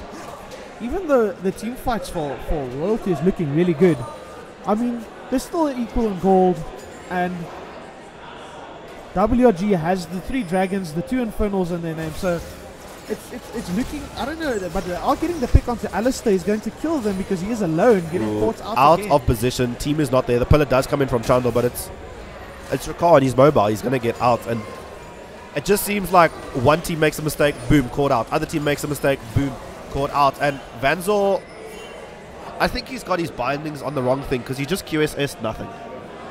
It might have been, or he could have been scared of someone catching him out. So rather respecting those picks that WG has in their kit. I'm pretty sure WG had vision on that QSS, so Vanzor's now a target. There's no Mikhail's Crucible on Alistair just yet, so not going to be an option. We do see, though, Alistair picking up a consumable just to make him a little bit more tanky in these fights, give him a bit of HP he needs. But it looks like Elder Drake is the next objective on the table here. And with that Mountain Drake on WRG, they're going to be able to melt it down very quickly. But the flash coming in from 3 members. Kindred, though, going to get those autos down. But the ultimate does come out of Vanzor. And Dash Ash going to get stunned. And oh my word, that ultimate from Ziggs. So much damage. You're going to see the redemption, but it looks like Trundle is going to run in. He is going to pop the GG Stone Plate. And Zaya on the back, able to pull back and take down the Alistair. But it looks like Urgot is going to be able to take down that kill. The knockup does come up on to Urgot, but Vanzor is untouched on the back line. He's going to be able to take down the Mundo and the kill, and it looks like Neutro is going to jump the wall and just going to be able to survive in time. There's only 2 members left. 3 members. Looks like Malza has also managed to escape down the way, but it looks like that is going to be Elder Drake going over to Royalty, and it doesn't look like Goon Squad's going to be contesting at all. Yep, I mean, it's really hard at the moment. I mean, even after that fight, now it's still 65,000 against 65,000 against 64,000. Again, a team messes up, someone is punished, and another goal is taken. But now we are getting to 5 items, not 6 items just yet, but it looks like Vanzor and Flax have both completed their 5 items in the game. And this gold lead is going to become more and more insignificant as it goes about. We do see Baron is up on the map, so it's definitely going to be our next objective. But I do not think Goon Squad is going to want to be fighting at this point in time. They do have the Elder Drake on the side of Royalty, and that true damage is just going to do so much for them. Zig's shining through so much. I mean, it feels like Goon Squad's the squad relies on picks, and because he is so safe, the Ziggs, he stands in the back line. He never gets picked off unless he goes into an unwarded area, which he doesn't do. Royd's playing really safe, only keeping his ultimate and his abilities, standing in the back, waiting for them to group, and then throwing that ultimate, half-healthing almost all of them. Looks like Goon is going to be camping in the brushes around the Baron, but hoping to find the pick. There is a control ward, a vision ward on the side of Urgot though, so they're not going to interface check anything. They can just use that to find out where Goon Squad is, and I think it will be going into that dash brush really soon. Again, they're just playing the vision game. Both teams having really, really high vision score. Top laners, junglers, mid laners, nobody's skimping out on wards. Everyone's having those slots filled up with control wards, scanners. They're just making sure to try and get all the vision they can so nobody's caught out. Unfortunately, we're still seeing people being caught out, so it's a bit of a double-edged sword. I mean, they're spending a lot of money on vision, but then people are still getting caught off. I mean, you would expect with the amount that both teams have invested in the vision that they would know, I'm not going to face check this. I'm going to play this calm and collectively and do what I must. And Royalty is going to pull the trigger and solve this Baron. And I think they're just doing this so that they can force the fight, because at the moment Royalty is at that point where they do win the fight. Royd is going to stay on the back line though. Alistair going for the knock-up though, but it looks like Garth is able to secure the kill. The ultimate does come out from Kindred, but Zaya able to take down Vanzor. It looks like they may have gotten the Baron, but it looks like the Baron throw is real, and WRG just cleaning up here with only Ziggs being alive. It looks like WRG is able to run it down the mid lane. I don't think they're going to be at the position to end it. There is 40 seconds on the clock. Ziggs does have the wave clear and he does have that Baron empowered minions, but it is definitely a strong point for WRG, and they're able to get such a good push now. I mean, we have received word from our producer that Kindred is on 6 stacks at the moment, so that is that's pretty good. I mean, too many stacks. I mean, very nice denial though from Royalty, because I mean, Kindred was not able to get those 30 stacks on those chickens, and I think that definitely would have made a difference. But now it is up to Ziggs, and Ziggs actually getting them quite low, but we are getting the pushes onto the turrets. There's still Alistair being the only one up. They are going to get the last tower, but are they able to get this Nexus? They are able to get the last Nexus just before Ziggs does take the miles off. But oh my word, that being so close to spawn timers, but WRG seeing that opportunity and being able to close out game number 1 of the series. And in the end, it's the one who punished the mistakes the hardest that won. We will be coming back shortly with game number 2. Don't go anywhere, ladies and gentlemen. We'll be right back.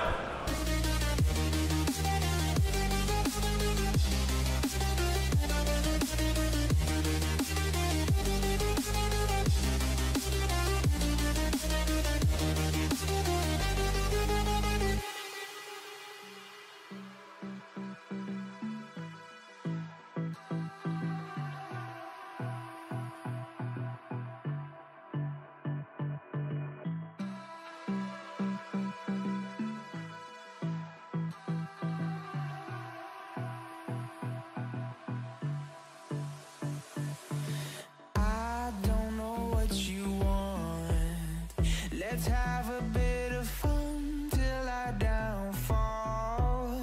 My love, if you feel like I do right now, don't say you're on the run to the other side, my love.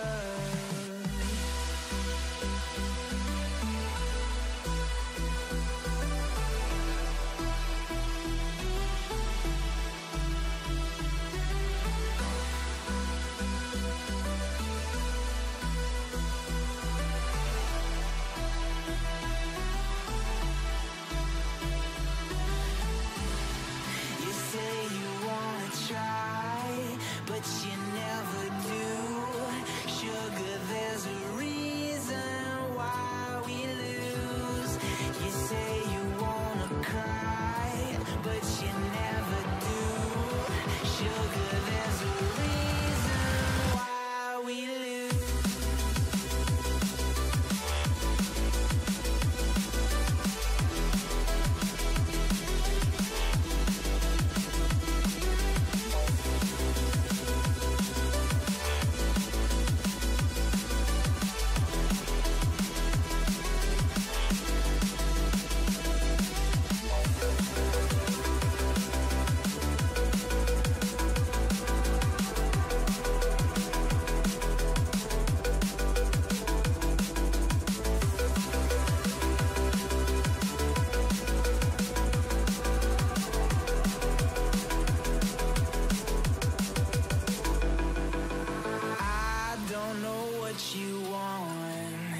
Let's have a bit of fun till I downfall.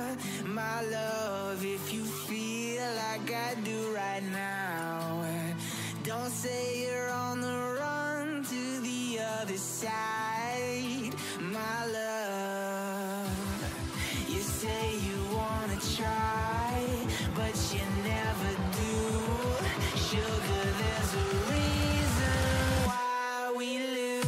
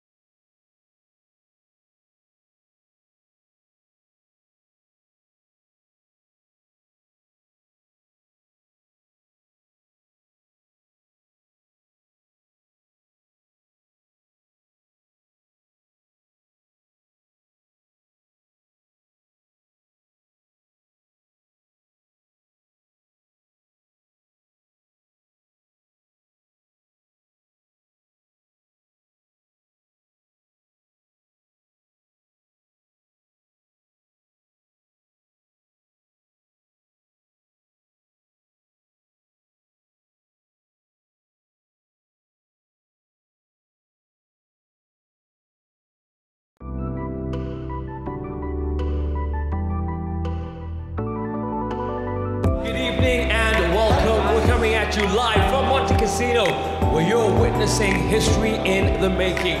We're working our way to 2 candidates to represent South Africa as far as the FIFA E World Cup is concerned. Oh yes! One more! Take a strike! Oh yeah!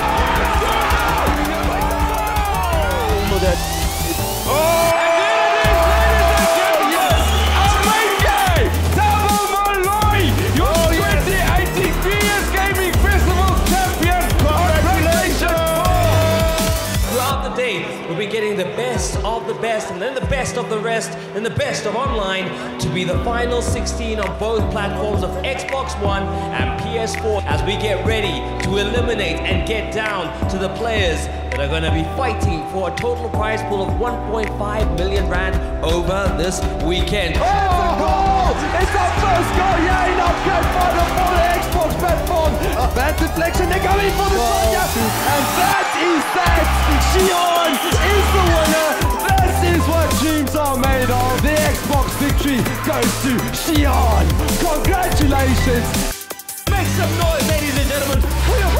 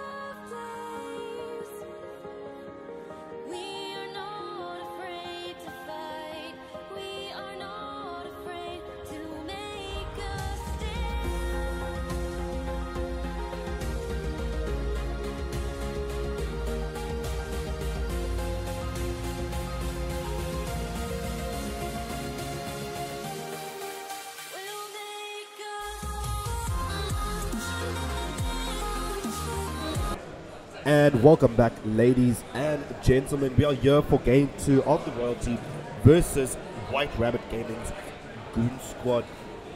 Quite a long, but then quick game between the two teams in the previous game. I mean, it almost looked like Royalty was able to bring it back, and then as soon as that Baron fight at the end broke out, they were just able to turn around completely, and it was GG. Well played from there.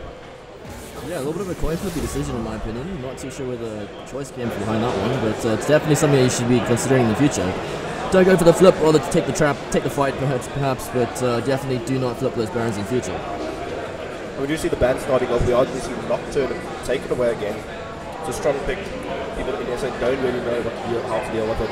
It's like one of those mole fights. It's just a bit squishier. And we are going to see the Galio ban coming in as well, taking a pick away from Roids. Yeah, I mean, Roids always being very, very comfortable in that Galio. Will definitely first pick it if it is open, so very good ban coming on the side of White Rubber Gaming.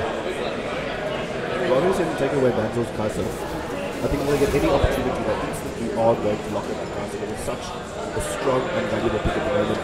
And I've seen Vanzel on that champion and he's absolutely... Yeah, I mean, Vanzel was one of the original players who used to play that full AP Kaiser while she was still broken, so he got a little bit of abuse out of that, but after the nerfs, not as potent, but still very, very comfortable champion for Vanzel. It's a good band again coming out of White Rubber Gaming. It was actually quite funny just talking about that AP Kaiser because Vanzel played it when everyone was going AD Kaiser, and Vanzel found out that it was broken. And then they nerfed Kaiser, and everyone starts playing AP Kaiser, and Vanzel's like, they nerfed Kaiser, I don't want to play it anymore. That's just Vanzel for you. Pretty sure it was Double after released a video on AP Kaiser and how so busted, and from that point on it was just perma picked, perma banned, and then eventually nerfed. So yeah. We are going to see the last bans coming in. We do see the Ashes again taken away from Boots, whatever. We can't. And it's so much early game pressure is going to be taken away as well. We do see the insta-lock coming through on the Malzahar from the side of WRG. Nice pick there. Definitely a good pick again from taking from Roids because he is a Malzahar / Galio player. Waiting on Royalty's first pick coming through now. Hard Rock, what are your expectations coming from Royalty comp? Are we going to see another standard tanky beefy comp on her? Well, I think they definitely want to play something that scales up. I think the Varus and the Alistair that they got last game was definitely really strong. And Vanzel did pop off when he wasn't getting bursted by the Rakan, but the Rakan is banned now. And they are going to get that Alistair Varus bot lane locked in straight away. So we do see Royalty opting for their bot lane pick coming through first. We got the Alistair Varus combo again, so we will be seeing Vanzel on that Varus pick once again. One of his more comfortable picks along the lines of Kaiser, so definitely can't expect him to pop off this game. Other than that, we'd like to see whether White Rubber Gaming goes for their bot lane pick. Seems like they've gone for that was going to be an Urgot pick there. Yeah, that but was it looks like they. I mean, sorry, Udia pick there. But it looks like they swap over to the Urgot. I think if anyone picks Udia in this tournament, it's definitely going to be Garth because he's an Udia player. So a little bit of a hover there, maybe a bit of banter coming through. Not too sure. They did take away the Urgot pick from Royalty's top laner Jetlass, one of the newer players in the scene. I mean, this team definitely has a lot of history between them. They've always been fighting for first and second place, and Goon Squad's been able to take it for the past 2 years in a row, and I think Royalty's sick of that, and they really want to turn that around. And judging by how things are going, it looked like Royalty stood a chance in the beginning, but Goon Squad just turned it around at the back, and they actually ended the game quite nicely. I mean, it would have been questionable if they could end or not, because it was 4 times, but it was calculated, and they just pushed through it. Yeah, don't give up on Royalty too soon, guys. I mean, they are known for the Royalty special, that reverse sweep, which they managed to pull against White Rubber Gaming at, was it EG? It would have been Rush. It was Rush, yeah, and then they managed to go overseas last year, so that's quite exciting. Other than that, so guys, make sure to keep faith with the Royalty side. Don't give up on them too yet. Otherwise, what are your thoughts in chat? Who's going to win this, White Rubber Gaming or Royalty? It looks like Royd is going to be on the Ziggs again. It's a good pick last game. It's a good pick this game. It's safe. He can do a lot of damage. Just needs to make sure he doesn't get caught out like he did earlier. And I think with that Malzahar, the rotations that Goon Squad was making early game last time, Royd just needs to play a bit safer and he doesn't get caught out like last time, and he should be alright. Yeah, it seems like Royalty's gone for a pretty similar comp to the previous game. I mean, they didn't manage to win, but they're obviously very comfortable. So we have that Ziggs again. We got the Varus again. Different support as far as I remember. Otherwise, White Rubber Gaming pretty much a whole new draft. We do know that Dash likes to play that Malzahar. Not too sure if I've seen Unique playing Morgana very often, but I'm sure he's more than competent on us. Unique's Morgana is as good as he's regarded. Unique is just well-rounded player altogether. That's the reason why he's one of the best, if not the best support in South Africa. Just his flexibility to play so many different champs and to play all of them at such a high level. And it definitely shows through what we saw in game 1. Yeah, I mean, it's quite an interesting season in my opinion. It seems like 2018 is the year of the plat mid laners. Not too many gold mid laners in the top teams this year. Not too sure what's up with that. Maybe people are just focusing on that flex grind. As we do know that White Rubber Gaming does have D4 flex. We are going to see the Gnar though coming in for Jetlast in the top lane, just something to deal with the Urgot. We'd like to get all up and close, but you're still able to get that poke going. And we see Plax is going to turn around with the Tristana. Tristana, in my opinion, has always been a strong champ, even though sometimes she's rated maybe not the best champ for solo queue. I think she's perfect for team comps. And if you're able to get that lock up with that explosive, you are going to do tons of damage. Yeah, I mean, she hasn't been that meta for most of the season. Starting to come back now a bit after the nerfs recently, or nerfs the AD carries in general. But like the really nice comp there is that they have the Morgana and the Tristana. So if Tristana can get to that late game and just get those 3 item power spikes, she can definitely be quite potent, especially against something like a Varus and Alistair who will not be able to CC him. WRG with a comp that has insane CC. They've got the Skana, they've got the Morgana, they've got the Malzahar. 2 suppressions, they've got the binding, they've got the shackles. WRG is looking very scary, I'm not Yeah, I gonna mean, YellowPage's definitely known for his Skana players, so more than confident on that champion. Hope to see him get him some nice engages, especially on that Varus. Definitely have to rush that QSS against that Skana ultimate, also. Royalty's AD carry Vanzor is going to have a bit of an issue, but we do know that he loves that QSS pickup, so should be able to expect that from him. As long as we don't see some QSSs like we saw last game. I mean, Vanzor was fighting a Mundo and he kept QSSing even though Mundo's Qs weren't connected. So that was very interesting play by him. Yeah, a bit of a preemptive QSS, I guess. I mean, some of these players aren't used to the ping that we're playing on. Slightly low for certain people, especially if you come from other parts of the country. You're not going to be used to what we're playing on. I think we're getting like 150, 160. We get about 150 ping in Cape Town. Joburg's unfortunately not blessed with the low ping, but one day they will get on board. However, believe it or not, Alpaca has been in South Africa for the past 3 months boot camping, just to adjust to the ping to make sure he's ready to take on this rival, Goon Squad. Yeah, like, I mean, for those of you guys that don't follow the Prem teams, Alpaca has been an international who's played in DGL locally for quite a few years now, actually, so he's a well-known player. Played for Royalty first side last year as well. Other than that, guys, I think the only really new adjustment to Royalty's roster this year is that new top laner, which is Jetlast. But he seems to be popping off pretty hard. Apparently he's the Tiger Killer and the 1v1 god, it seems. I don't know. Plat player, but he seems to pop off. We'll see how he does this game. Other than that, Hard Rock, what are your thoughts on going into this game? Just let's break down these comps. I mean, we've got some time. We see the Urgot into the Gnar matchup. But after playing by the flavor of Gnar, I think it was because Gnar did get the counter pick. But Gnar should be running area or something. I mean, we see them quite often. Gnar runs area, he's straight to the cube. You can't get on him as Urgot. So Gnar should be quite safe. I like the jungle pick, I must say, especially into such a tanky team of WRG. I think it complements it very well. It's a very comfortable champ for Vaz. Although, the Skana, I'm a fan of Skana, personally. Love the champ, I love his capabilities. Just run into a lane, pops a predator, he just picks up your girl and steals her. So, I think that's definitely going to be an issue that needs to be addressed from Royalty, and I want to really see how they are going to handle that, especially the double suppression comp that WRG are running. In the mid lane, it's pretty much the same matchup we did have before. It is Malzahar versus the Ziggs. I think that's going to go pretty much the same. They're both going to poke each other. Malzahar's going to win the trades though. It's just going to depend on which jungler plays around the mid lane. I think Neutron did have quite a nice presence in the mid lane last game, along with unique rotating, so that was really nice. And then moving on to the bot lane, I mean, I'm a huge fan of Tristana, so I might be biased, but I'm going to have to say, Tristana, you got this girl. And with the Morgana, you're going to land the explosive, not the explosive catch with her E, her bomb. You're going to put her bomb on the target, Morgana's going to get the binding. You're going to get bursted down, and that's just Morgana Tristana things.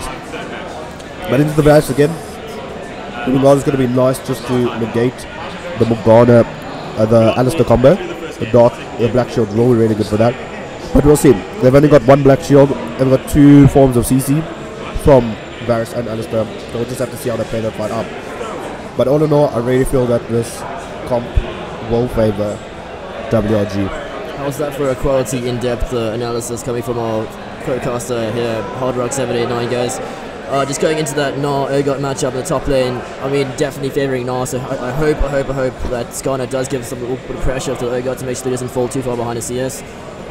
If Gnar gets too much of a lead, it's going to be a huge problem for White Rabbit Gaming. I mean, he's going to be constantly applying pressure, and that's going to be something that's going to be really hard to deal with. Other than that, if Tristana and Morgana can just scale into the late game and play really safe, do that protective carry comp, we could definitely carry this game. Quite a nice pick that Morgana into the Alistar Varus. A little bit of a risky decision in my opinion, picking both bot lane champions from the side of Royalty straight up in the draft. Other than that, we do know Royalty loves their Ziggs in the mid lane, one of Roy's more comfortable picks, so definitely can't expect lots and lots of big things from him. He did do decently last game. I mean, didn't necessarily pop off. Unfortunately, Royalty did lose that game for you guys at home that did miss that. We're going into game 2 now, guys, so I hope you enjoyed the cast. And we are going to be loading into game number 2. We do have WRG on the blue side up against Royalty on the red side. Sheepy, I need to know, who do you think is going to take game number 2? Do you think WRG is going to close this out 2-0, or do you think Royalty is going to come with the potential reverse sweep? Like, I mean, Royalty's comp is their standard Royalty comp, really, guys. That's exactly what we expected of them. We got Garth on his comfort Trundle. We saw him earlier in the tournament if he did manage to catch that game, guys. We got Vanzo on his Varus, which he's definitely known for as well. Alpaca, decent with Alistar and Ziggs comfort pick as well. So they're all on very comfortable picks outside of White Rabbit Gaming. Also pretty much comfort, so I mean these are clearly comps that they've been practicing. But in my opinion, I feel like WRG is going to win this game, but not going to go too in depth on that one, maybe a bit later. Other than that, we do see that WRG just looking for that bot side brush stack, hopefully to get some sort of pick on the enemy team's bot lane, but not quite working out, so just retreating back into their jungle. Looks like Trundle is going to go for the red start though. Maybe looking to make a play around bot. Try and get Vanzo ahead because that has been known to be Royalty's win condition. Yeah, I mean Vanzo's a player that's been known to carry so many years even. Like always been a quality AD carry, always can expect him to do well. Even if the rest of the team's failing, he generally holds his own. So hopefully he does manage to do that this game. We'll just see. We're Skarner picking up that red buff now, looking to potentially go for that. No, opting for the chicken camp actually, not going for that level 2 cheese. Trundle looking for that topside scuttle. Trundle looking to invade the jungle of Neutron. I mean, he does. It's pretty standard pathing nowadays for Skarner. You start your chickens, you get the stun on all of them, you get the attack speed, you got the shield, so you're pretty much sorted. Garth though going to look to invade the Skarner, and he is going to get level 2, but it looks like the stun is going to come in from Skarner. Skarner actually going a little bit low. Looks like he should still head to his blue buff. Maybe we might see another cheeky invade coming from the Skarner there. It was a very nice rotation coming out of Ziggs, just backing up his jungler in case he did need him, but unfortunately Skarner just managing to walk away from that one, trying to keep him down pretty hectically. Other than that, mid lane, both trying to just get dominance in this lane, trying to get the shove going, both having relatively decent wave clear, but unfortunately Malzahar is running pretty low in mana, being one of those champions that definitely does need a blue buff. So this early game for Skarner is quite rough because Trundle's one of those junglers that want to get up in your face, want to invade your jungle, and Skarner's not the strongest champion early. So if Trundle is able to find Skarner in the jungle, it's really going to put him behind, and Skarner really needs to fall to that level 6 to get that suppression. I mean the flash suppression, gotta respect that. So if Garth's able to just deny Skarner a lot of XP and a lot of gold, you should be able to do quite well. I mean, this bot lane matchup is pretty hard for the side of Alistar. Just the fact that if Morgana plays it correctly, she applies a lot of pressure and has that black shield. Nice combo coming out of Alistar. Really nice return binding, landing on the Alistar, black shielding the Tristana, just making sure that she doesn't get CC'd at this point, even though Alistar's already used his combo. A little bit of questionable decision in my opinion, but somewhat decent trade. Unique getting chunked on pretty hectically. And that's what we spoke about. I mean, if Morgana's able to land that binding, that bomb by Tristana, it does so much damage. Alistar should be able to heal up though with his passive, but it's people bindings like that and they are going to have a really bad time. Yeah, we see those Clax 3 item power spike into those the resets of the jump in the team fight. He's going to definitely be able to clean up with that black shield. So something to look forward to, guys. Alistar playing a little bit of pressure, stepping up there, forcing Tristana just to back up. As we can see, as we predicted, Royalty's top laner, Jet Last on the Gnar, just shoving in this Urgot. Urgot's going to be chunked down, he's going to be behind on CS unless Skarner can have some sort of impact in the top lane. thing is, Na's not the easiest laner to gank because he's got to jump and then he can jump in your head and jump even further. It's so annoying ganking it because the mobility on Na is just a lot more than a lot of the other champions, and the range of his mobility makes it very easy for him to shove in a lane and then get away as well. Yeah, I mean, neither jungler's doing anything too spicy at this point. Both opting to just go for that power farm after finding each other in the jungle at level 2, I believe. So just gonna have to play a little bit slow, see if his team scale quite nicely. I mean, both comps are decent late game. No one necessarily falls off to an extent. So definitely going to be a long game for us to enjoy, guys. Mid laners are going to be hitting 6 soon, so maybe we'll see a play from either Skarner or from Trundle. Most likely from Skarner though, getting the lock up there on to the Ziggs, and then Skarner just following it up with his E. That's enough, and it should be enough to actually get the kill. First Drake booty spawn is Infernal Drake, if I'm not mistaken. Quite a high priority dragon, if I do say so myself. Guys, that is something you definitely need to prioritize. Get the vision control, make sure the enemy team can't pick it up, and secure it for your team. It's going to be something that's going to help you late game especially. We do see both junglers meeting again, going for that 1v1. A little bit of damage coming through from Neutron. Just opting to back off after winning that trade. So if you are just joining us right now, we have WRG Goon Squad taking on Royalty. WRG was able to pick up game 1 of this best of 3 series, and Royalty is left with the job to either go for the reverse sweep or to drop to the loser bracket of groups. For those of you guys who are joining, this is the second game between White Rabbit Gaming and Royalty. Best of the 3 games, so if White Rabbit Gaming managed to win this one, we will not be playing a third game, and they'll be moving on to the winners bracket for tomorrow's casting. Otherwise, losers have to fall into that losers bracket and also play tomorrow. So really nice rotation coming out of Royalty, something that they are known for, sneaking that dragon, making sure to pick up that Inferno, which is going to be huge for them in the late game, especially if we get to that long 40-minute game. So really nice rotation coming out of them. Good job, guys. And absolutely uncontested from Goons, but I don't even know if they had an idea that Royalty was there, because there was no rotation, no vision, no pings, and just a nice objective picked up by Royalty altogether. Yeah, exactly what I was mentioning earlier. Need to control that vision, guys. You can't let that Drake go this early in the game. It's gonna make such a big difference, especially in that top lane matchup with Null constantly janking away at Urgot. Null opting to drop that TP into top lane, is burning that 6-minute cooldown, so he's not gonna have it to join. Although Yellow Pete running Spellbook, just swapping out his teleport full ignite, guys. Spellbook, not too sure if it's the optimal keystone on Urgot. Maybe I'm wrong, guys. What are your thoughts in chat? Looks like he might be going for that kill onto Jetless now, but Garth is around the top side, so if anything does break out, shouldn't be too much of an issue. Junglers should be hitting 6 very soon. Strata probably going to use that on. He's got that flash, he's got that predator, and look for the first pick of the game.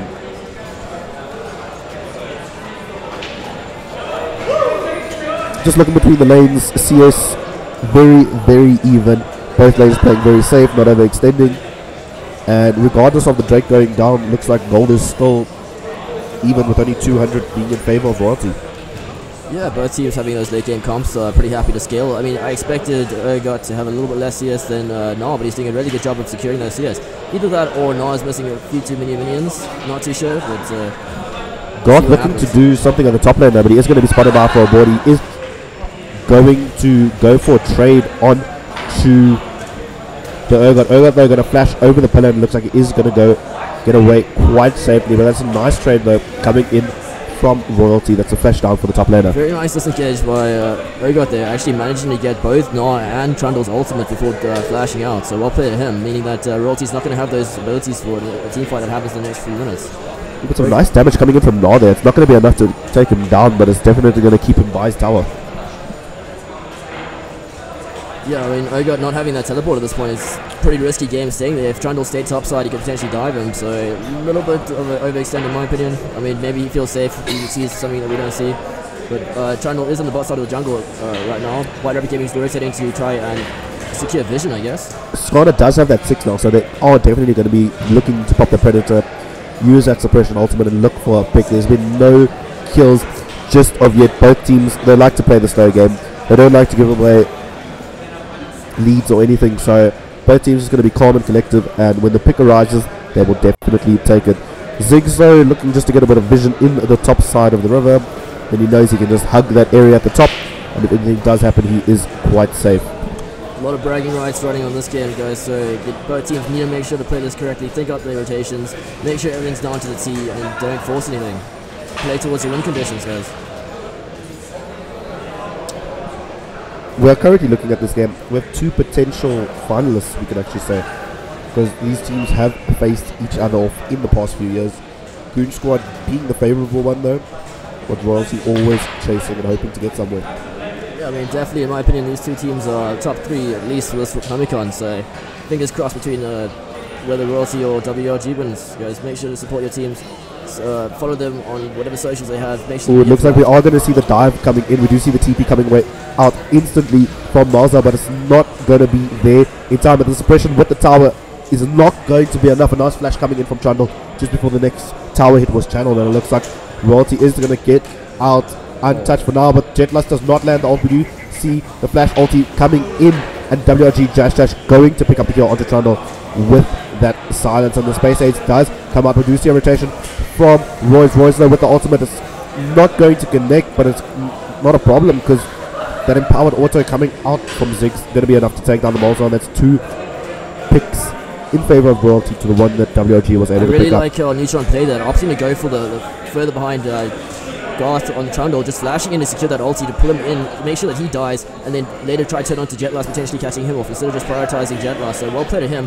A few too many skill shots missing that team fight interaction, in my opinion. I mean, guys, this is supposed to be Prem. We can't be missing so many skill shots. I mean, I really thought that Jetlust would have landed that ulti, because I feel like that definitely would have been game-changing in that trade, but unfortunately not.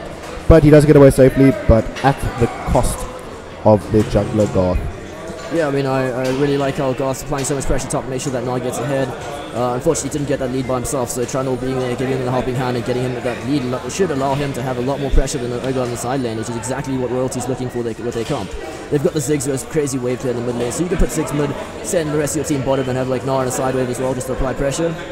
Collect those Drakes and objectives, guys. Already got that Infernal, so see if they're going to be able to pick up that second Drake. Well, yeah, we do have the next Drake in just over 40 seconds. So it looks like Royalty's already started making their way down to that objective, with Morgana and Tristana just backing now. So they should be back in time to contest this. But it looks like we might be getting the first big fight of this game.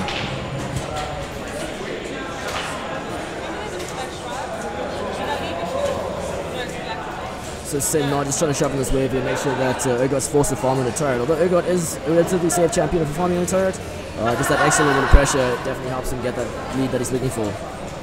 Other than that, we see that Royalty's bot lane is now rotating towards middle, trying to potentially make some sort of play happen. I mean, we saw in the previous game where they sent 4 of their members to the top lane to make sure that they get that turret. Is spotted out, the suppression does come up, but Neutron actually misses the stun, but it's not going to be a problem because Urgot is there with the ultimate to secure that pick. We do see the binding node coming on to Varus, the target you want to be stunning, but it looks like Varus is still going to be chasing. We do get the flash ultimate. Tristana has made a rotation, and the bomb is going to come out, but just a few more autos should be enough, and it looks like Tristana is able to get that, and she is going to be able to jump away at the same time. That's why I love Tristana so much. She goes in, she goes out, she gets the job done. Really, really well played from the side of Klax there, just chilling in the brush with the pink ward, letting Boris overextend with the flash, committing to that kill on Morgana, unfortunately being caught off and then getting the reset, letting him jump out with his W and jump into safety. Well played, Klax. So it's a 1-to-1 trade. Morgana did also go down to Trundle there, but it looks like this Drake is still going to go over to Royalty. They are busy fighting for it. It's another Infernal, so I don't think WRG wants to be giving this up that easily. Yeah, I mean, just going back to the whole Klax thing, he's definitely one of the OG Tristana players, so a lot of skill coming into that pick for him. Other than that, really nice ulti coming from Ogon in that previous team fight, he's getting the guaranteed kill. But it does look like they are able to pick up that second Drake, uncontested. Good squad, just no cooldowns, ultimates down on quite a few members of their team, opt to just give over the second Infernal, and let's just hope it doesn't turn around to bite them later on in the game. Yeah, there seems to be a few Neutron fans coming through in the chat, guys. Otherwise, if you have any favorites, please drop those names in the channel. We do appreciate any kind of feedback that you guys do have. Other than that, pretty standard rotations going back in. We do see that Trundle's looking to make some sort of play on the bot lane here, potentially get a pick on Klax or Unique. A little bit of a questionable decision, in my opinion, just as the fact that they do have that black shield is going to make it super hard for them to get any sort of dive. Ogot shoving in this Gnar, which is kind of interesting. We do see the members, though, grouping around the bot lane. Skana is making his way into that bush, and Morgana just chilling around, They are going to deny vision for Royalty though, so I think as soon as Alistair and Barrett step up in this lane, they should be hoping to pull the trigger. Producer Neutron just chilling in his brush right now, guys. Looking to just get that sneak that we saw Klax pull off earlier. Seems to be something that White Rabbit Gaming really like to do. Let's see if it works. So WRG has focused a lot in clearing this vision in the bot lane.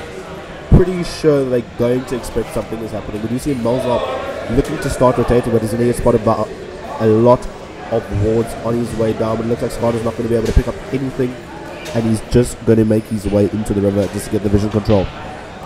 Unique trying to apply as much pressure as he can, just stepping up there, dropping his pull, dropping his Qs, trying to get damage. The ultimate coming out from Varus. The back shield not going to be there in time, and looks like Morgana is going to go down, but the nice Azania's coming in from Unique, but Vanzel with the arrow from downtown, able to pick up the kill onto Morgana, and Royalty just picking him down the kill, but Jetlust taking up way too much of the tower. What are you doing, Jetlust? Going to get taken down by the Urgot there. YOLO P playing that perfectly, holy moly, guys. Landing that ultimate, Jetlust taking a few too many turret hits and falling below that I don't know what he was doing in front of the turret still. Like, he should have just walked away, but he just tanked it and basically tanked it and he got punished straight away. White Rabbit Gaming forced to play in the bot lane rather, and Royalty felt pressure to try and make something happen top, so we saw that Garth overextended, Royalty Jetlust pushing in there as well, just unfortunately overcommitting, feeling that pressure, misplaying. Maybe it's just that that first time Comic-Con nerves coming through from Jetlust. I really feel like Spartan, the owner, is definitely going to tell him to take off his headset later. Yeah, we're definitely going to need one of those. Just a meme that between the Royalty guys, Royalty Spartan last year, he kept telling them to take off their headsets throughout the VS Gaming Championships. We'll never let the meme die. We'll always have our boy Spartan. So we do have some Dash fanboys coming, or fangirls coming through in the chat tonight, so we'd like to see, guys. Dash is an awesome guy. Make sure to go check out his solo queue games and stuff. Awesome player. I don't know why so many people seem to dislike him, but we do see Royalty. Roy's looking to try and pick up this bot lane tower. Malzahar here for the pressure. We do see Dash coming, looking for the skill. Dash, no matter from Vega, and it looks like the suppression is going to come in, and Ziggs is going to go down. Yeah, a little bit. Oh, we see trying to make a second attempt on this Urgot. Is trying to apply pressure like we want him to be doing, but unfortunately not managing to pull that gank. A little bit of a questionable decision coming through from Roy's there, overextending like that, trying to get that turret, trying to get the execute from his W, but does get punished for it. He will die with having no mana. I mean, he was completely out of mana, and now we do have Garth just going to flash. Not even going to give them the opportunity to just get another objective, and Raw just respecting what Goon Squad is capable of. Yeah, I mean, you can see what's happening now because of the fact that Royalty Roy's greeted that turret, died, now they're in turn losing their bot side turret, which is going to be a massive objective, losing all that pressure and a lot of gold going over to the side of White Rabbit Gaming, but Royalty having those two Drakes definitely not out of it, especially seeing as it is double Infernal. It's going to be a huge difference in the late game. Let's see if they can make it to that point. It's another tower going down for Goon Squad. Rift Herald is on the map. It is an objective. It is up for another 2.5 minutes, so we'll see if teams are going to be playing around that. Jetlust just going to get a few autos around on to YOLO Pete, but not going to go into melee range. He doesn't need to do that, and he knows that. So we do see that Triangle is passing that blue buff over the Ziggs, seeing as his mid laner is going to be full of mana at all times. You need to be able to clear the wave best as you can, especially if White Rabbit Gaming creep for some sort of siege. It does look like there are quite a few members at the top side of WRG, maybe looking to go for this herald, but no pings going that direction just of yet, and it doesn't look like any objectives are really being focused at the moment. Yeah, I mean, unlike the side of Royalty, WRG just opted to give their blue buff to the jungler. A little bit of an interesting decision. Perhaps he feels that he needs that mana a little bit more than Malzahar. I'm not too sure what the decision behind that was. So, again, we are having quite a slow game between these two teams. Both teams not giving away too much at all. Both teams playing very safe. I mean, the gold is basically even. I mean, there's 400 gold in favor of Royalty, but that's peanuts at the end of the day. You have the two Infernal Drakes, but this lead hasn't been able to be seen at all from this extra damage buff, and it looks like this Rift Herald is going to go over to Goon Squad, uncontested by Royalty completely. I mean, very nice sneak coming through from the side of WRG. Quite surprising that Royalty had no vision there, actually. A little bit of a mistake on their side. They're probably need to make sure they have those objectives secured, especially with something like Rift Herald, because that's going to make a massive difference, potentially breaking their base. I mean, it's pretty obvious. It's an objective that does have a time limit, so if there's only 2 minutes left, a team has to be prioritizing it. If everyone disappears, you need to be asking a question. Yeah, Are they Rift Herald? why aren't we reacting? Why are we just giving away this objective for free? And Goon Squad, they get no reaction from Royalty and they punish it. We do see Trundle, they're going to be caught out. We do see the QSS being used, but now Vega being the next victim. But the thing is, he doesn't use his QSS and is going to get taken down. But the double kill though coming in from Banzel, the savior of Royalty, able to just pick up those kills. Yeah, defensive flashing on a dash day, not too bad. I mean, you can see how Royalty's all prioritizing those QSSs. We got Garth picking it up, dropping it when he got snared by that Morgana there, so making sure he stays alive, as well as having one on Ziggs, and I believe Varus is working towards his. Ooh, Alpaca does fail the Hex Smash though, not able to get over the wall, just in the wrong place at the wrong time. But it's not going to be a problem. I think that's enough just to scare Goon Squad away, and that's going to be the third Drake going over to Royalty. And we're getting pings towards the Baron, but I don't know if you're ready to throw at Baron just yet, Royalty. Pretty surprising how Royalty managed to pick up that Drake, especially after their mid laner Ziggs got caught off. So well played to them, managing to kill that WRG Neutron, securing them that third Drake actually, which is quite nutty to be honest. With WRG only having Rift-Held, 3 Drakes to Royalty, and Rift-Held being one of those high variance objectives, meaning that you could either completely stuff it up or have an absolutely like game-changing one. So let's see if they can make that work. But also in that last fight, Royalty just able to even out the kills. I mean, Goon Squad has had the kill lead for quite a while, but now Royalty's starting to find a bit of the power spikes. I mean, Vanzel's got his 2 items. I do see the QSS is coming in next. I really want to see Ziggs though focusing, because Squad did ulti him. He kept the QSS for some reason. Maybe for the Malzahar, but I don't know, hey. When the Squad ultis me, I'm going to be getting out there straight away. Yeah, I mean, Neutron's got to be considering looking at pressing that tab button, looking to see what items Royalty has, because he cannot be ulting any target that has a QSS unless they've already burnt it, because of the fact that he can just straight up cancel his ultimate. So he does need to be very, very selective with what targets he chooses. I liked how Royalty's all prioritizing that QSS. Means they won't have quite as much damage as WRG, but will be a little bit more safer. We are going to see the Herald though coming out in the mid lane. Royalty has grouped 4 members to be able to answer this Herald. Hopefully even stopping it from charging up to the tower. God is going to get a few autos, but is going to get the charge. Not going to be enough though. The bomb does come out from Tristana, but it looks like Royalty is going to get the Rift Tail just low enough so it doesn't execute the tower right there. Yeah, I think that's the second time we've seen at this stream actually. The Rift Tail just getting chunked away at that mid tower, but not quite being able to kill it. Sneaky kill coming through from Unique, unfortunately not managing to land it. No connection at all. Now Royalty looking maybe to group in the mid. We do see Skana though has made his way towards Ziggs, maybe going for the double suppression, play the QSS, go for the next former CC and pick up the kill, but Ziggs just going to play it safe, and now Marzo going to start maybe moving towards, well, he does have TP, so he actually doesn't have to leave that lane at all. Yeah, we do see those spicy summoners coming through on the side of Yellowpete there, just switching out that Ghost now for that flash. Running that spellbook means that he can be constantly switching between TP and Ghost and everything that he could possibly need. Snare coming through from Unique, unfortunately does get slowed down with a Trundle Pillar, not quite having the damage from the side of Royalty though, so he will be able to walk away with his life. He's going to use the Black Shield as well defensively, just in case that Varus ult does come out.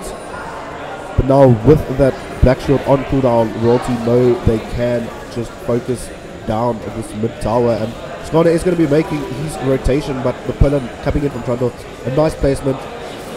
Ooh, and then we do see the Varus does put out the binding, and Tristana is going to be the next one to be locked up without that Black Shield. Tristana is going to suffer. She does get the jump away, but we do see the ultimate from Ziggs and the double kill coming in for Trundle. They're very tanky from his ultimate. He's finally going to go down to the Malzahar's ultimate, but I don't think it's going to be enough. We still have the Gnar. He hasn't reached Mega Gnar yet, but that is still an option, and it looks like Royalty is just going to drop their 1 member but take the tower for the 2 kills that Garth was able to pick up there. A little bit of a miscommunication coming from the side of WRG. Not too sure what their rotations were in that situation. I mean, Royalty made a really nice push there, grouping, taking the top opportunity, noticing that WRG don't have the numbers to contest that, picking up that Drake, although Trundle extending a little bit too far, unfortunately does get killed by that Malzahar. But I mean, very nice ultimate from him onto the Sky to make his Skana a squishy boy and guarantee a kill on him. So well played to Royalty. Otherwise, Banzel though, he should be on quite a bit of gold backing very soon. He's been on those few items for a bit, so we should see him go for the QSS now.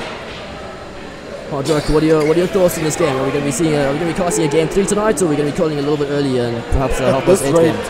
As even as things are, with the dragons that Royalty was able to pick up, I mean, that percentage damage that Royalty is going to get from those drakes, and the potential to just burst down Baron, I feel like Royalty might have a fighting chance in this game. Yeah, I mean, but we did see the famous Baron throw last game. We overextend, and then boom, we just running it down the mid lane. 100%. I mean, especially in competitive games, your macro needs to be on point. Also, you're going to have those massive throws, and as soon as you make a throw, enemy team is going to capitalize it and punish you hard. Especially with these higher prem teams, their macro is getting better and better each time we see them play against each other. So definitely something you guys will kind of take into consideration with those Baron throws. So we do have the next objective coming up soon. We have Drake in the next minute. Definitely see teams making an opportunity to rotate down there. I don't think WRG is going to give away this next one so freely. We're reaching that stage where teams are going to be wanting to be fighting, but who do you think is going to shine out the most? I mean, Vanzel's already 4 kills, he's got 2 items. He has got the QSS and he's got some extra armor just to keep him safe, so I don't think he's going to be... It's going to be too much of a problem for just the 1 item to start. Yeah, I mean, Royalty does have the upper hand at this point. It's sort of their game to throw, but definitely easy to throw this. One small misplay. We do see the exhaust coming through from Urgot just to make sure that Noah disengages with that ultimate being ready to charge. Looking to apply pressure here, potentially get that top turret, but needs to be careful not to overextend. I'm not too sure if that exhaust was really a little bit necessary. of a... I mean, Noah does do some damage, but he's not going to kill you. Not when you're that close to tower. You're safe. A little bit of a panic. We do see that Urgot's going quite ham on this... I mean, the Mega Gnar is going to be down for a while. He's not going to be charging up those stacks, but I think Urgot put up a lot more than he could chew there, and I think the exhaust might have come in more handy in that trade than the previous one. Yellow Pete, maybe a little bit of a brain fart, but got chunked super hard. He does, however, have teleport, so perhaps he's just looking to go for a micro trade back and then reset into that. Vanzel, though, going to get in a little bit of a fight with the Tristana, but the Black Shield's already down, and Tristana going solo on Alpaca with a nice flash headbutt knock up. It's going to be just enough, and it's only neutron. No, he does not have flash, so it's definitely going to be another kill on guard, picking up that kill. His 4th kill of the game, and it looks like Royalty might be able to even head towards the barrier. You do see Malzar is going to be backing at this point, and he doesn't have TP, so this might just be the free objective. And I don't think WRG is going to contest. They're just going to go for this Infernal Drake instead, which is quite a nice denial for Royalty, but not the Baron, that let's White be Rabbit honest. Gaming Smite up, seeing as Skarner is dead now. There's no way they can realistically contest this, especially against that kind of comp that Royalty has. It's not worth the risk. Just take the free objectives to an extent, go for that Drake, make sure that you have that secure, at least you have something in your books. So now it'll be 1 to 3 Drakes, but just going back to that previous team fight, Clax playing that a little bit poorly. I mean, Unique did a beautiful Black Shield just to dodge that Varus ulti, and Clax ended up using his QSS for no reason. Had he not used it in that situation, he just saved it for the Alistair combo, he could have potentially survived there, and that wouldn't have been Baron for Royalty. So a little bit of a misplay when it comes to the mechanics, but otherwise well played Royalty. We did discuss it a bit earlier that Clax is a very aggressive player, and he will go towards the enemy rather than run away. And I think that was one of the opportunities where he wanted Vanzel so bad. He had the Black Shield, he had the QSS, but Alpaca, he was in the right place at the right time, and with all those things down, Alpaca had full freedom to go onto the Tristana, and Tristana gets punished for that. Royalty now with this Baron, probably looking to drop a few turrets. There is still a tier 1 turret in the bot lane that Royalty will be looking to take down. Now is just going to get that wave pushing, and then we should see a rotation coming out of Royalty quite soon into the bot lane. I mean, at this point in the game, quite a decent gold lead coming over to the side of Royalty. Already having that 4k gold lead. Let's see if they can make use of it, though, and not throw the game. Trundle trying to get the slow onto Neutron there, but Neutron just going to put out the E and return the favor and slow down guard. So that's not going to be a success for them. But WRG just kiting back, hoping to catch one of Royal members out of position. And it looks like Alpaca is going to get hit by quite a bit of CC, but he's quite tanky. He does actually put down the ulti. We do see the ulti from Skarner. They're pulling Trundle in, and Trundle actually going very low, and I feel like it's just going to be enough for YOLO Pete to pick up that kill. I feel like Trundle may have played that a little bit too aggressive, and we see Tristana in the outer position. We're going to get taken down again. Alpaca getting the second kill onto Tristana. We see Mark jump in, going to get that 3rd proc onto Unique, and that's the tower going down. Varus able to pick that up, and we just see the ultimate coming out of Varus. YOLO Pete going to use a jump away and try to put out the slow, and I think that might be enough, but it looks like they are just going to back off play and say, you don't want to be caught out by anyone, especially on Morgana binding. That is game changing, and that could be the death But it looks like Royalties is going to break into the base of WRG. That first Nexus tower, inhibitor tower, my apologies, going down in favor of Royalty, and it doesn't look like they're stopping with the push now. They've got the Baron empowered minions, and this push bot lane has definitely been in favor of Royalty. Yeah, Royalty making really good use of that Baron. QSS is dropped by Jet last there. Ooh, it looks like Over is going to get taken down straight away, and it looks like this is the opportunity for Royalty to pick up this inhibitor, and another member of Goon Squad going down. Nice snipe there by Jetlust, able to pick up that kill onto Morgana, and Royalty just going to play it safe. Sticks is out of mana, don't want to overextend. You've got those super minions in the bot lane. Let's rinse, repeat, buy up, and reset, because they are leading game number 2 right now. Yeah, I mean, GLP being a little bit too disrespectful, stepping up like that against something like an Alistair who's going to combo him against the wall if he's not careful. And that basically just let Vanzo free hit him and securing them that objective 100%. Really nicely played by Royalty, using that Baron buff to the advantage, breaking the base, and having this extra push through their minions now on the bot lane. Should see them playing towards top side now. Well, that's definitely going to keep someone stationed there for quite a while now, until that inhibitor respawns, because they can't afford to just let those minions push in and knock away at their Nexus towers. Otherwise, Hard Rock, what are your thoughts? How does WRG get back into this game? Well, Vanzo's definitely doing so much work. But we didn't speak about the Strandal pick. Look how long that previous fight, how long he tanked the members of WRG just with his ulti, because there's so much tankiness on the side of WRG that Strandal's perfect for this matchup. And with the Ziggs, with Varus, they just destroy towers, and they've got that threat of when Meganar's around, Meganar can just jump in, get onto your backline, and he gnaws them. And that's WRG's backline gone, and they can't afford to have that happen again. Tristana though caught out quite a few times, and Alpaca with some beautiful Alistair plays able just to punish it, and he's actually picked up the kill on Tristana twice. Yeah, I mean, Varus not having his triple item power spike, he should be hitting super hard. Tristana still trying to farm their way up to those items. Unfortunately, same CS, but not having the same amount of kills, so he's going to be behind the gold. If they can play towards that power spike, potentially get back in the game. Wait, try punish that mistake from Royalty, and potentially just look to try to get a nice snake coming through from Organa. Trundle applying pressure, just stepping up to make sure that they don't go onto his backline. QSS being dropped by Royalty, Jetlust. Not going to have that if Malzahar, sorry. Or I guess Malzahar, Morgana, or Skana get that pick on him. However, this is exactly what Royalty wants right now. Look at the bot lane. Look at exactly what's happening there. There's minions pouring in to the base of Goon Squad. And the siege is going to come in. We do see Skana going to be taken down first by the Varus, and it looks like they're not stopping there. They are looking to siege.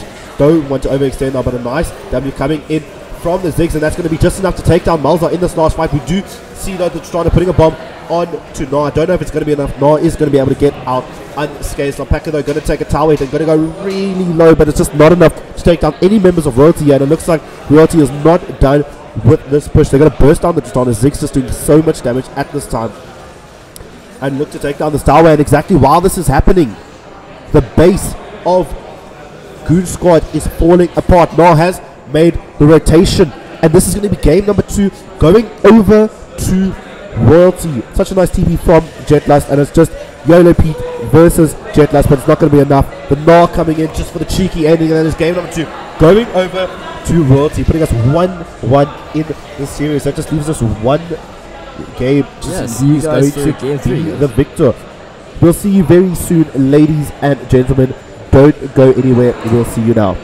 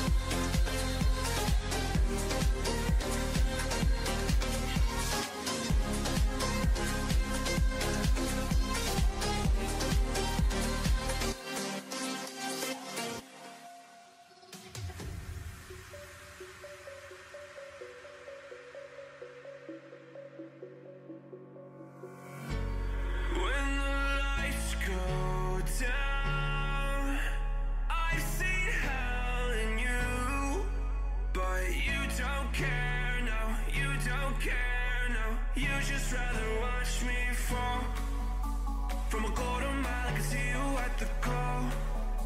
Think about it, ring won't tell you what I saw.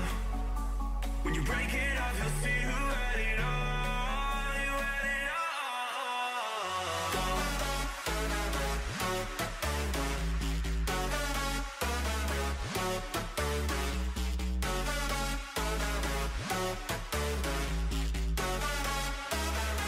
You said you wanted to fall into oblivion. Forget about the world we're living in. Fall into oblivion, oblivion. Oh, going into oblivion.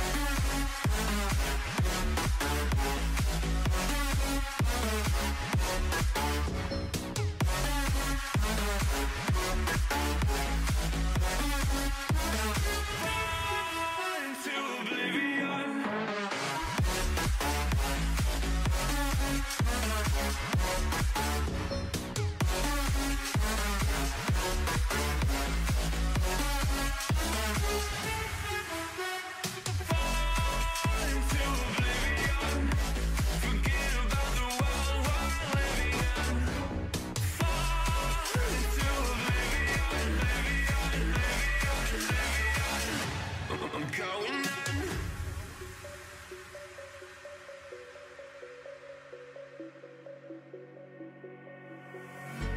You can't fall asleep when you're counting stars.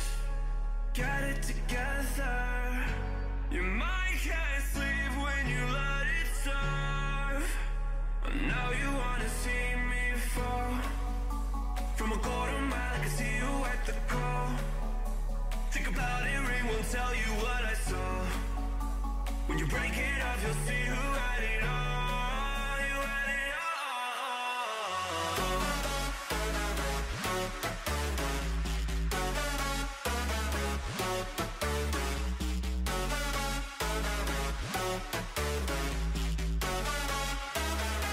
You said you wanted to fall into oblivion. Forget about the world we're living in. Fall into oblivion, oblivion. Oh, going in.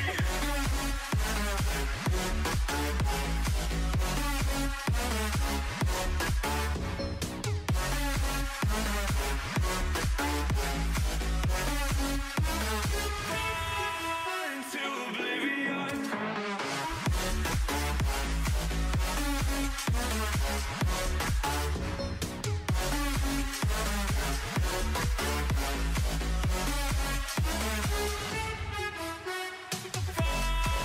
Into oblivion. Forget about the world we're living in. Fall into oblivion, I'm going in.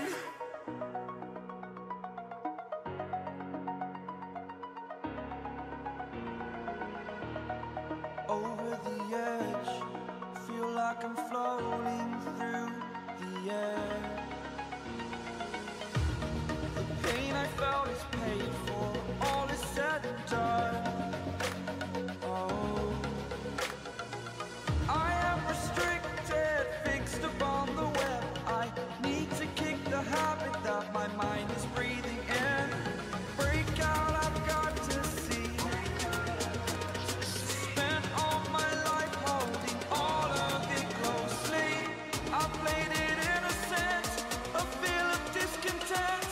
I'm finally facing it all, fearless.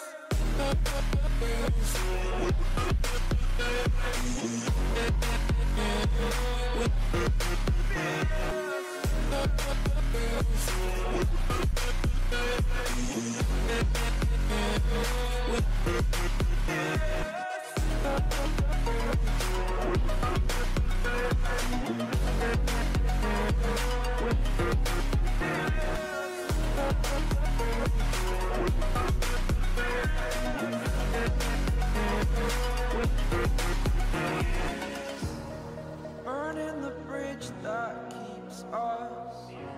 I'm here and I'm feeling fearless. Exaggerated, that's what you assume. The story's over now, I must conclude. I am conflicted, watching where I step still, hanging in the balance. Not the life I want to live, I want to take it all. Standing tall, fear outweighed the person you are. Oh, break out, I've got to see. Spent all my life holding all of it closely. I played it innocent, a feel of discontent. I'm finally facing it all, fearless.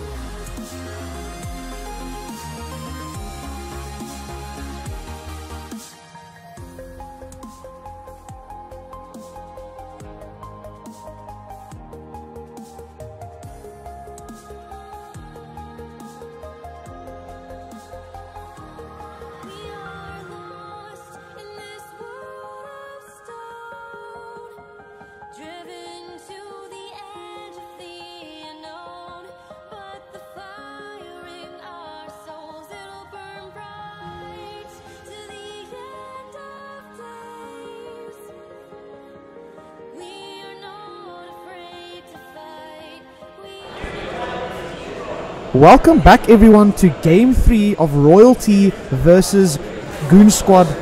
And we have an exciting series on our hands since we are tied 1-1 each. Excited to see what they're going to bring through on Champ Select this game. I'm joined with Sheepy on this game and myself, Sinister Smiling. Yeah, we just subbed out Hard Rock. Thought we'd give us a little bit of a return here. First cast, or the duo cast of just Sinister Smiley and myself so far for the stream, so it should be good, guys. So far we see coming through the drafts, we have that Galio ban and the Ziggs ban coming from the WRG side. Nocturne so far banned from Royalty. Sinister Smiley, what are your thoughts on these bans? Well, the Nocturne came through in both games. I think they're just banning it for safety. I'm pretty sure Jan is telling them every time, we're not having this, we don't want to try and deal with this. Just taking out that global that can be too much of a problem for Royalty. Yeah, I mean, Nocturne, especially if you can get so far ahead that you can one-shot the squishies in the backline, makes a huge difference in these games. I mean, not a bad ban from Royalty. Don't know if, I mean, surely you've done the stats. Does Neutron play a lot of Nocturne? A lot of? Nocturne. Nocturne, I do believe it is in his champ. I don't know if he's played it a lot. Maybe they know that he's practiced it recently a lot, but I'm pretty sure. Okay, well, good to know. Otherwise, we have the Rakan ban, making sure that Unique is not on his comfort pick like we saw in that first game. He did do some really nice picks, despite the fact that his team was fairly far behind. Return Varus ban, so we will not be seeing Vanzor picking the 3 games in a row. No hat-trick for that Vanzor Varus pick. Kaiser insta-lock coming through from the side of WRG. Really, really nice pick. One of the strongest AD carries at the moment, so definitely can expect him to pop off. Yeah, they did decide to take out the Rakan, knowing that Unique is really good on this Rakan, getting the engage button when someone is caught out, and you just instantly pop that one person and then you won the fight. Yeah, and we can see that Royalties returned with that Malzahar and Alistair picks, rather, both being super comfortable picks for the side of Royalty. Malzahar being one of Roy's 2 favorite champions, I believe, that and Galio, although we haven't seen any Galio getting to the draft so far, just with that permaban. And Alistair, we saw Alpaca on the last game, did pretty decently besides that one cheesy combo at the end. Not too sure if you guys noticed that. Is this a bot hover? No, we have that Braum lock in. I was a little bit surprised, I actually got excited there. Feels bad, man. The bard, I think, was an ownage to you, Sheepy, I'm pretty sure. But so far, I'm really on the side here of the Royalty pick.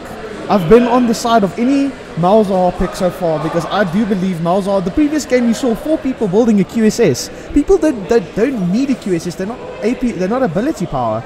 Setting themselves back on that item, but just they have to buy it. It forces them, otherwise you get caught out by the Malzahar and you're just dead because you can't, you stunned for so long. Yeah, we see some international support coming through from Kiddo in chat, guys, wishing his team WRG all the way from overseas best of luck for this game. So let's see if that's going to be enough to pull them through this 3rd game and give it a WRG win for the series. Yeah, so the first time we see Jin picked up today, I'm a big fan of Jin with the hail of blades that came out.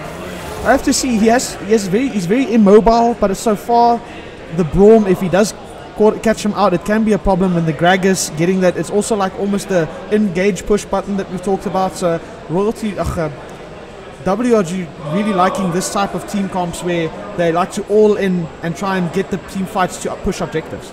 I mean, pretty interesting decision picking up that Jin. I mean, again, it is one of Vanzel's more comfortable picks. But into a champion like Braum, sort of questionable in my opinion. I mean, Braum being super good at blocking Jin's ultimate, just being able to drop his E, basically negating all damage or shots coming through. So a little bit of a questionable decision, and the fact that he's so immobile makes it super easy for Braum to get on his face. Otherwise, we do have that Gragas pick. We do know Neutron for his Gragas, so quite excited to see what he can do on this game.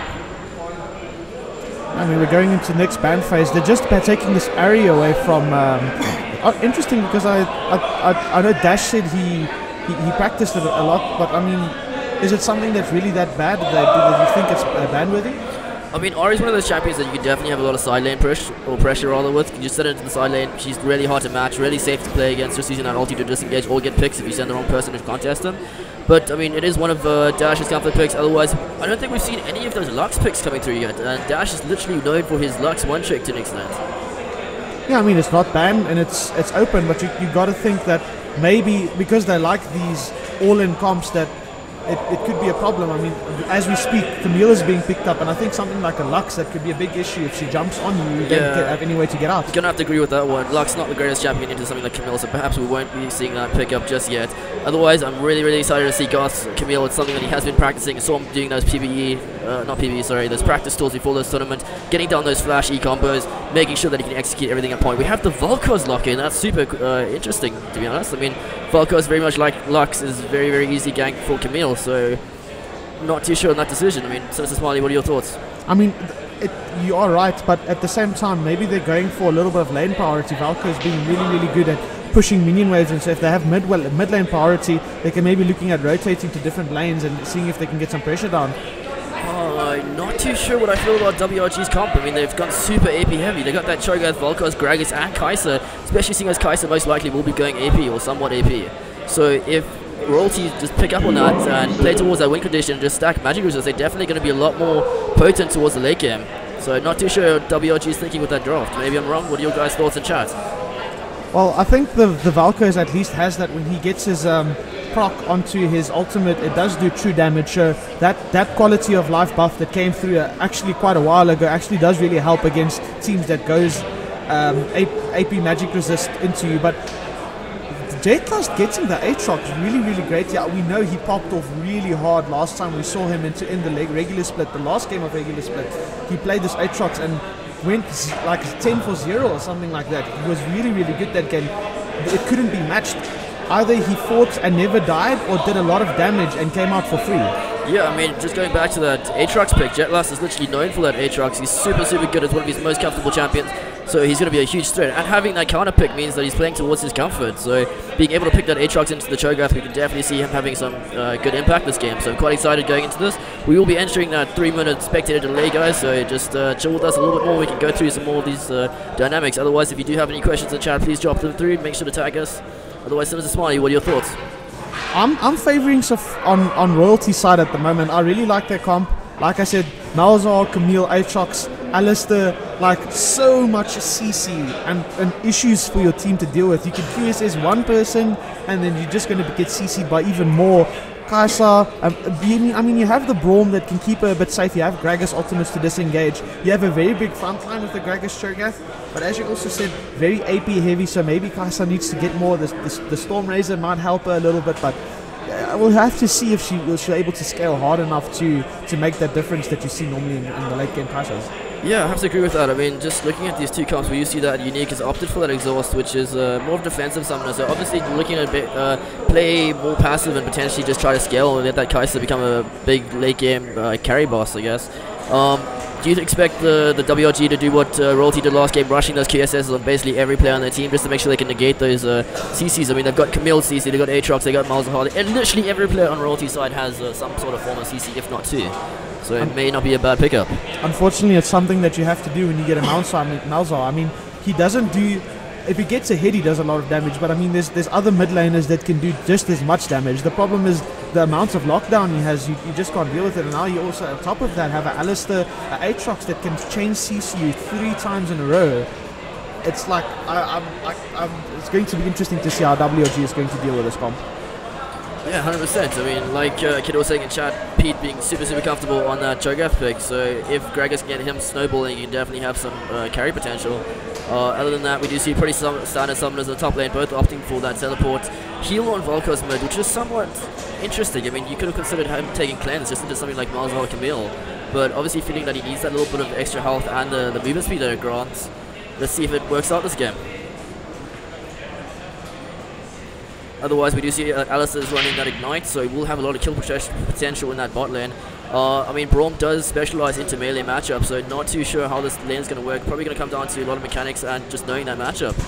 Otherwise, Sinister Smiley, did you going to say the hashtag Royal Win reverse sweep, or is it going to be the WRG comeback and they're going to finally break that reverse sweep Royalty special? Well, based off two things, WRG has the higher win rate against Royalty, and my stat sheet shows they have a 60% against Royalty, so stats favor them, but at this moment in time, I do think that Royalty has the better comp. So for now, comp-wise, I'm going to have to give it to Royalty. I like that answer. Otherwise, guys, what are your thoughts in chat? WRG win or hashtag Royal Win? Otherwise, just we'll be heading to this game in any second now. Just bear with us. We'll be popping in and potentially getting this third game going, guys.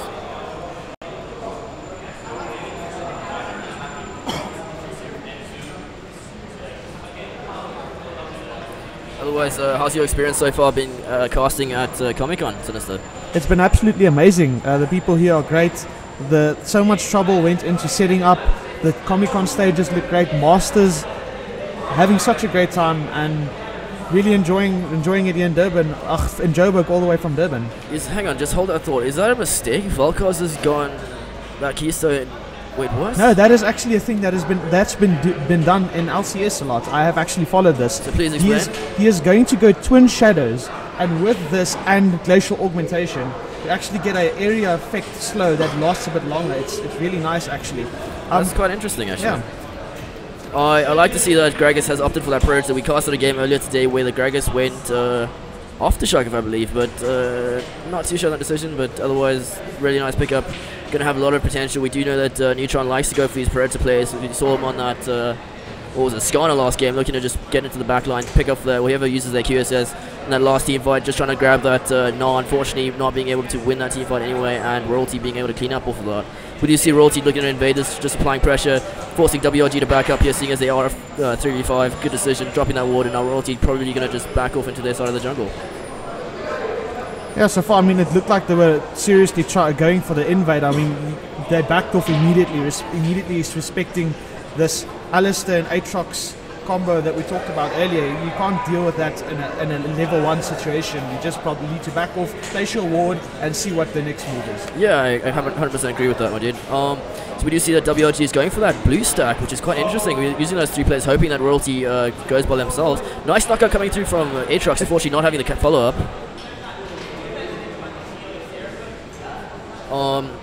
Looking like WRG will be able to steal this blue. Not too sure if it's going to work. They do go for the defensive back off, actually. Potentially going to look to run into this Alistair.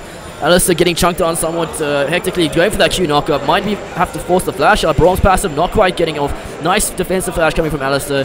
Little bit of an unfortunate situation, seeing as they didn't have that vision. Nicely played, very productive coming through from WRG, trying to get that lead.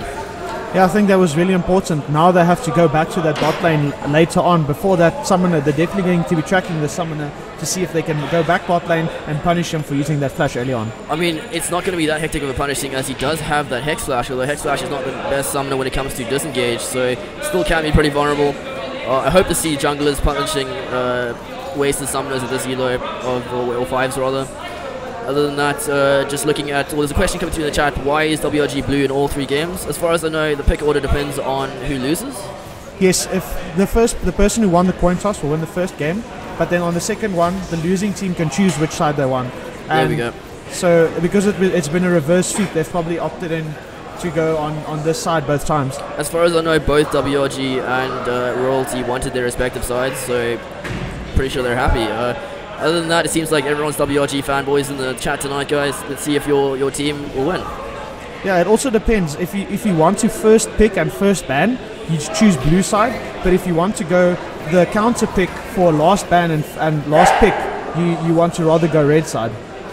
Yeah, I mean, that makes sense. We do see both junglers just farming their respective sides. We got WRG, Gragas top side, and Royal Camille just farming that bottom Grump camp, looking to move to his Raptors, I believe. His Wolves. So they had a little bit of a lane priority early on in bot lane, and I saw the Camille pushing up into River, and I thought they were maybe going to try and get the rotation on there, but nobody actually going for that priority, that they didn't make use of that priority that they had. Yeah, and it seems that despite the fact that Royalty burning that summon in the early game, they still have some sort of gold lead, which is pretty interesting. Maybe that's just a matchup thing or a bit of a misplay is coming through in the CS department. Although, to be fair, WRG is catching a huge wave bottom. Dash looking for a defensive E, unfortunately missing it. Garth managing to chunk him down quite hectically, so he's going to have a lot less pressure now on that mid lane map. Unfortunately, Malzahar having no mana won't have much kill pressure. Nice W, collapsing on this Alpaca, not having flash. He's definitely going to be in trouble here. Looks to just re-engage, to do as much damage as he can before potentially dropping. He doesn't quite connect. Oh, he does actually connect. Well played to WRG. Nice catch, guys.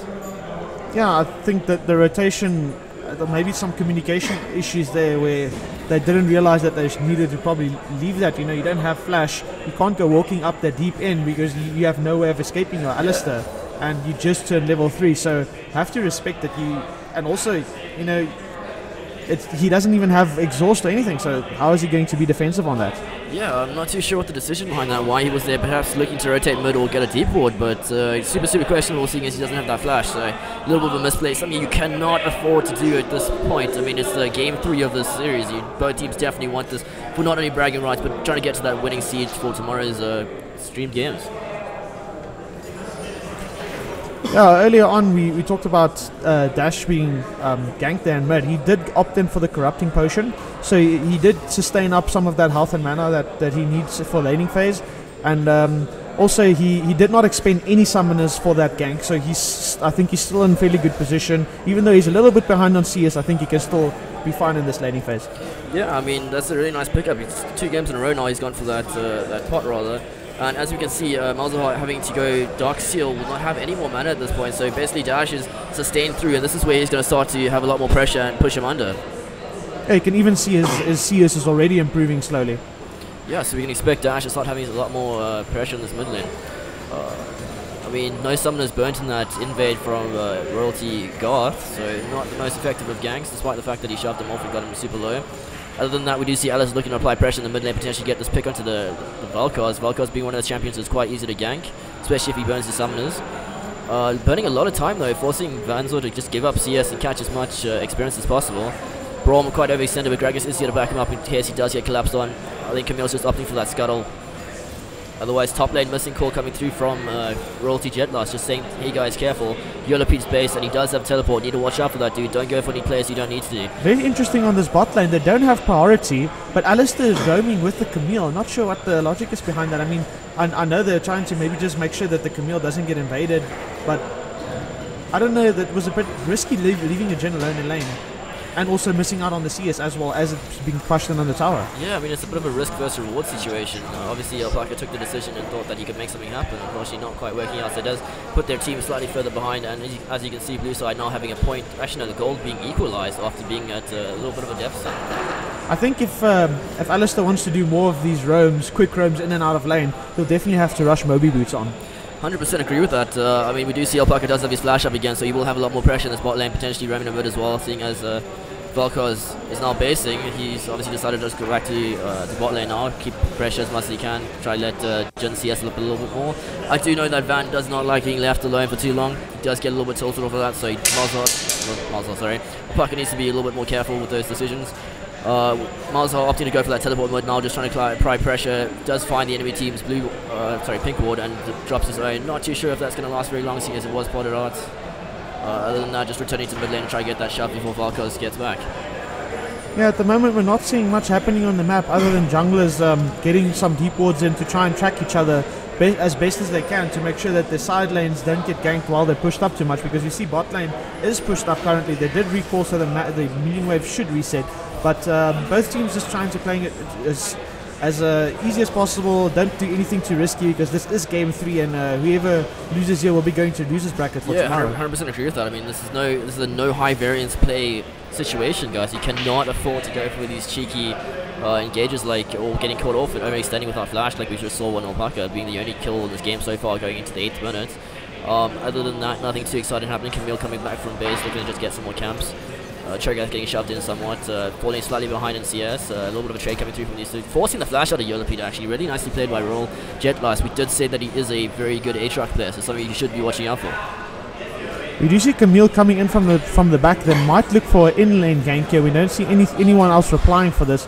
Also see Malzahar moving up the river, not sure what they're trying to plan here. They might go for the 3-man and top side. We do see that WRG just prioritizing that bot side scuttle. Jetlass dropping that ulti, looking to commit, taking the turret aggro. We have Camille re-engaging. Need to be careful. Yolopete dropping very low with no flash. Malzahar also here for the test. And Jetlass just using that ultimate just to reset his health and stay healthy, I guess. Making sure that Royalty can get this top turret for free. WRG looking to pick up that bot side break as a trade-off. Looking to see if they can get any sort of objective in return, seeing as Royalty's making a play in the top side of the jungle. Other than that, Sinister Smiley, what are your thoughts on the game so far, dude? Unfortunately, it seems like Yolopete overstayed a bit there, and the rest of the team isn't really looking for other objectives on the map. So it's very odd, because the whole series long we've been looking at something bad happens somewhere, and then the opposite team responds normally. But at this moment in time, it doesn't look like WRG is responding with anything that happened on that play. Yeah, I mean, it's pretty interesting because Royalty made the same play, I think, the previous game, actually. We do see that WRG looking to make a play in the spotlight, trying to pick off this Vandal. Nice flash coming through from Vandal, just getting out of that for the Gragas ulti. We do see, however, WRG dash being able to pick up that kill, using that ultimate just to secure the kill onto Alpaca. Alpaca having 0-2 KDA now, being the only member of Royalty dying so far. WRG looking to potentially pick up this turret, unfortunately not having any minions, having to back off of this. Otherwise, Royalty returning in the mid lane. As you guys can see, as soon as one of the teams make a play on one side of the map, they will try and make a play at the next objective closest to their players. So really nice macro coming out of both of these teams. Although just with regards to that top lane death coming through from Yolopede, he did burn flash, and the fact that players moved and Malzahar got there means that there was a bit of a miscommunication coming from their team. So something that definitely should have been pointed out, if not by Yolopede, but from someone on the team. So a little bit unfortunate on that one. Yeah, and I mean, this is the best out of 3, so there's no more chances after this. I'm pretty sure that WRG won't have too much of a hard time in the losers bracket, but it's definitely, you rather want that siege, that you're safe and you don't have to worry about. But they are looking for the engage. He did get the Malzahar ult off. Oh, very nicely played from Royalty, guys. Just flashing to make sure that we get the Camille ulti and securing that WRG contest, making sure that they have this Rift Herald and basically getting a free kill onto Neutron. So let's see if they can make anything out of this Rift Herald spawn, being one of those objectives that is super high variance, can have a super good effective one or completely garbage one. So investing that time, especially taking so many members of the team to rotate towards that objective, can actually stab them back in the head or the foot, I guess. So we definitely see now that the Malzahar pick that we talked about in Champions League, I mean, picking off Neutron like that, and now also Aatrox and Camille getting some kills, scaling up nicely. I mean, we talk also about how Jetlust is a really good Aatrox and how he carried the last game that we saw him on Aatrox. So are we going to see a repeat of that game? I'm pretty sure Royalty won that game as well. Yeah, I mean, it's definitely a possibility. I do notice that they gave Jetlust that Rift Herald spawn, which is pretty interesting. Seeing he does have teleport, you will be able to have that silent pressure. I mean, generally, if you do not give it to your top lane, you give it to the support, just for the fact that the support is going to be able to move around the map a little bit easier, not having to farm necessarily or miss out any CS to get an effective Rift Herald spawn. Other than that, WRG have now just sent their bot lane top side, and Royalty reacting with the same rotation. Nice prediction coming out of both teams and reactions, I guess. Yeah, I'm pretty sure Kyle went last game to Royalty and took them all by the ears and told them, listen here, we can't let them win this. We need to pull through. And now the Royalty guys they're playing very precise and methodical. I'm pretty sure that was Spartan's job. He's the big team talker. He's the sponsor / owner of the Royalty side. Otherwise, we do see a nice engage coming through from Jetlust. Not quite doing too much damage. Just seeing a little bit of poke. Neutron having a lot of pressure in the top, forcing Royalty. Vanzel just back up here. Alistair looking to potentially look for a combo. Nice Q coming through, breaking that Superman shield onto that Roids.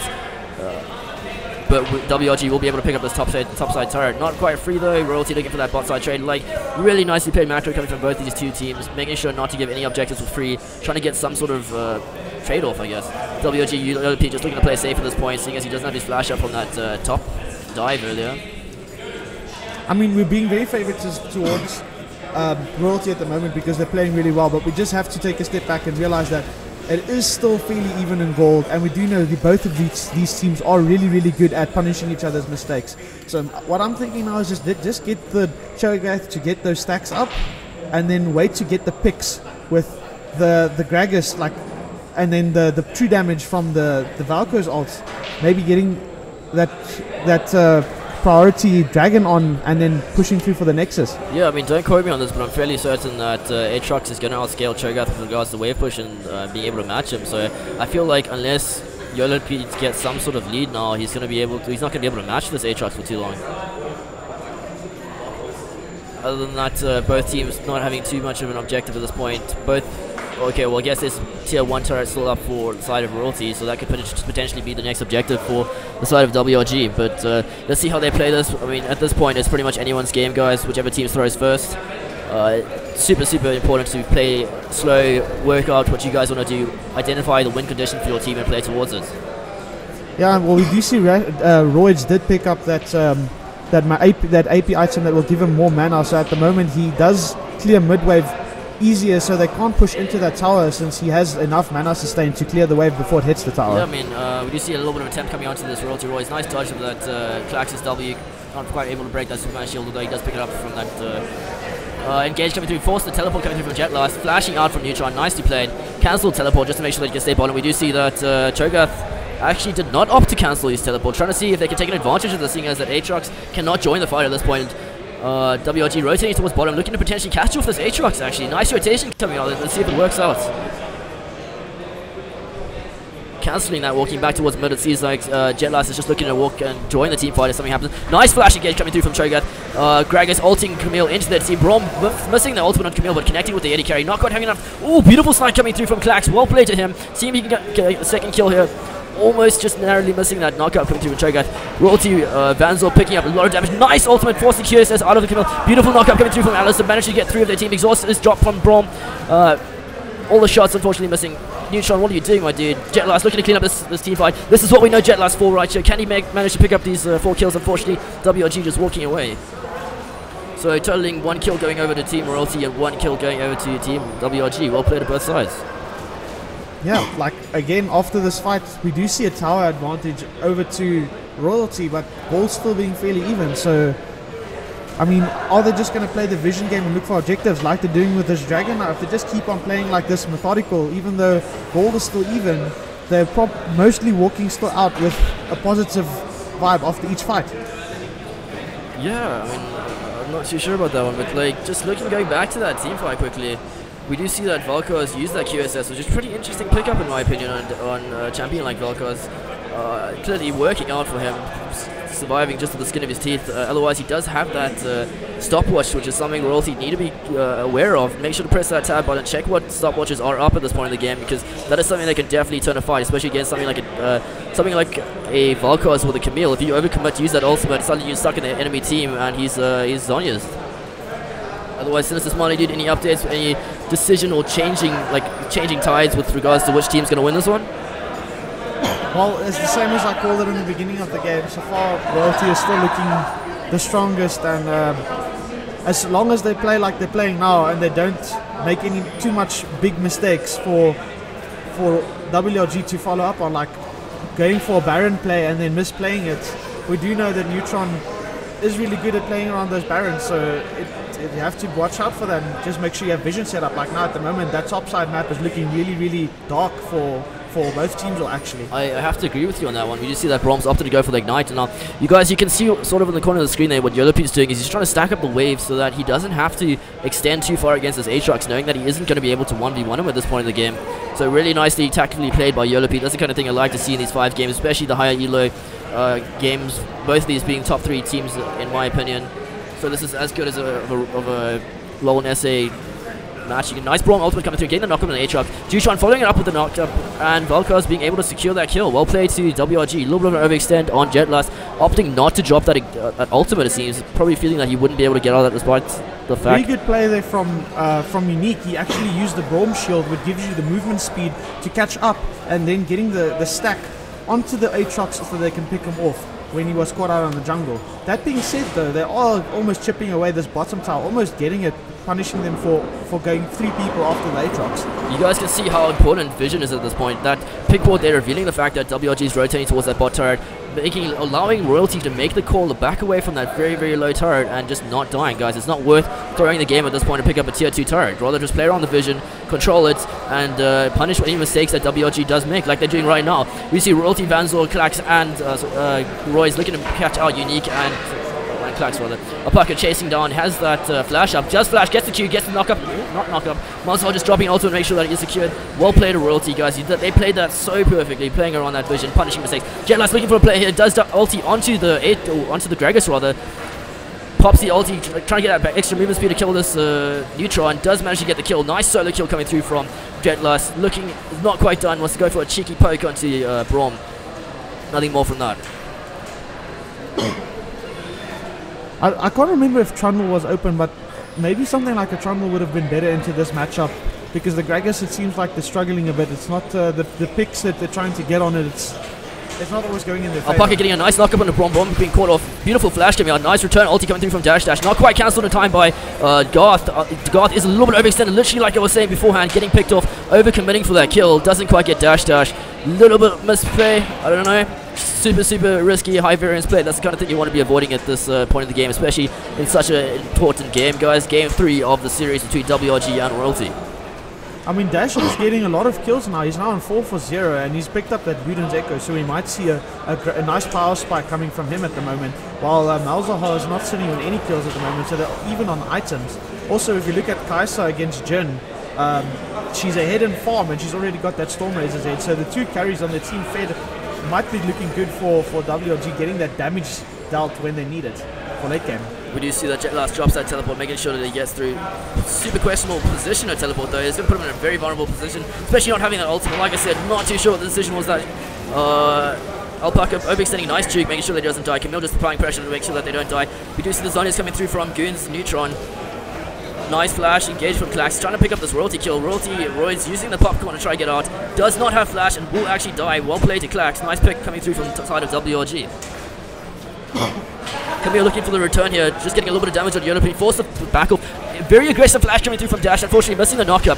Dropping the ultimate, seeing if he can drop Klax enough. Not quite. Exhaust does pop onto Garth, and Gregor's ulti just missing, pushing him in the wrong direction, using that E to disengage. Well played to Camille there. Almost both teams throwing this team fight. This game actually, the vision is looking much lower than previous game. If you took it the first game, for example, we saw top laners on vision scores like 50, like a really good vision score. Some sports, if in short games, would get that kind of vision score. On the supports and junglers up on the 70, 80s vision score mark. So this game, everyone's vision score looking a little bit low. Not too sure what the reason behind that one might be. Maybe there's just more gold going around in those previous games, allowing them to get those vision scores up. Otherwise, next objective spawning in the next few seconds. We do see 30 seconds to Dragon. Both teams probably going to be rotating towards that, if not securing that Baron vision control. I mean, if you guys can sneak away a Baron with a team comp with a Cho'Gath and a Kai'Sa, you guys are going to melt that thing. So Royalty definitely needs to be controlling that vision, that top side, as that's going to be a massive throw if they manage to pull that off. Yeah, I mean, very good communication in the team with the Cho'Gath and a jungler. You can time your ultimate and the jungler's smite, making it basically impossible to 50-50 with the enemy team. I must say, Dash playing really nicely this game so far, having that 4 for 0 KDA. Same with Kai'Sa, both looking to be beefy boys, trying to carry this late game. We'll see what they can do. Garth looking to potentially go and engage, unfortunately just backing off here, just clearing the ward. Needs to be very careful versus champions like Cho'Gath and Gragas, both having a lot of CC and having a bit of range to their CC, so a little bit closer in my opinion. Unique looking for a little bit of a Q. Nice land from the W on the Klax, or from Klax rather onto Jetlast. Other than that, both teams looking to contest this Drake. Although I think WRG are going to be able to pick this up as Royalty aren't in the position to contest this. We do see that Alice is behind the pit, so maybe they're going to try. Wait, what? If this would have been an Earth Drake, it would have been really big for WRG, making the Baron capabilities even larger. I'm pretty sure Alpaca just failed his flash into the pit, or was that a Hex flash that he used? I'm not too sure. It seems like it was probably a Hex flash. His Hex flash is going to come off cooldown just now. Yeah, so we do see that now that WRG has secured that Drake away from Royalty, they're looking to get the next objective, which will be that Baron. They need to be careful not to go for that infamous Baron throw at this point in the game.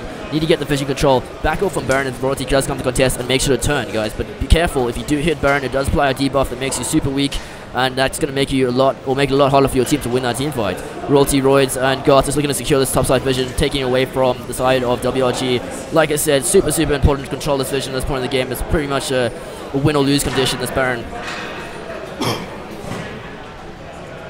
I don't think we've seen an equal upfront team fight from both teams. It hasn't either been a pick or someone that's moved out of place. So it's going to be interesting to see if they'll be able to deal with this Aatrox frontlining for them, dishing at so much CC with Alistair. Yeah, and we finally get to see that Glacial Augment in use. That nice rush for the Twin Shadows onto Dash, meaning he's going to have good vision control for invades, or not invades, but like contests of objectives when you don't have vision. Just drop those girls, that ghost rather, and they run it in and do the vision for you, and as well as applying to a massive AoE slow, it seems. So Glacial Augment, pretty spicy, pretty cool idea. I hope to see that kind of stuff further into this tournament tomorrow. Royalty does look to start this Baron, getting chunked pretty hard. Garth falling already to about half health. Dropping that sweeping lens to make sure that no vision on the side of WRG. WRG dropping that W from Kai'Sa, trying to see if they can get engaged. They do have a lot of pressure on the side of Royalty in that bot lane. Now looking just to recontest this Drake, clear whatever vision they have. Royalty being respectful, knowing that they have that bot lane pressure, just going to back up here, give up that vision. Just don't throw, seeing as Camille is super low at this point. Was that WRG Gragas dropping Predator? No, it wasn't, my mistake. Otherwise, Aatrox looking to just move towards middle, see if he can be here for his team fight, because Yolopede having teleport might not want to force something on the side of Royalty. Not too sure what they're going to do in this position. Super questionable if they do force something. Maybe they haven't been tracking that teleport. Let's see what happens. It's worth pointing out that Klax doesn't have a QSS, so I'm wondering if he does look get picked off there on that team fight. Really, really nice pick coming through from the side of Royalty. Roy is using that flash R from Malza, securing that CC. Valko is dropping that ulti, but forcing it back off just for the fact that he didn't have enough damage. Really, really well played by Royalty. They're going to be able to pick up the second tier turret. Let's see if they go for that next. Beautiful engage coming through. Nice knock up through from Choga. Flash in, unfortunately not being able to get that kill. Dash in trouble again. Aatrox on the back line. Seeing if he can pick up Dash. Dash does have Zhonya's. Unfortunately, he does flash out. He drops that ultimate from Bromless using disengage. Nice landing W. A little bit of damage. Not going to take that opportunity to ult in from Klax. Good decision, however, because he probably would have just died there. Disengaging being the smart choice there from Royalty. I mean, it could have gone a bit bad for them, but I mean, Neutron was down, so it was a bit of a coin flippy fight. Maybe they could have won, maybe they didn't, but maybe it's just better that they don't give WRG any unnecessary advantages. Yeah, 100%. A bit of chat calling me out for my cough, guys. Apologies, it is this Johannesburg weather and my allergies, though. We'll try to get that better for next cast. Other than that, this game's super intense, guys. Don't go anywhere. Make sure to stick here. Otherwise, any changes, or is everyone in the chat still going for that WRG win? No Royalty fanboys or fangirls in the chat tonight.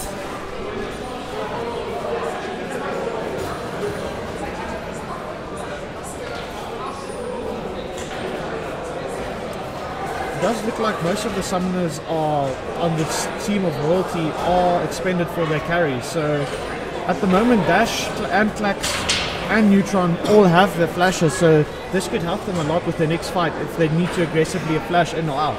Yeah, just going back to that whole flash concept, I mean, it's pretty spicy that Unique's opted for that heal at this point. Maybe just looking for that movement speed and a little bit of extra health in those team fights. Otherwise, something like a QSS could work quite nicely against something the amount of CC that Royalty has. Other than that, we do see that 2 of those QSSs have been picked up by both Valkos and Kaiser, so you need to keep that in mind, especially for something like a Camille. If she overcommits an QSS, she's in trouble. Everyone is moving around this Baron area now. We're trying to see everyone's setting up vision, trying to make sure nobody is sneaking any barons, and that's actually starting it up. Royalty not quite having the numbers to contest this, it seems. Aatrox does have teleport, does drop it. Let's see if they can get you in time. WRG just opting to back off, making sure that they don't go for that Baron throw. That's exactly what I like to see coming out of these two teams. Guys, play it smart. There's no reason to go for those gold tier Baron flips where your whole team tanks and then just dies even though you get Baron. Even with something like Cho'Gath, it's not worth you investing so much into that. Rather, if anything, let Royalty start it and you guys contest, go for that Baron flash steal from Cho'Gath, unfortunately not having flash. So. Royds is not here in mid lane with them, and I mean, they could look for getting a fight here. He is rotating down though, so they should watch out for that. Oh, beautiful Camille ulti coming through. Greg is dropping that Zonya's, forcing Ryan Garth Miller to just flash Archer.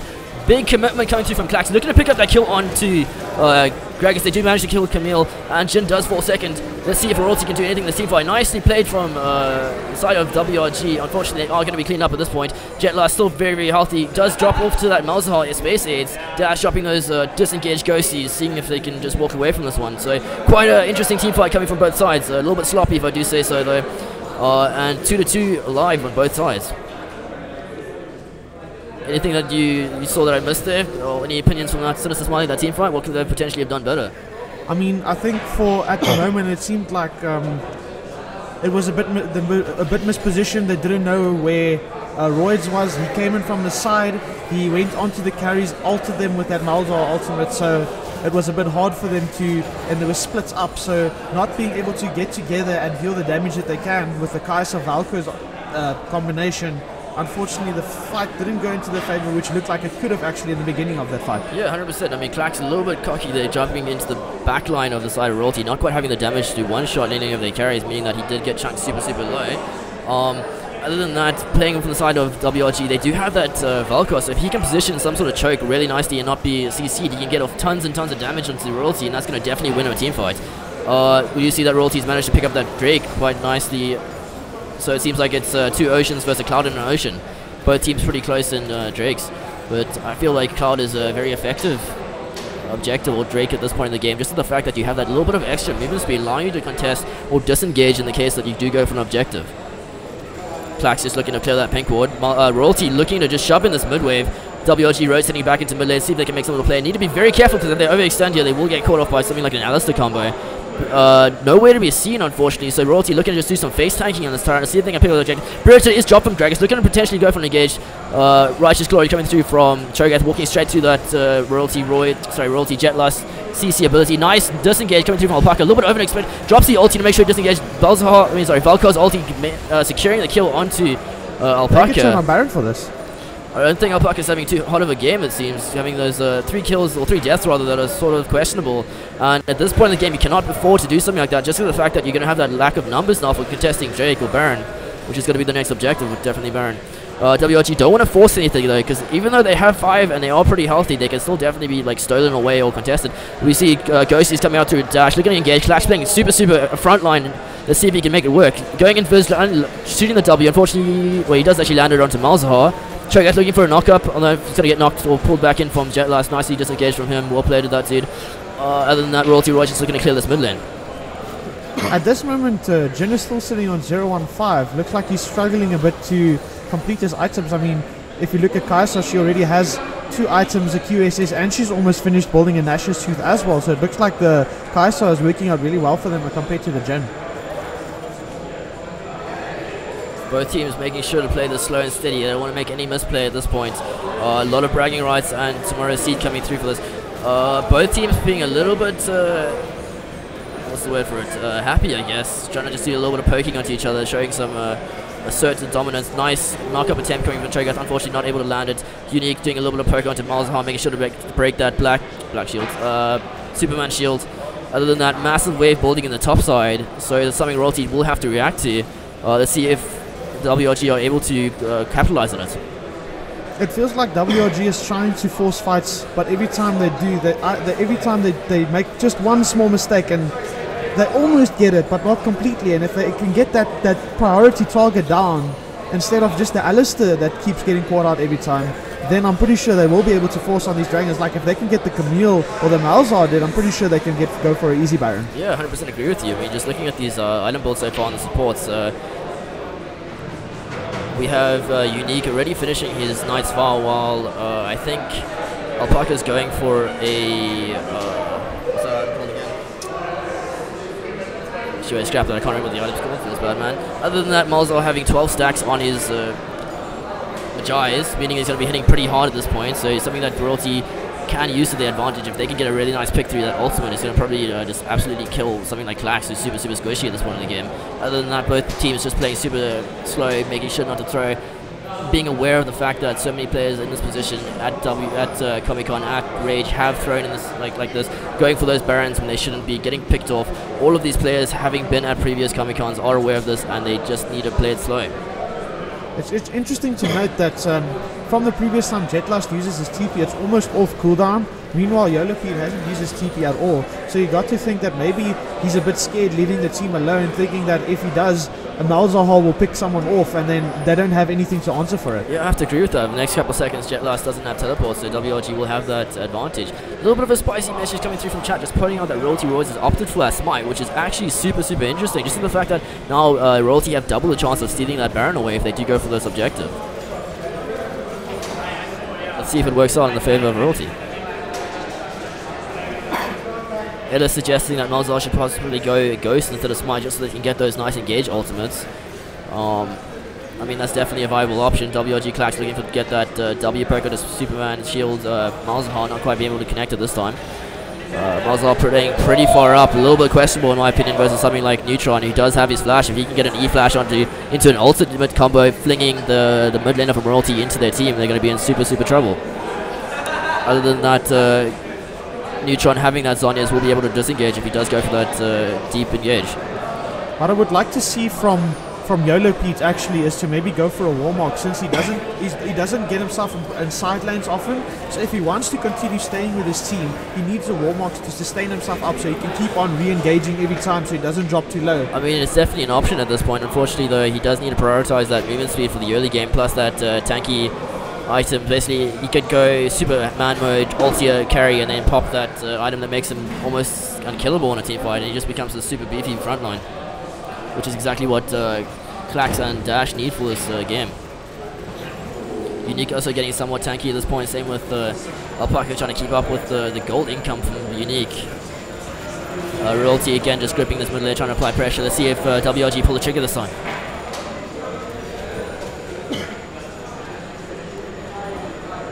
Both teams just playing around this late game Baron. They don't want to force it completely hard and throw maybe, because you know it's still fairly even for both teams. But at the same time, they don't want to leave it unvision water, because then they can also just leave the Baron. But they are going to start it up. They do have a ward, and they don't have it control water, so they do know it's out there. They're busy doing it. There's a Jin ult coming through. They are zoning it off. Braum is going to block it off, and they are going to force on him with Aatrox here. They do get the pick off with Malzahar, and Valkos does get the ult off. Very interesting team fight so far, and we do see that Aatrox is being chunked super low. Does have the ultimate that will proc and keep him alive. WRG Yolopi just opting to back off here. Jetlass looking to commit, or disengage rather, and Braum applying as much pressure as he can with that QW combo. Klax super healthy at this point. Does look like he wants to take a team fight if he can get into a position that lets him do so. Needs to be careful though, because he is a super squishy boy and can get punished pretty hard by something like Royalty Ranzor's 4th auto attack. Yolopi looking for a commit, unfortunately getting disengaged from Jetlass's W, I believe it's his W actually.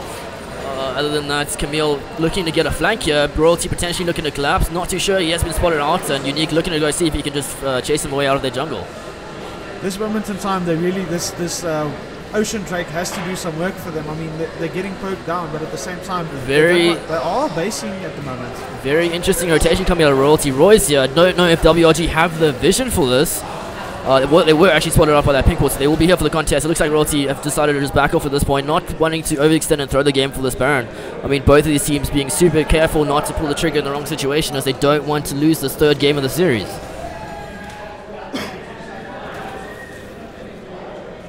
Nobody wants to back off this Baron. Each team just making sure they get their wards on, they back out, and they look. They just observe. They see what the next team's play is going to be. Are they going to mess up? Can we punish them for this?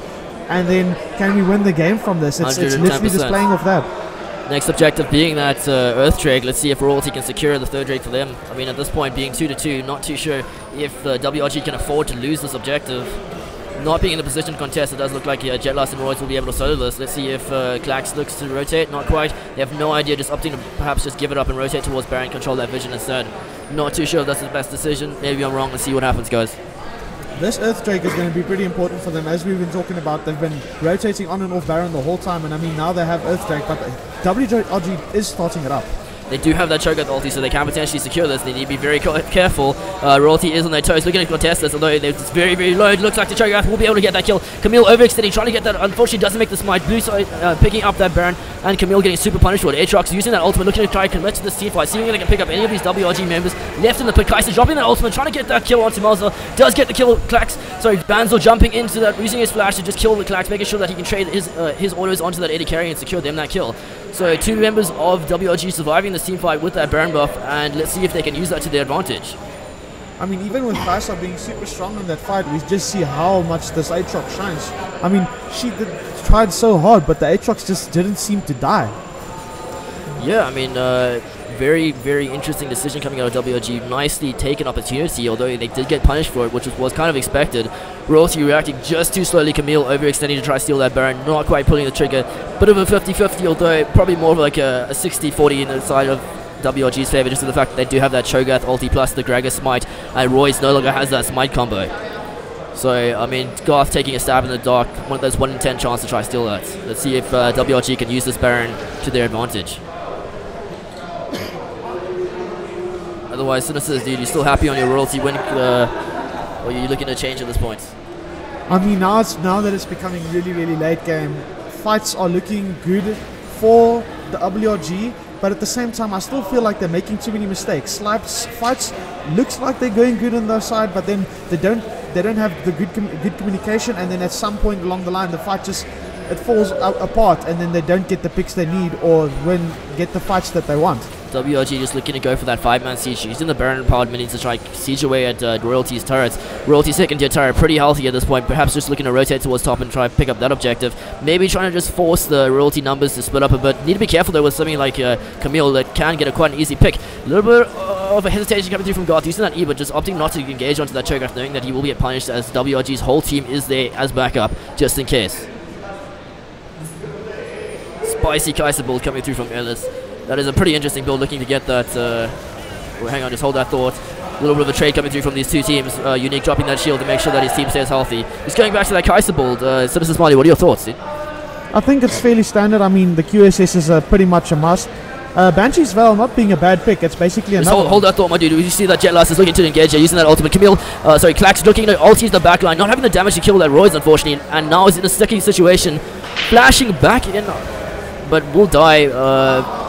Dash, dropping that ulti, trying to see if he can survive him or keep him safe, or potentially get any sort of return kill. Unfortunately, not being the case. Royalty Garth being chunked super low at this point. Needs to be careful not to die. Other than that, really well played by the side of Royalty. Good trigger finger pull there, guys. And you were saying about the Kaiser build. I mean, she scales really well off AP, and being that they have all the CC that we talked about earlier in the game, having a Banshees and a QSS at the same time, I mean, then you can pretty much switch between the two.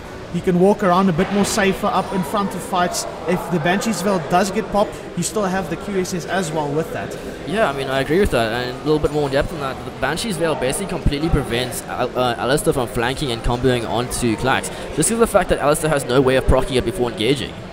So really nice pickup in my opinion. Pretty spicy. We do see that we have been, there are a couple of more of the non-meta or more hidden niches coming through. We've got that WRG dash pickup with his keystone, as well as that Banshees on Kaiser, guys. Anything else in chat that you guys noticed that we should mention, or anything that you're not too sure about, or looking for an engage? Forcing the flash out of Jet Lust. It looks like he can just walk out of this one though. Not having that flash is going to make a massive difference in the next team fight, just the fact that he's going to have trouble to engage and all.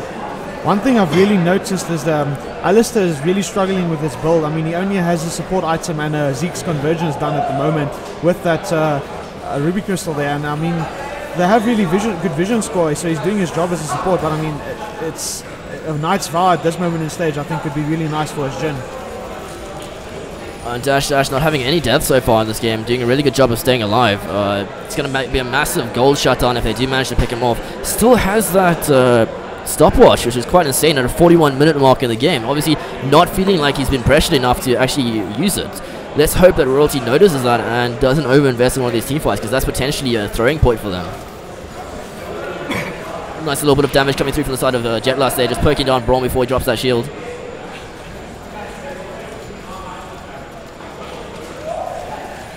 Everyone just waiting. We still have 50 seconds for the next Drake to spawn, so I mean, that's the next objective that we're going to be looking for. And then there's no vision at the moment set up there, so you do see they're rotating to that side now, trying to get everything set up. Like you guys can see, I mean, WRG had that Baron, but weren't quite able to use it too efficiently. I mean, they got one turret off of it, and that's how much of an impact, or how much of the macro these teams are taking into consideration. Like, I mean, even despite getting that Baron, not able to siege anything like too massive, meaning that they need to have those waves prepped before going for that Baron attempt, as well as trying to get as many members of them alive with that Baron, so they can at least have a side pressure having a Baron buff on that Cho'Gath. Klax burning his Banshees there, looking to try potentially engage onto Malzahar or Aatrox. Unfortunately not making that connection, just opting to back out. Elder Dragon now spawning is going to be our next objective for both these teams to contest over. Let's see if they manage to sneak on the side of WRG. A little bit questionable for Royalty to go for, seeing as they do have that Cho'Gath nom. Braum getting chunked pretty hard here, does have the backup to keep him alive, so Royalty, Vanzor and Malzahar just backing up there. Or was it Garth? Aatrox is on the wings here. They have to be careful not to walk up too far, because he will look at engaging them from the side. Back and forth every time. We don't see any control wards on Alistair at the moment, and Braum does have that one. So he does get picked off by the... okay, he'll walk up fine. That means the Malzahar ultimate is down. That's pretty important. I don't know why they decided to use it on the Braum though. Yeah, I mean, I think Roy is just being a little bit trigger happy there, making sure, or like feeling like he needs to carry, feeling the pressure, guys. You think a lot of stress coming through on these two sides at this point, especially after playing for the whole day. Decent amount of damage coming through from Royce, using that ability to make sure that he gets as much chunk as possible. Jhin opting to drop that ultimate, applying pressure, forcing WRG to just back up here. Unique falling super low, using that Braum shield that we mentioned in Champ Select just to negate that damage. WRG does see that Baron is spawning in the next 10 seconds, so a little bit of an interesting decision. Let's see if the two teams decide to go for different objectives. Like, in my opinion, Baron is going to be more efficient at this point in the game versus that Elder Drake. Just the fact that you can slow the game down and use the mini wave to prevent them from sieging. Looks like Malzahar and Alistair have gone for a sort of split, while Jhin does that objective. I don't think they can contest this, to be honest, versus something like a Cho'Gath. Doesn't mean they won't try, and Cho'Gath does secure that objective. I mean, I like it a lot how WRG are playing towards their win condition, which is that Cho'Gath securing those Barons, and Royalty didn't look to just default to that Elder Drake and see what they can do with that. Yeah, Cho'Gath did decide to pick up that Warmogs I was talking about earlier. Interesting enough, we were talking about stress. Reminder to everyone, this is game 3 out of this best of 3 series, and it is 44 minutes in. You've got to wonder how everyone's mental fortitude is doing in this game at time. So people are going to start making mistakes just based on, I mean, how much they can keep up the game, and if they will actually follow through and not make too many mistakes. Yeah, I have to agree with you on that one. So let's just see what happens at this point in the game. I think both teams can potentially throw this. WRG is going to look to play it slightly slower, as Elder Drake doesn't quite last as long as Baron. So that's something these teams need to keep in mind. We're also going to look to try to force some sort of fight here, just for the fact that they're so much stronger with this enchanted Elder Drake, which is basically buffing up the current Drakes that they have, as well as giving them bonus stats, while Baron only gives you empowered minions and a few stats, not quite anywhere near as potent as that Elder. Again, it just comes down to playing the macro, thinking everything out, playing it slow, getting vision control, and not pulling the trigger when you can't really can't. Unique looking to potentially get a pick onto Alpaca.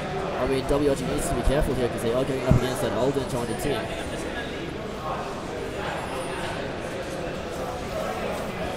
They are a bit out of position here. It doesn't look like Royalty is going to force too hard on them, but I think WRG has to be a bit careful. You see the pin coming through from WRG, signaling that they want to rotate towards that top mini wave that's been building, which is going to be pretty good. I mean, guys, if you can get a massive wave with a Baron, you can definitely get some sort of objective and potentially get in here. But if they can break the base at this point, it's going to make it 10 times harder for Royalty to pull back this game. Just getting that second tier turret does fall, and just opting to play a little bit slow. Not too sure if they want to pull the trigger or just play back. Opting to just back off here, which is a good decision in my opinion, seeing as they are versing that Alder. Again, looking for those deep vision walls, trying to get a flank potentially. He needs to be careful because he has been called off like 2 or 3 times already this game from overextending. Especially against something like Gragas or that Valkos are just running those ghosties. He needs to be careful again. Nice full rotation, full back recall coming through from the side of WRG. Very good communication. I like to see that, guys. This is why we watch competitor 5s and not solo queue. Yeah, I mean, I think they're becoming more methodical actually as this game goes on. Maybe Royalty is beginning to lose some mind in this being a 46-minute game. So maybe late games is something that WRG thrives in playing.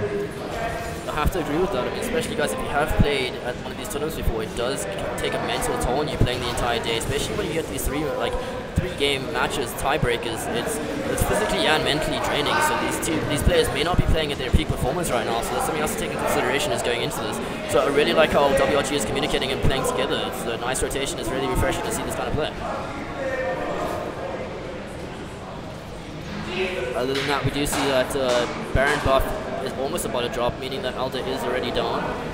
Only securing 1 or more turret off of that, so not greeting too much, guys. I mean, if you see a solo queue game, generally Baron means an inhib at least, but with these 5 games, if they don't get a nice engage, if Royalty don't mess up, they're going to get very few objectives off of these. So that's why you need to be careful when it comes to these Baron contests, not to throw the game with those points, because if the enemy team aces you, even if you get Baron, you might end up losing an inhib, which is not worth it.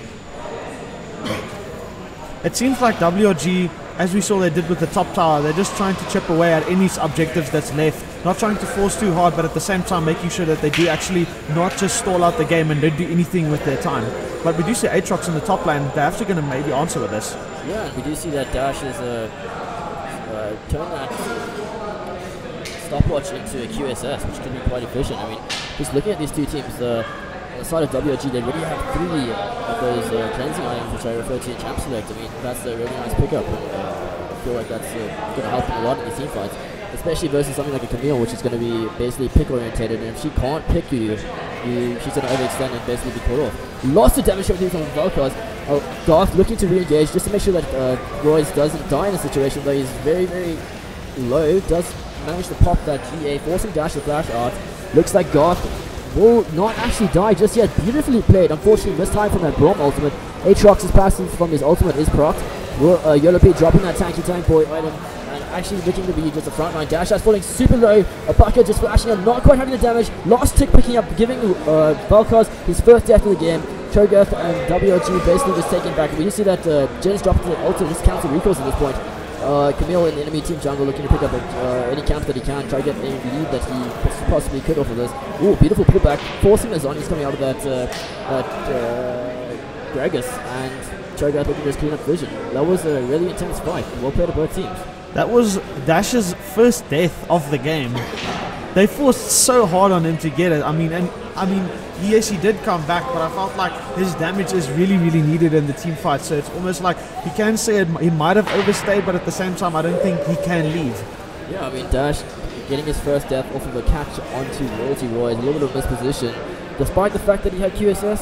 It's a bit interesting. Not too sure what your thoughts on that. That might be that fatigue that we talked about that came in there for Dash Dash.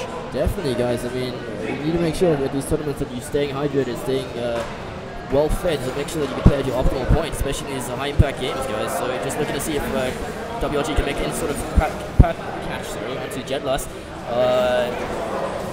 Nice ulti flash, cancelling that, making sure that Jetlust is knocked back into the side of WRG. Well played by Neutron, just using that pressure to apply pressure, forcing that stamina out of Jetlust. So let's see if WRG can use that to their advantage. Yeah, I want to point out that even though Jetlust's ultimate is down now, he did opt in to buy a Guardian's Angel, so he does actually have an extra life on top of the ultimate that he has when he does come up. Do you agree with that? Because you see that Baron and Alder will be spawning again soon.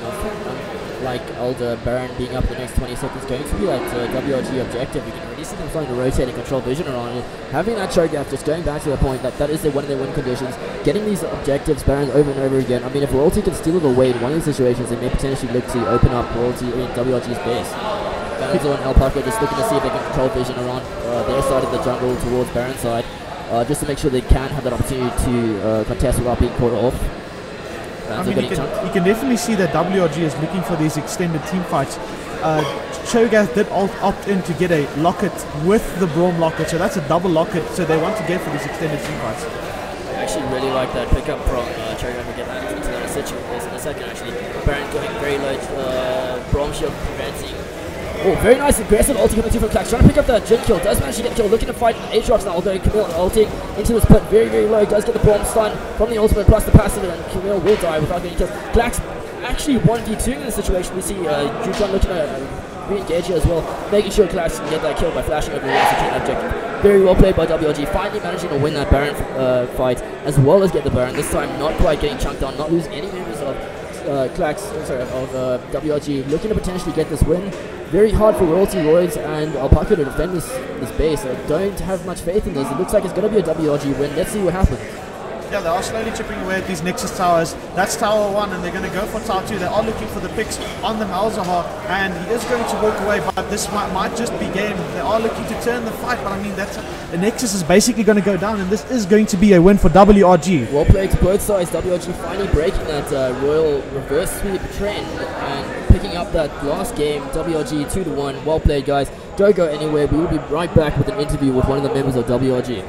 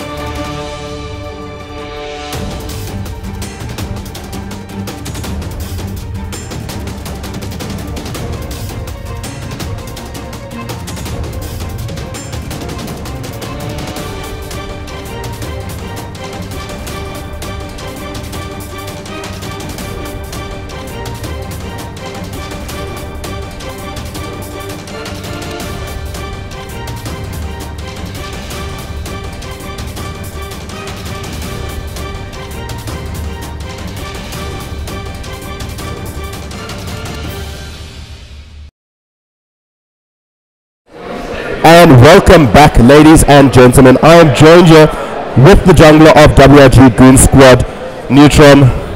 Well played in your game. Absolutely phenomenal performance. You took it all the way to 3 games. Oh my word, that last game. I was wondering if we're ever going to leave it tonight. Yo. How did the game feel? Just tell me how you felt coming into the series. Okay, yeah. So basically, we ended up playing 3 games, which was very tiring on everyone. We planned very well. We thought of our drafts really well, but Royal seemed like they also knew what they were doing with the picks and bans. And then, yeah, game 3, I think we kind of beat them in the draft phase, and that kind of led our confidence to finish the game. I definitely think that game 3 was way too close. I think you guys knew the win conditioner. You got rid of the Gen late game, because Gen late game he puts down tons of damage, and when Klax was able to get that pick win on Gen, I think you guys called the GG. Well played then already, and it was over. Yeah. So how do you guys feel going into the rest of this weekend?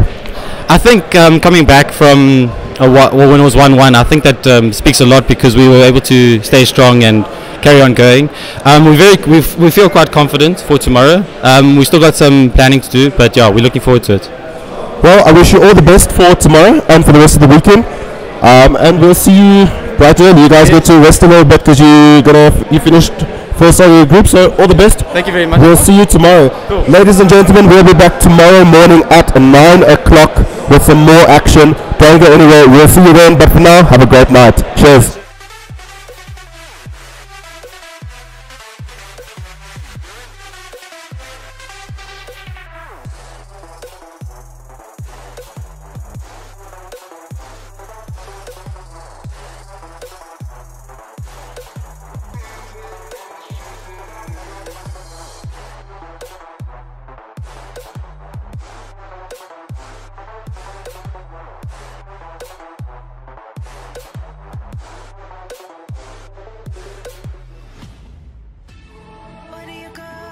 When you're young, when you're restless, when you're fun, 'cause you're desperate.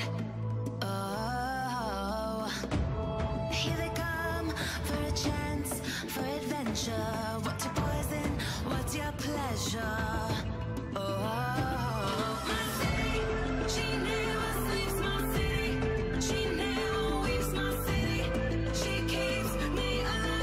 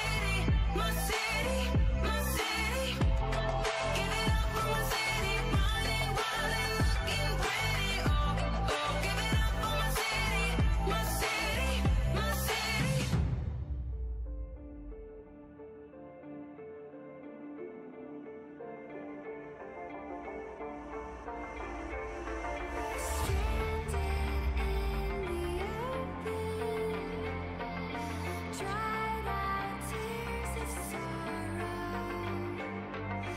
lacking all emotion, staring down the barrel, waiting for the final gates to open to a new tomorrow. Losing with the motion, following the light that sets me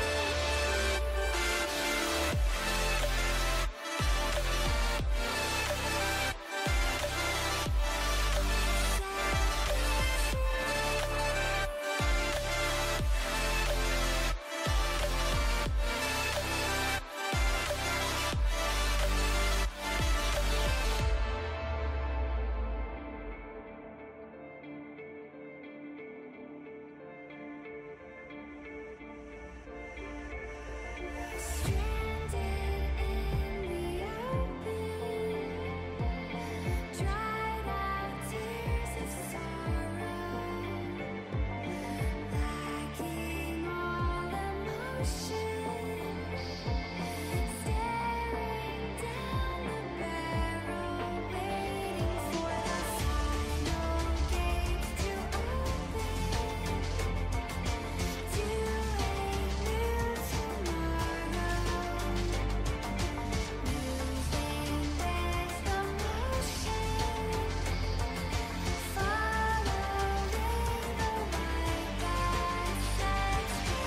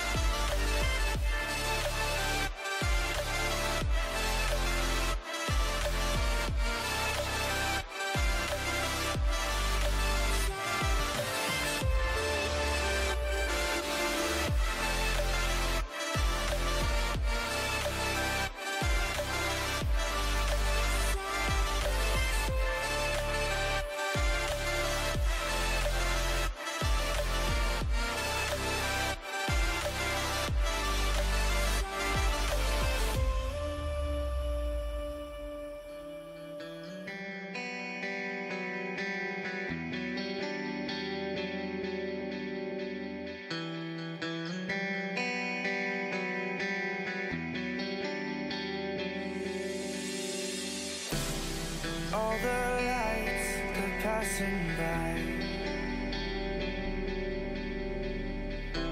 and all my thoughts, they multiply.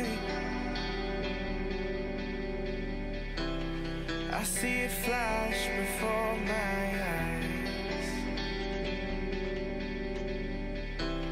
I see the hope, the reasons why. I lose myself in these city nights. I lose myself in these city nights.